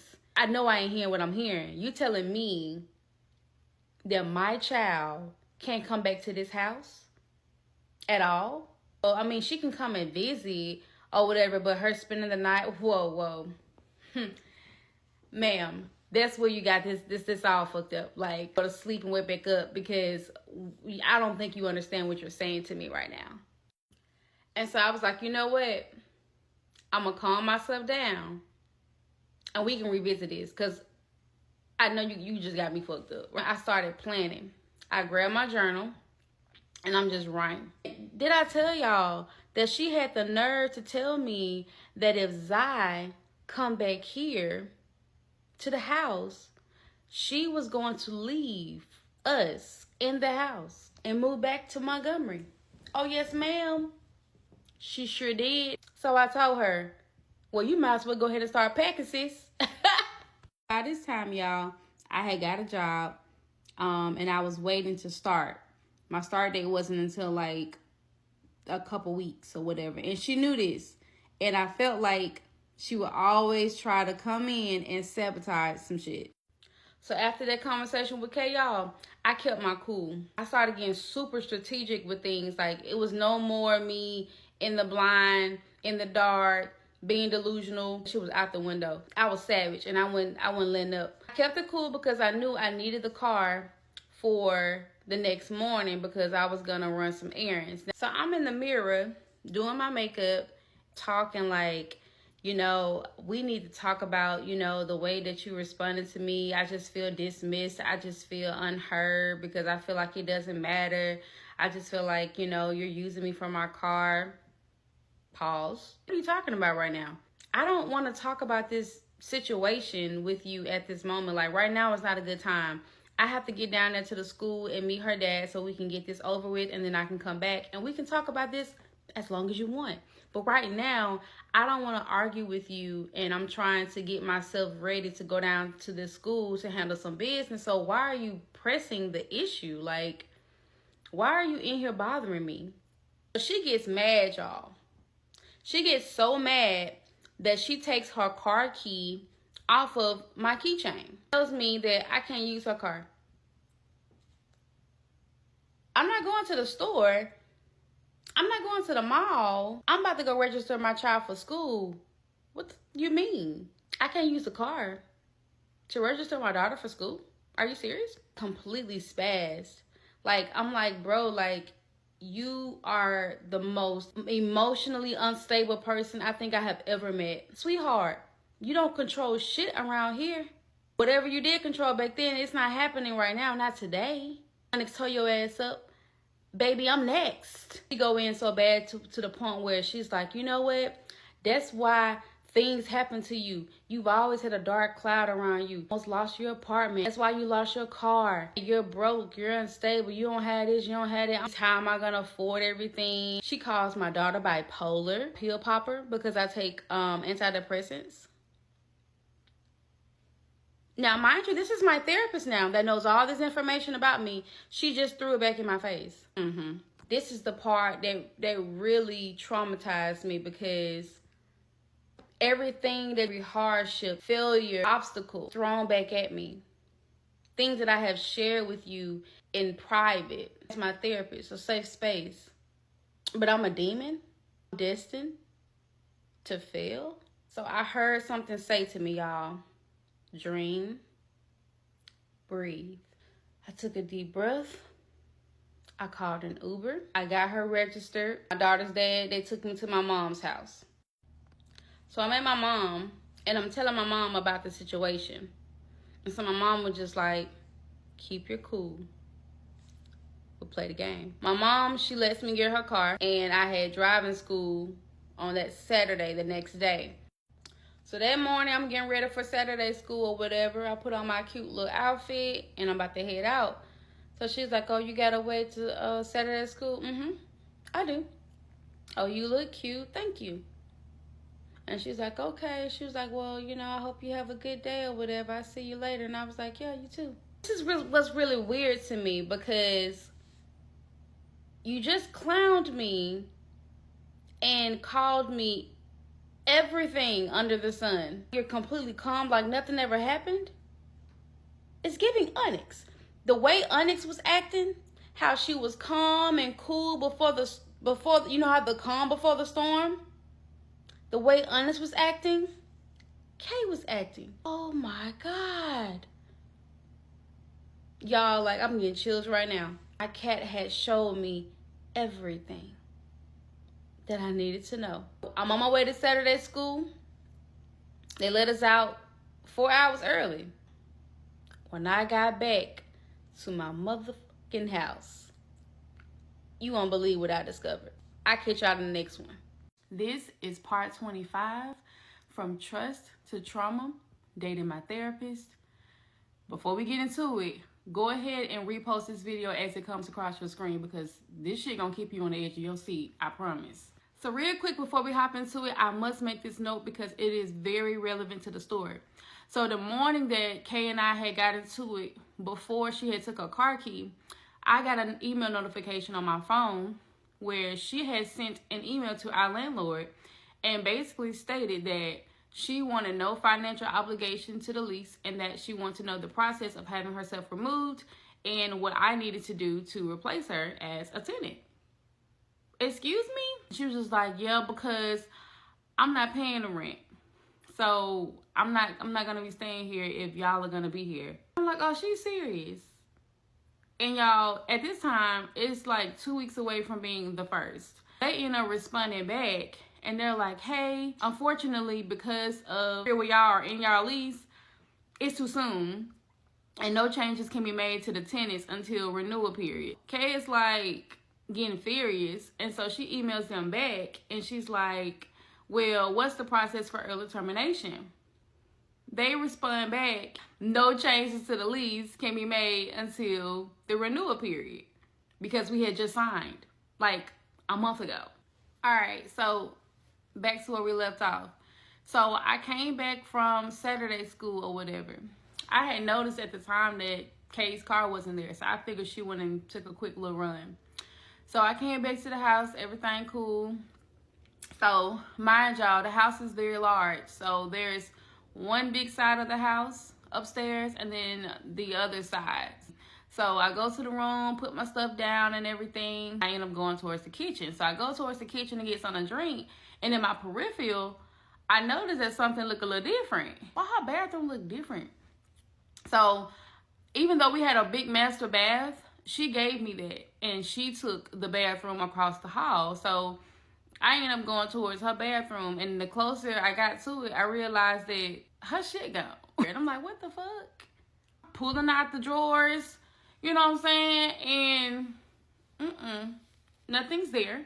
Wait a minute. So I stepped back. Her office is to the left. So I go into her office. Clear. Like I said, Kay had gave me the master bathroom and everything, the closet. So she had a closet in her office, which is also a walk-in. Open that up, nothing there. This motherfucker done moved out. But huh? Why was she, and her name is still, I'm confused. So I'm like, okay, maybe she moved her stuff downstairs because when Zai comes back, maybe she's thinking that, oh, okay, I'm going to give them the top floor. So I go downstairs because it's set up like an in-law suite. So I'm thinking like, okay, she just going to take downstairs. None of her shit was there either. And I'm like, where the fuck is she at? Airbnb guest is at the house, so she couldn't have went back to Montgomery. Her lease has ended at the apartment. Did this motherfucker really just move out? Is she gone?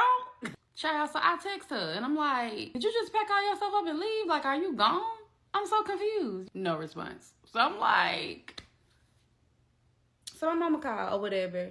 And she's like, good, she gone? And I was like, mm-hmm. She was like, what? And took all her stuff and she ain't say nothing. I said, this is crazy. I wonder where she went. Where you think she went, Tony? I have no clue where this girl could have went. Hey, let me think like, hey, she got the Airbnb guest at the house. She ain't there. The apartment that she had, she don't have that no more, so she couldn't have gone there. Maybe she went and got her like an Airbnb for the weekend or something, and she just trying to scare me. You know what I'm saying? Like, run up behind her, and I'm not. So my mom is like, she's so damn low down. She know you don't start working until like 2 weeks. And I was like, yeah, that's why she did all this. We can't just up and just terminate the lease or make changes to the lease. So we stuck in this motherfucker. Well, Tony, just think about it. Having her ass enough for the rest of the lease, that shit was going to drive you insane. You was going to end up killing that girl. Hell, you and Zai.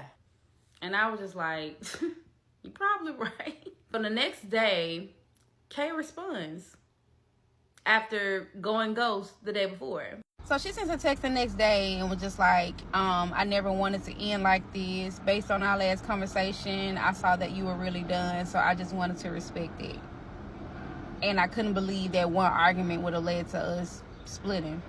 One argument? One argument. Ma'am, we had a whole movie. We had a series of events that occurred. We should have been done. So she's like, I won't have the full amount of the rent by the 1st. So I'm going to send you 80% of the rent in 2 weeks when I get paid. And you can just come up with the rest. So I respond and say, okay, thank you. And then she says, well, there's 2 utilities that's in my name. I cut those off, so you're going to have to reconnect services and set it up in your name. No problem. I called, set those services up, paid my little deposit, and those were good to go. Then she tells me, oh, by the way, you're going to have to set up renter's insurance as well.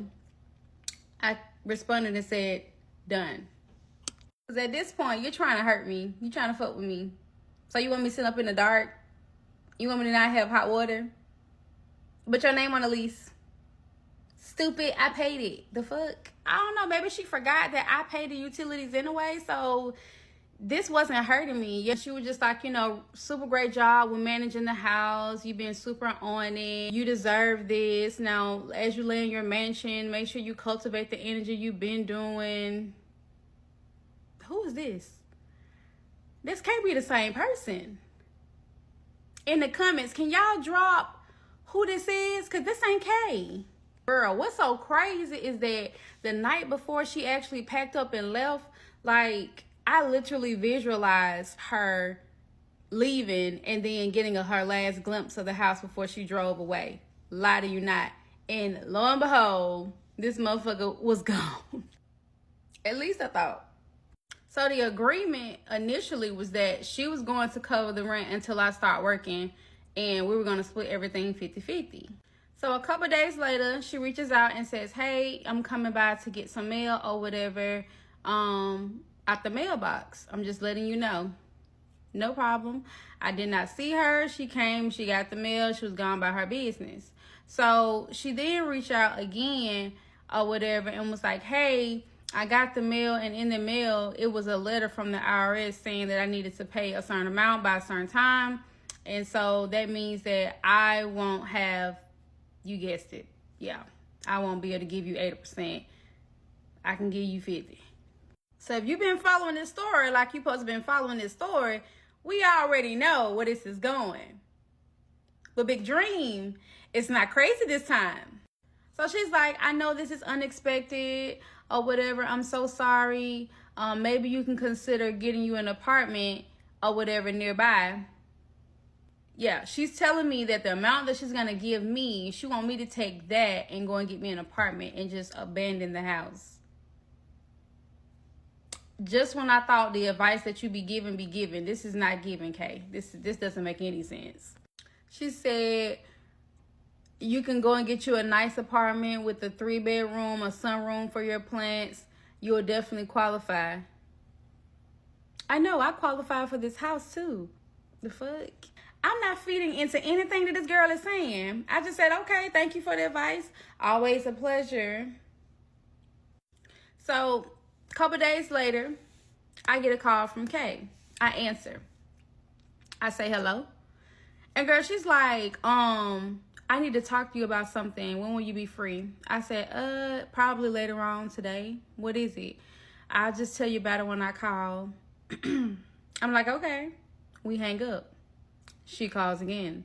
Hey, do you think it'd be best if we see each other in person instead of talking on the phone? I just want to make sure, and I'm just like, in person is not necessary, honey. We can talk on the phone. She said, okay. She hangs up.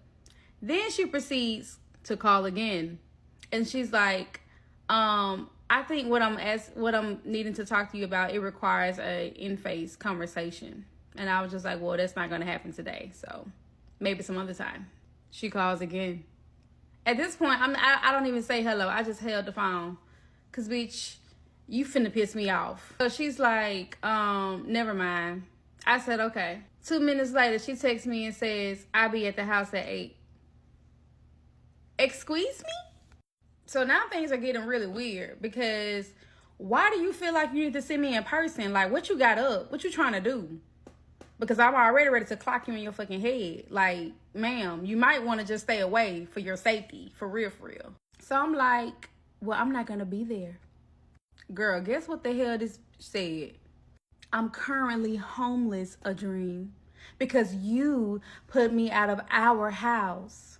So I'll be there at 8. Bitch, what? At this point, my brain cells starts to fry. I can hear them at this point because I'm confused. Since when did I put you out, ma'am? I can't even make this story up if I tried. I'm just giving you a courtesy so you won't be startled when you see me here. What? Baby, I had to ball up my lips like grandma. I said, you are out of your damn mind. What do you mean? You packed up your stuff and you left. You reached out to the leasing team and told them that you had intentions on leaving. You didn't want no financial obligation. You didn't think about the fact that you were going to be homeless before you packed all your shit up and left. Bitch, where your stuff at? I know they under a bridge. Stop playing with me. And I'm like, please don't come back. Baby, it's been peaceful since you've been gone. Please, spare me. So she's like, so I can't come to my own house? No, you can't. I said, baby, you abandoned the house on the 13th. So, no. And I don't feel safe with you here. So she's like, the house is large enough for us both to live there. I can live on the bottom floor and y'all can have the top. I just need somewhere to stay. So let me get this straight. You reached out to the leasing team and told them of your intentions on leaving. You packed up all your stuff while I was at driving school. I don't know where the hell you took them. But that's where you need to be staying. Wherever your stuff is. What are you talking about?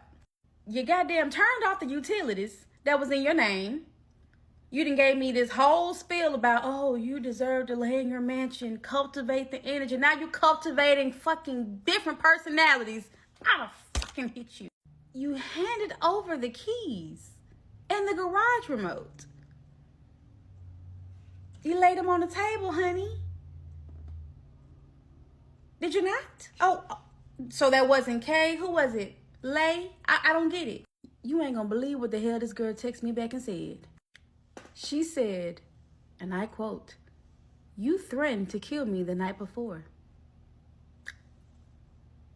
Bitch, I should have just did it, because what? My wife, the woman I was supposed to marry, threatened to take my life.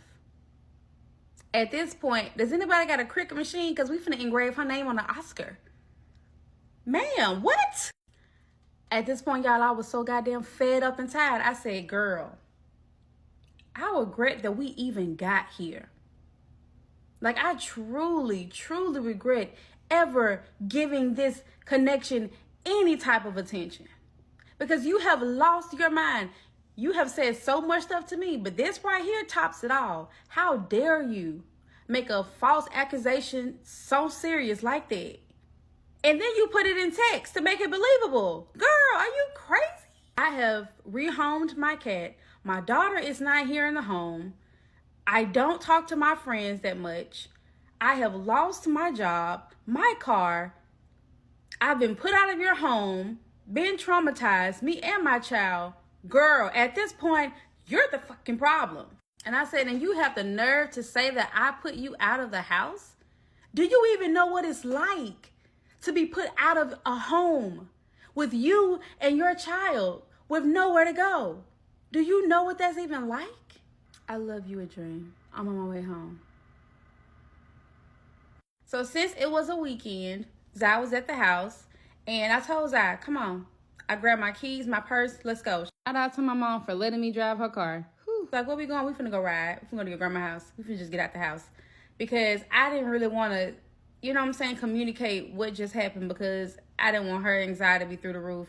So I get to my mom, and my mom is like, girl, KS is not coming all the way from Montgomery to that house. How's she gonna get in? She is not finna do all that. She just messing with y'all. She's really trying to get in your head. I said, Mom, you don't know Kay. So after all that big boss talk that Kay was talking, do y'all think she really showed up? Or was she just trying to get in my head again? Let's find out in the next part. This is part 26, from trust to trauma, dating my therapist. Come on in here, baby. It's 8 o'clock. No Kay. So I'm like, okay, well, maybe she was just talking shit. You know what I'm saying? Maybe she's not coming for real. I still wasn't going to head back to the house because I just had a feeling that she possibly could still try it. At 8:55, my Ring camera goes off. And what do you know? Kay pulls up and I see her car headlights, and I'm like, oh my God, she's at the house. So my mom was sitting next to me, and she was just looking at her like, what is she doing? Like, now at this time, she has no keys. I have keypad locks, so you know you can change the pin or whatever. All of those had been reset, honey. She had no access to that. I did all that. This motherfucker then drove from Montgomery to take the risk to come here. So, you know, I'm all in the camera looking to see if she gonna get out with some stuff. Well, I don't see any clothes, shoes, furniture, desk, computer, laptop, nothing. It's just her. And I'm like, so you fucking with me. I'm watching her on the camera, right? So an hour passed. She's still out there. And I get a text message from her. And she's like, a dream, you changed the code, which you can see below here. Yep, because I come with receipts, period. She's like, a dream, you changed the code. Yeah, I did, for my safety, because I don't trust you. You can't do that, yada, yada, yada. I'm on the lease, all that good stuff. I don't give a fuck about none of that.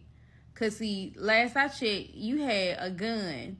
Now, you never threatened me and you never became violent, but that's all I know in my mind. I know you have one. You may not have it on you, but I know you have one. So at this point, I don't know what your motive is. You know what I'm saying? Like, why are you popping up? This is weird and scary. So at this point, it's been over an hour, and she's still out there. Still can't get in.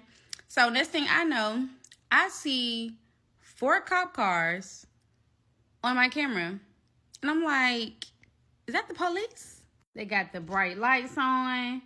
And I'm thinking in my mind, like, this is just too much damn attention. And I just moved there. Like, I don't want nobody in my business or thinking that, like, I have issues or I'm going to be that type of neighbor. So I'm just like, oh, my God, this is so embarrassing. So I'm like, did a neighbor call him on her? Because, I mean, she is looking a little sus out there wandering around or whatever. So next thing I know, I see her going over there to the cops. So I'm like, did this fool call him? Because what exactly did you think that was going to get you? Nowhere, honey. So I end up getting a call from her number. So I answer and I'm just like, girl, can you please stop harassing me? I see you. And so I hear, This is police officer, da da da da. And I'm just like, well, I be fucking damn. He's like, can you tell me what's going on here? So I explained the situation to him, and he was just like, oh my God, that is a lot. I'm so sorry. And I'm just like, yeah. So he was like, okay, well, I'm going to go ahead and speak back to her or whatever. Okay. So long story short, they end up leaving. So, of course, you know, they wasn't able to do much like the fuck I thought. Now it has been 2 hours since she has been out there. So next thing I know, I hear my garage door lift. And I was just like, I know you fucking lying. I know like hell this girl did not break into the house. And I just hear my garage going up. And then next thing I know, I see her get in her car and pull her car into the damn garage. I said, this motherfucker's so goddamn crazy. I'm telling my mom, and I was like, bro, I'm about to get in the car and I'm finna go up there because She's like, no. Like, no, chill out. Just relax. Don't do that. Don't get yourself in nothing with Kay. Don't do that. And so I'm just like, bro, no, because she has nothing in the house. As you can see, she has no belongings going into the house. So why are you in there with all of my personal stuff? Why are you in there? I don't feel safe. Like, this is not okay. You're invading my privacy. Like, this is not okay. Next thing I know, I get an email where I'm CC'd on it, and the property manager, and I can see where she initially had asked him to give her access to the house or whatever. And then she turned around and said, never mind, I was able to get in. So I'm just like, okay, so she is in the house. For real, for real. Now I'm really pissed. So she's like, when you coming home? I said, whenever I get ready. The fuck? Probably not tonight. Like, why? And I was just like, we're not together. Like, she was just like, girl, you are my girlfriend. Like, whatever.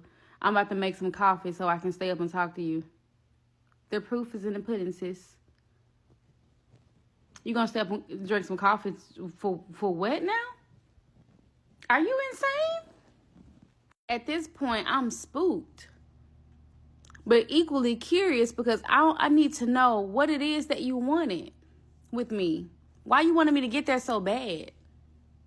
You know what I'm saying? Like, I don't get it.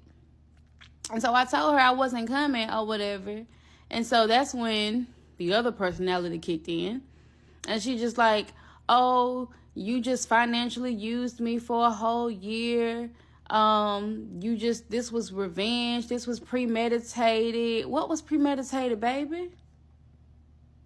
You left the house and packed all your things because you didn't like the idea that I felt the way about you claiming that my daughter couldn't come back to the house. How was that premeditated, baby? That was a statement that you made. And I let you know that shit wasn't going to fly ever. Now what? This whole ordeal was premeditated by you. You the one who reached out to me as a therapist, a client, to try to talk to me. You pursued your client. Was that premeditated? So she's like, this last year meant nothing to you? What about the last 6 months? I created this whole opportunity for us. If your plan was to just get a house from me, then that's all you had to say. Like, is that what it was? And then she started sending me pictures of me and her. Like, girl, stop it. Stop it. Roll back the curtains because, honey, it's over. It's over with. Not you trying to flip this on me. Like, what? I didn't put you out. I didn't try to frame you or do anything for a fucking house. Like, what are you talking about? You sound stupid. I said, Kay, I'm letting you know this is harassment. So I've been very patient with you this entire year. Now, you've already put your whole career in jeopardy by even trying to pursue me as a client. So I'm trying to get you now to go home. Leave me alone now. I said, because if you continue to make me feel unsafe, I am going to report you. So she says, oh, so you're going to blackmail me? You going to blackmail me? See, that's what this is all about. How you going to take me away from hundreds and thousands of clients? Yada, yada, yada, yada. Basically trying to gaslight me, trying to make me feel bad. Girl, damn them fucking clients. Honestly, they'll be better off without your ass. Hell, what about me? You took me away from a lot of great things. all the manipulation, all the trauma. Like, what about me? I was your client just as well. And you took me more than, oh my God. Girl, let's not even get it started. Then she started saying, I asked you to sign the lease, but you wouldn't sign it. Sign what, baby? Sign what? Didn't these folks just tell your goof ass in the email that we can't do anything? So what is it that I'm signing? How can I release you from a lease if I don't have the proper documentation to even do so? Baby, I will sign whatever the fuck I gotta sign to get you the fuck away from me. So, child, I guess she finally got tired because she stopped texting. I went to bed, too. So, that part was pretty much done. So, of course, I'm looking at my Ring camera or whatever, and I still see her car had moved or whatever from the camera. Finally, I see her car moving out of the garage or whatever. And so, as she moves it out of the garage, I see her get out of the car, and I see her taking pictures. What are you taking pictures of? So I kind of already had in my mind what she was taking pictures of. So I had this extra lock that I put on the door. It's like a keypad thing. And so she took pictures of that because she was trying to report me for changing the locks because legally you're not supposed to. She was trying to get me put out. So it had been like maybe about 2 hours since she had left. So I decided that I was going to go ahead and head home or whatever, so I can just make sure that everything is, where it's supposed to be. Y'all, I pull up to the house. While I go up to my front porch, and my plants are gone. Baby, my house plants, not my veggies and fruits, because they hadn't got big yet, but my house plants, and I'm going to show you which one it was. I had a plant called Goddess. She was a big fern that sat on my porch. In the house, there was a small fern, Prosperity. She took that. And I'm like, what? So at this point, when I saw my plants missing, I knew there had to be more. And y'all, I was pissed as I walked through the house. So friend, I'm walking through the house and I'm looking, I'm like, what the fuck? What's 2 bottled water sitting on the thing? Girl, tell me why this motherfucker took a whole case of waters. Why I'm walking through the house and I see that she done took the broomsticks off of the brooms. So you left me the little broom, but you took the sticks? What was your purpose? Baby, the pettiness. I guess she said ain't no cleaning on her watch. So I keeps going. And then I realized that in a closet, she have taken all my towels. Bath towels, face towels, all that.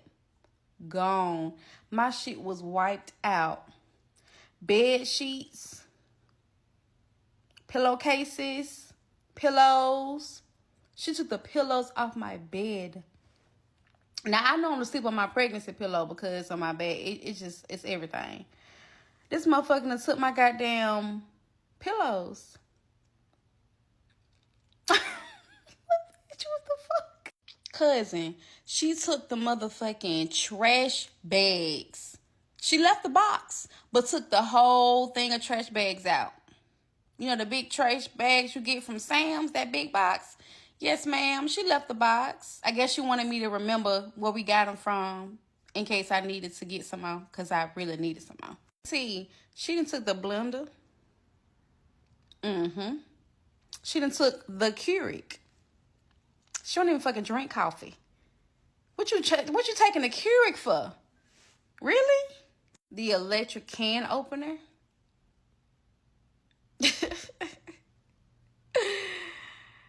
She can't even fucking cook. Ooh, girl, I just can't. She took the fruit out my fridge. Baby, go get healthy on your own dime. Why are you taking my food, ma'am? This point, I'm weak, but I'm equally mad because, like, you went too far. So that same day, I went and replenished everything. I went and got pillows. I done got tissue. Oh, yeah, she took the whole thing of tissue. I forgot to tell y'all that. She did. I had to buy tissue. I had to buy towels, y'all. When I tell y'all, I was so freaking annoyed. I'm having to buy new things when I didn't have to. Those were not yours. I bought that stuff. And to make it even more petty, she took my plugins. Yeah, in the wall, Febreze. Yes, ma'am. She took my plugins. I guess she said no smelling good in here either. Yeah. So I had to go and rebuy those. Like, y'all, when I tell you, I have literally spent so much money trying to get my space back, like, you know, together. But you homeless, though. You don't have nowhere to go, though. So what was your motive? You didn't bring anything here. You're still taking things out. I'm so confused. Crazy. Oh, and it don't end here, cousin. Auntie, it don't end here. Listen up.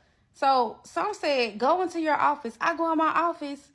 Why did she return the picture that I gave her?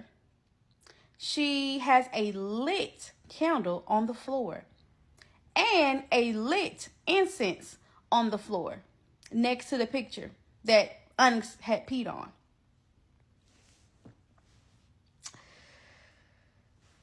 What kind of fucking spell voodoo shit is you on? So here I am in the car going downtown. Ma'am, I need a protective order because your ass is fucking loony.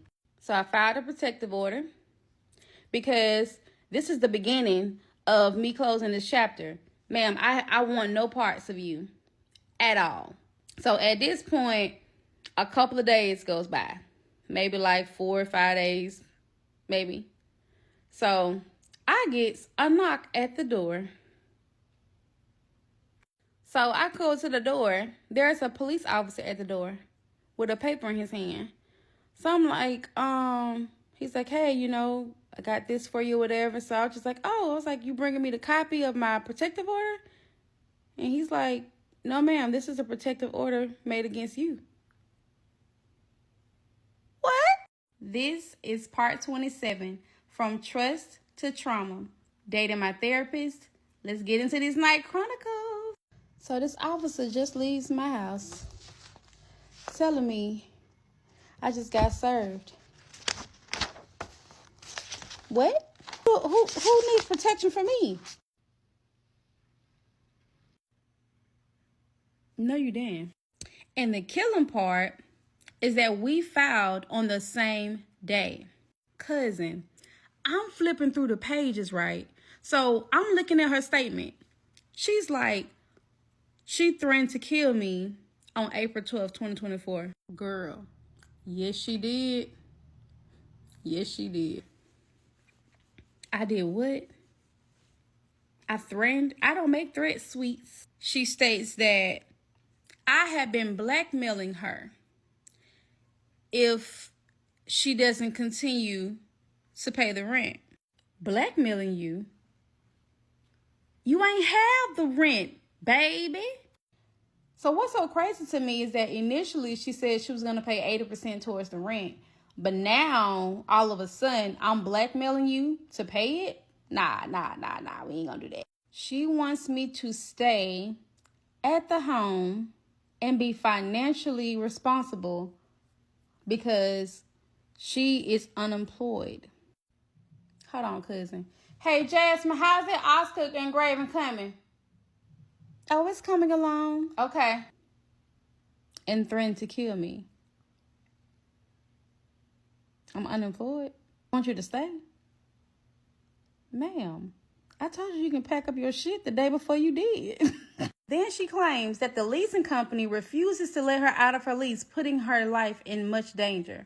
This can't be real life. The biggest thing about this, the thing that really pisses me off, is the fact that you made a strong ass claim that I was going to take your life on paper. Not even gonna lie to you, cousin. Like, this shit really had me spiraling. Like, it was days where I couldn't eat. I couldn't sleep. And, like, when I read the whole paper, y'all, I just sat on my couch in silence. I didn't even know what to say, what to do. Because for the first time, like, in a long time, I felt so defeated. I felt so defeated. I was just like, this is a never-ending cycle. And I've never been in any type of legal situation like this. So for me to even have the courage to go down here to protect myself, this is what you do? Wow. So something just, came over me, and it was just like, Dream, you got everything you need, baby, to change your circumstance. Don't give up now. Use it. So I remember I took a picture of what she had left at the house, that lit candle on the floor. Yeah, cousin. That lit candle and that incense next to that object. I sent it over to the landlord, and I told him, listen, I'm a mother of a 14-year-old, and we are afraid for our safety. We were living with someone who we trust, and she has now become someone who we are afraid of. I have a protective order against her. She has left a lit candle in the floor to put our lives in risk of danger of a fire, which is very dangerous to the property. I'm sure you wouldn't want somebody like that in your home. Oh, yeah, I went there. So he responded back, and he said that he was going to do an out-of-policy exception for me. He was going to send a request up to the leasing team to have her removed from the lease. They sent out a signature to the both of us. I signed, and I got a notification that she signed, which I was actually kind of shocked about, but she did. Released. Cousin, I got that thing off my lease, baby. They said you are now the only person that is on this thing. Thank you. Next time you pull up, you leaving with them officers, ma'am. For a little while, cousin, things had got quiet. I hadn't heard from her. She hadn't heard from me. So I ended up getting an email of her telling me that she was in town because she had to go to an eye doctor's appointment, and that she was going to replace my plants that she stole. Yeah. So she went to Home Depot and she replaced my plants. I wasn't at home at the time, but she did drop them off on my porch, where she stole them from originally. And then she cashed out me $100, $111 to be exact, to replace the things that she stole from the house. Yeah. Then she ordered me a new coffee Keurig machine and sent it to the house. Yeah. Now, y'all already know that 1K, that was late, so y'all stay with me now. And guess what else, cousin? She dismissed the case. If I'm lying, I'm flying, bitch. Yes, she did. Yes, she did. She dismissed the case. And I'm like, I kind of knew that was going to happen because, ma'am, you was finna get embarrassed in the courtroom, honey. I was coming with a briefcase, portfolio, all that. That's when I thought that the chapter was about to close. So she tells me why she even filed in the first place. Yeah, she did. She told me that the reason why she had called me that day, those 3 times, is because she wanted to propose something to me, but she didn't trust me fully. So instead of her telling me over the phone, she wanted to tell me in person. And that's why she pulled up, because she thought that was going to convince me to actually talk to her. But listen up, that's what she said. So I'm listening, I'm like, okay. And she's like, well, I filed a protective order because I knew that that was going to get me off of the lease.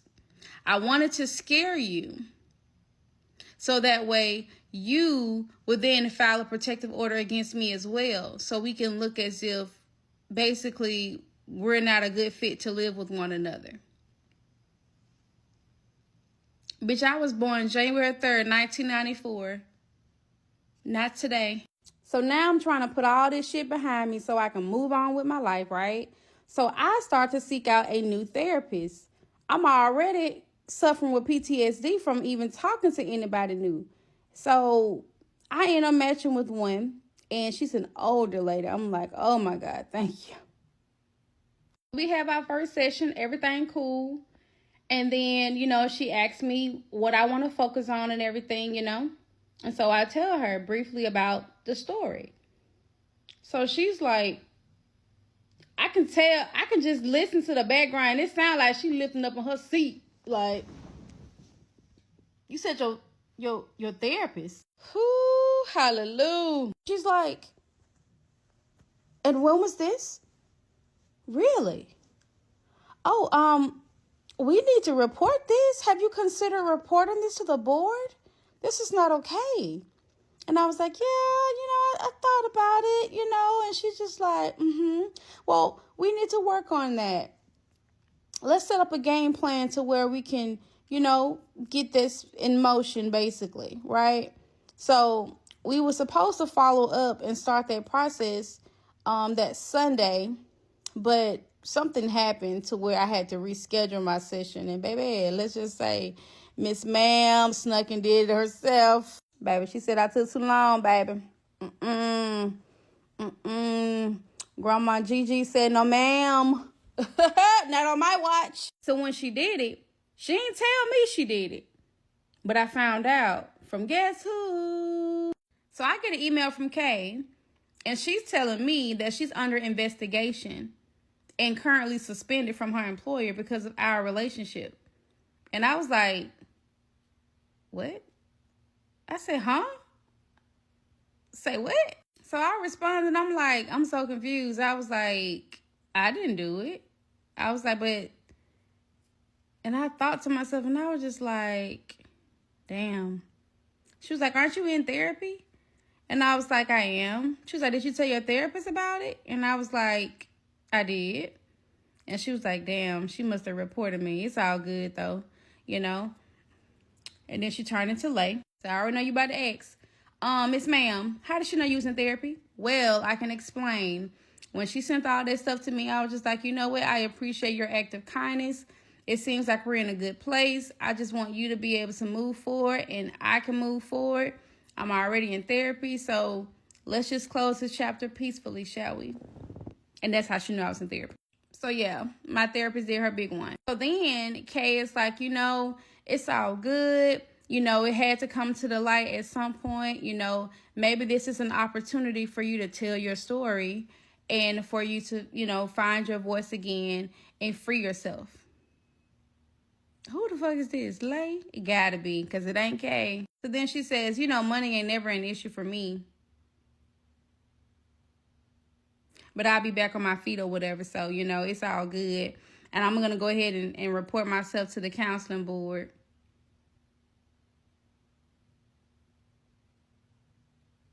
Okay. Then she sends me this old nice paragraph wishing me well and said that, she hate that she put me through all this stuff, but it was time and all this stuff, right? So I tells my therapist about the situation. So she's like, you believe that? You believe she reported herself to the board? I was like, I mean, that's what she said. She sent me, a copy of the email. She was just like, we talking about Kay. I'm like, damn. Shit, we are talking about Kay. You right. So my therapist, she then sent me a form and said, fill this out. This is an authorization so I can speak on your behalf so I can reach out to the board and let them know about this issue. I was like, oop, Gigi ain't playing. So I complied. Because, ma'am, I know you're going to do it if I don't. Not even a couple of days went by. Why did Kay hack into my email, saw the form, and reached out to my therapist? Now my therapist has disappeared on me. This is part 28. From trust to trauma, dating my therapist, get into the story time. So before I tell y'all about Gigi, tell me why I'm at work, because I work from home. Tell me why I see my notification going off on my Ring camera. I know you fucking lying. So I see Kay's car, and both of her car doors are open. So I log out of my computer, and I'm going outside because, ma'am, what you trying to do? I go down my steps, and I'm like, what are you doing? Why are you here? I'm just returning what doesn't belong to me. Y'all, while I looked around the fucking corner, and this motherfucker got the first big fern by my garage door. Goddess. Yes, ma'am. She brought it back. And Prosperity, the other one. I said, so you telling me you done drove away from Montgomery to bring these plants? She was like, I was coming here anyway because I had something to do or whatever. I just decided to drop them off. That's it. I'm not trying to do anything else but drop them off. And then I see that she has returned my 7-foot Christmas tree that I had left in Montgomery from when we first lived together. I completely forgot about that tree. Yeah. And so I'm like, is this it? Like, is this everything? Because, all right, now. So she leaves, and I'm sitting here with this big ass fucking plant with nowhere to put it. Because you already replaced it with some plants from Home Depot. So if you were going to return the original plants, why you didn't do that from the get-go? What made you buy me a whole new, like, make it make sense, baby. Yes, cousin.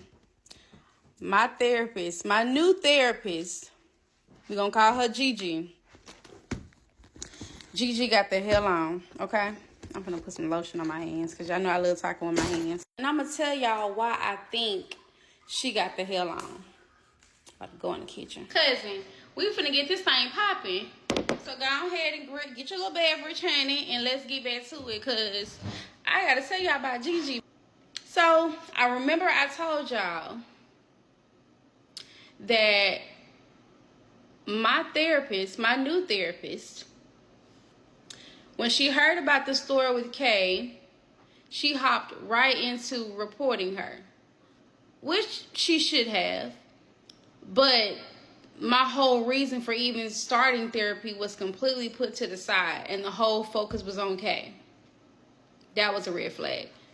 Number 2, we had agreed that we would revisit the situation after I have, you know what I'm saying, gave her the opportunity to know about me and what I needed. But she took it upon herself to report Kay on my behalf as if I'm not capable, or she didn't believe that I was going to move forward with it. Number 2, Gigi and I had agreed that I would get off of the platform that I met her and Kay on, and she had a private practice or whatever where she offered virtual sessions and she accepted my insurance, so it was perfect, right? We had a consultation. She had me sign some paperwork, verify my insurance, all that good stuff, right? Kay had sent an email. Now, let me explain the email situation, okay? So, remember, she had me fill out a form giving her permission to speak on my behalf to the counseling board, my therapist, right? Not Kay, my therapist. So, I filled out the form and I sent it over to the platform where my therapist and Kay worked at, so that way they could, you know, see that, hey, I'm giving her permission. I did that. Kay hacked into my email because she emailed the platform where she worked at, and she CC'd my therapist. Yeah, she CC'd my therapist, like, yeah, bitch, I see you, and I know who you are, and I know what you did. Stating that she was assisting me and that I was giving her permission to speak with my therapist. Oh, yeah. So, mind you, on this form, she has all of my therapist information. But what was supposed to be private to me was now open for Crazy Cake. Kay.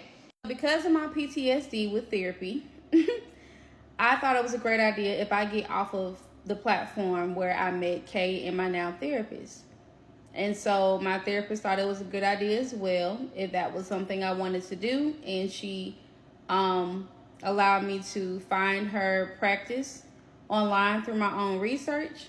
And then we decided to pick up from there. My therapist, after setting up a consultation, after signing paperwork, verifying my insurance, writes me on the platform we just came from and say, hey, I'm going to need to verify if I can see you outside of this platform. A week passes. You still there, Gigi? Did Big K get you? Hello, are you there? I responded. No response. I just got the hell off the platform because fuck it. Okay? Fuck it. At this point, I don't know. That's the third red flag right there. How dare you abandon little old me? Ma'am, do you know how hard it was for me to even trust anybody after K? Grandma. Hello? Are you there? So y'all know I'm gonna keep it real with y'all, right? Even if it makes me look stupid, even if I look dumb, weak, all that, I'm gonna keep it real with y'all. Cause that's just who I am. So this whole situation had gave me such anxiety. I feel abandoned by my therapist. My ex-therapist abandoned me in the home, which I ain't too much mad about that part. But everything that I have been through, and now at this point, I just don't even want to do the court shit. I don't want to do it. So I goes down to domestic relations, and you know what I did? I requested to dismiss the case. Yes, I did. I requested to dismiss the case. I'm just so tired of dealing with all this bullshit. It was, I'm just over it. After all of that, I get another email from Kay. Because remember, she's blocked from my text. I get an email from her, and she's saying, a dream, question mark.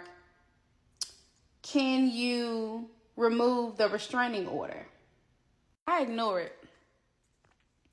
She sends another email. Can you please do this for me? Can you please stop contacting me? So she says, I have no desire to talk to you. I am asking for you to remove the restraining order because you don't need protection from me. And I am trying to get a military contract, and this is preventing me from doing so. So I need it removed. I have removed yours as a courtesy, just so you can have the house. Now, all you have to do is do me a favor and remove the restraining order. Thank you. Girl, at this point, unhand me. It also states in this same email that she had the option to put me out, but she told them no. Put me out of what, baby? Out of your mind? Because I know you ain't talking about this damn house. Whoo, the gaslight. The manipulation, cousin. But oh, cousin, it does not end here. It's like, after everything that I've done for you, you're going to jeopardize my career over a piece of paper? It literally would take you 5 minutes to remove the restraining order, and you can't do that for me? Really? That's so selfish. You just can't do the right thing? You lucky that's the only thing I got you in court for. Now be a lady and leave quietly. So she's like, they asked me, could you afford the house on your own? And I didn't even mention it. And I was there to listen to you full time as your therapist, love you, and not be reciprocated. What kind of reciprocation is you looking for from your client, ma'am? I ain't ask you for nothing but removing a restraining order. And after losing my salary, $30,000 is what she claims she spent on me in a year of us talking. That's a big reach. No income. And all I asked for was for you to help me. And you can't help me after my life's work was to be a support for you. And it's fuck me. Have a good night. Then you decided on the same platform that I met you on, Dream. You could have gone anywhere for therapy. You wanted this to happen. You wanted revenge. That's why you dreamed of revenge and being caught for murder, because you killed me and I got your revenge. Baby, what dream you talking about? Because I don't remember this one. I have bullets on you that I never used because I had no desire to. But what kind of bullets, sis? Careful now. The one bullet you have left, instead of removing it, you decide to make it take. How long will your empire last built on the downfall of someone else? Do the right thing like I've done by you. Ma'am, my ancestors are on your fucking neck. And they're about to hang your ass if you don't get out my email. Hold on, cousin. Hold on. That house you're so proud of, haha, I paid the down payment on for the family we had, and you can't remove a fucking restraining order so I can move on with my life? Your choices are your life consequences, you energy vampire. Those are not my words. Those are Kay's. And so she says, share this email with your talking ass therapist too. Shit, Gigi gone now. Hell.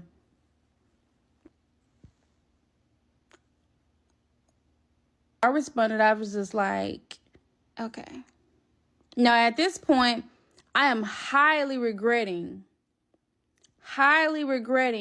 going down there to dismiss this fucking protective order. This is part 29, From Trust to Trauma, Dating My Therapist.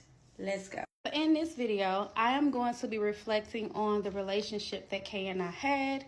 I will be covering some things that I had not mentioned just to give you guys a little bit of an insider prior to the last episode. The last episode will tell you about where we ended and where we go from there.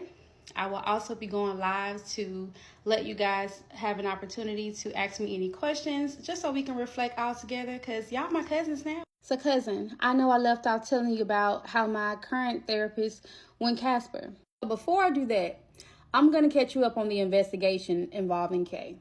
So I'm just in the kitchen minding my business. I get an email and it says, hey, your provider is no longer on the platform. And I'm like, I just know my therapist ain't just ditched me. What? I opens up the email, and to my surprise, I see Kay's name. Oh, wow. This is real. I won't lie. For a hot millisecond, I felt bad. No. Hold on. Hold it. I felt bad for a millisecond.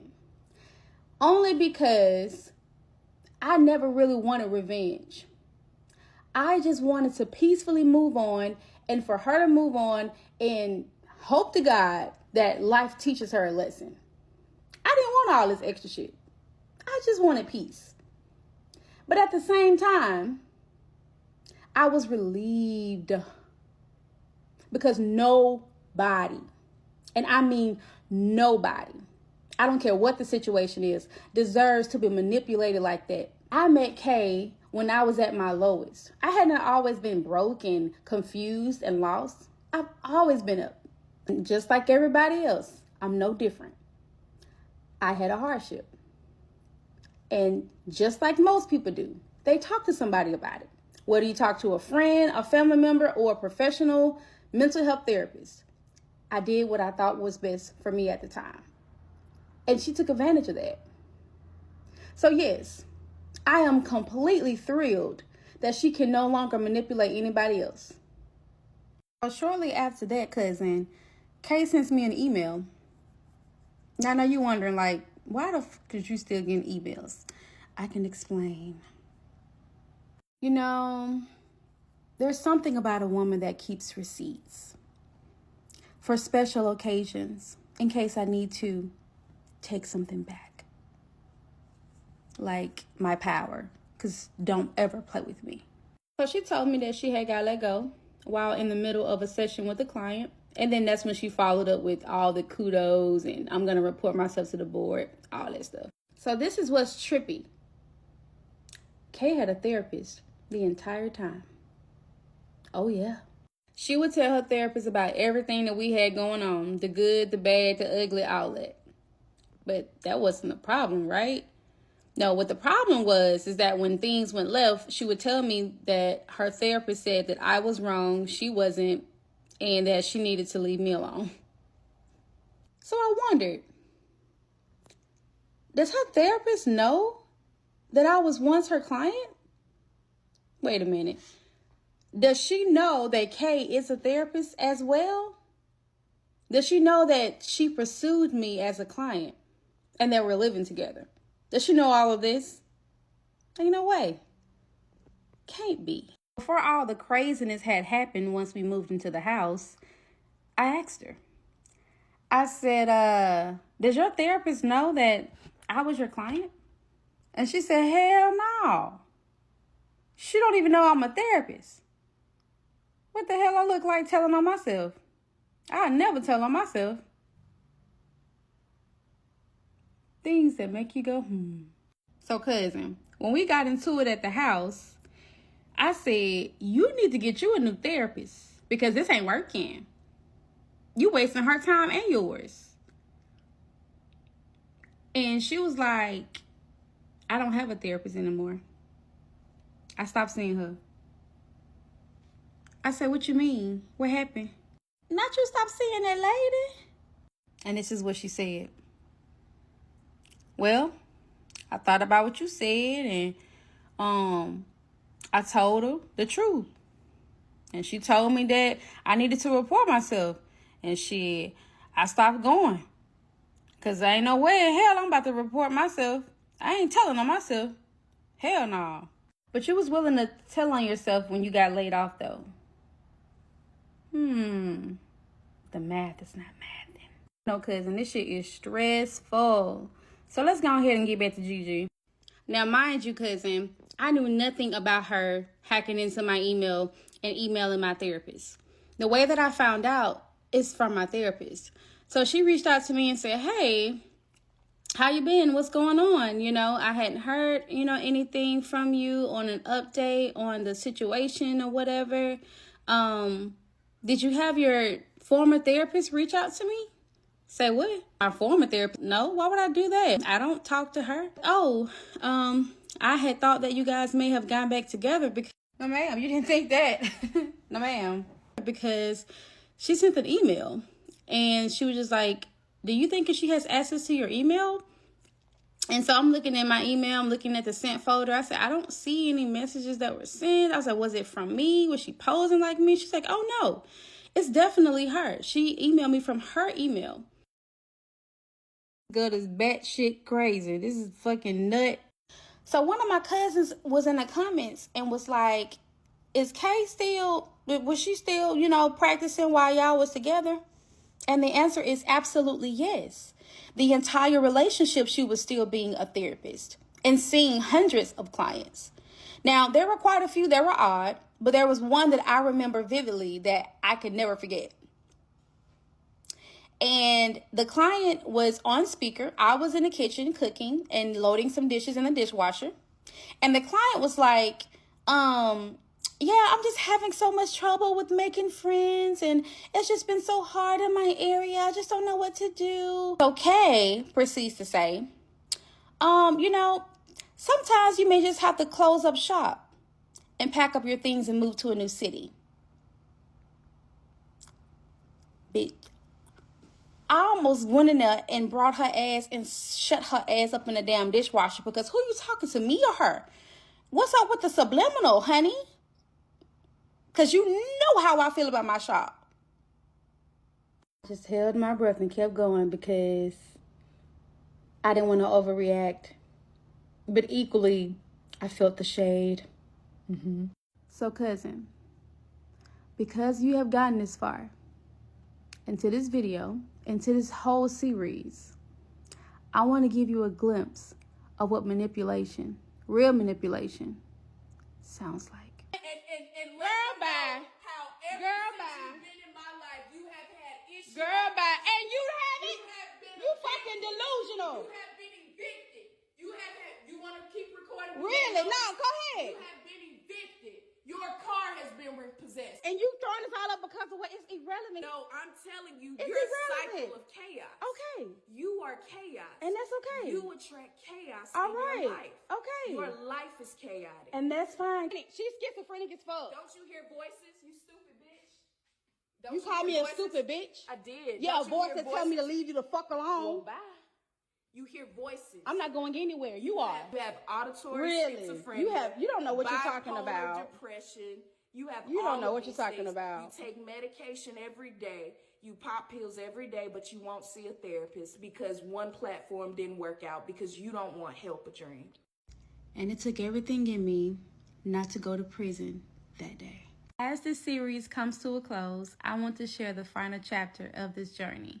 After everything I had been through with Kay, I had hopes to put everything behind me by just dismissing the protective order. I know, cousin. I was just so frustrated and I started to give up. I just felt like I just wouldn't win in the situation for some reason. But I guess fate had other plans because I had received a letter almost a week later stating that I still needed to come to court just to dismiss it. I'm not even gonna lie. Like, when I read it, the anxiety just hit me like a tidal wave because I'm just like, oh my God, I don't know if I can deal with this. The thought of seeing my ex-therapist and just wondering what kind of lies did she gather prior to this court appearance. So the day came. I decided to catch an Uber and I arrived 45 minutes early. Plenty of time for me to gather myself, honey, because I was just not ready for it. So I sat outside the courtroom until it was time to come in. I had my folder full of receipts showing that I had been harassed up until that day. I couldn't even believe that all that anxiety and fear I had about her potentially being there would have scared me into wanting to be silenced. So it was my turn to present my claim, and y'all, I did so with so much strength and determination. I was so proud of myself, if I'm honest. This whole time, I had been gathering documents from the beginning of our connection up until the end. The judge listened so intently, and she nodded, typed as I went along, and then she told me that she would go ahead and mail out my order. As I left the courthouse that day, y'all, like, I could feel a wave of relief just wash over me. All that betrayal, all that pain, all the lies, the manipulation, all of it was coming to an end. Although none of that could be erased from my memory, I now had the ability to start fresh and move on with my life. But just when I thought that the beginning was coming to an end, I got a call from the court, and they're telling me that my ex-therapist, Kay, contacted them and told them that she was at the wrong courthouse and that she wanted to see if she can reschedule so that way she can also be heard. And the judge granted her request. And so now this just prolonged my healing and everything for a whole nother month. No, I do not believe that she was at the wrong courthouse. I truly believe that she really thought that I was going to dismiss it because she knew she had scared me into doing so. And when she found out that she had to actually be there, she had to make up some type of lie because it wouldn't be Kay if she didn't do it. And she got exactly what she wanted. And it makes me so furious because why are you fighting this? Why are you going so hard to block a protective order? Ma'am, you have emotionally abused me and manipulated me from the beginning. Why? It's so unfortunate, y'all. As I sit down and think about it, I'm like, man, like, I really wish Gigi knew about how everything happened, how everything panned out with court and all that, because she had told me that I needed to go back down and let them know I no longer wanted to dismiss it. And hell, I can't even get in contact with her. So, but it's cool. Despite these setbacks, I'm not going to give up on therapy. I'm just realizing when to act and when not to. I feel like this journey calls for me to focus on getting justice and loving on myself, because this has been a lot. Now that this series is complete, I will focus on self-care. Now, don't get it twisted. I will still have some really great story times with y'all because, baby, I got some crazy ones that'll have your ass laughing and sitting there like, ma'am. But no, don't worry. It ain't nothing like this situation with Kay. Thank God. This was a lesson learned, y'all. And to be quite honest with you, although this may have been quite embarrassing, just a tad, it was equally freeing because I was able to see from the outside. I was able to see what y'all can see. What people fail to realize is that when you're in the situation, you don't see it quite that well. That's why so many women get abused and unfortunately lose their lives because they don't see it that way. They haven't yet to build up that strength. They haven't yet built up that boundary. They haven't built up that self-love. But I now have. And I'm choosing me. And the people and the things that matter to me the most. I'm choosing me. And I'm going to make a promise to myself. I'm going to get my eyes checked. Because we're not ignoring no more red flags. No, for real. To all of you that have followed this journey, from the bottom of my heart, I want to thank each and every one of you for your love, for your upliftment, for your kindness, your understanding, your grace. My goodness. This series has been more than just a recounting of events. As painful and as embarrassing as it was at times, it's been a testament to the power of finding one's voice amidst adversity. And if you are coming across this video, I want you to remember this. You deserve to be seen, you deserve to be heard, and you deserve to find your voice. From trust to trauma, this is my story. And I hope this inspires you to share yours. Because, baby, this is the beginning.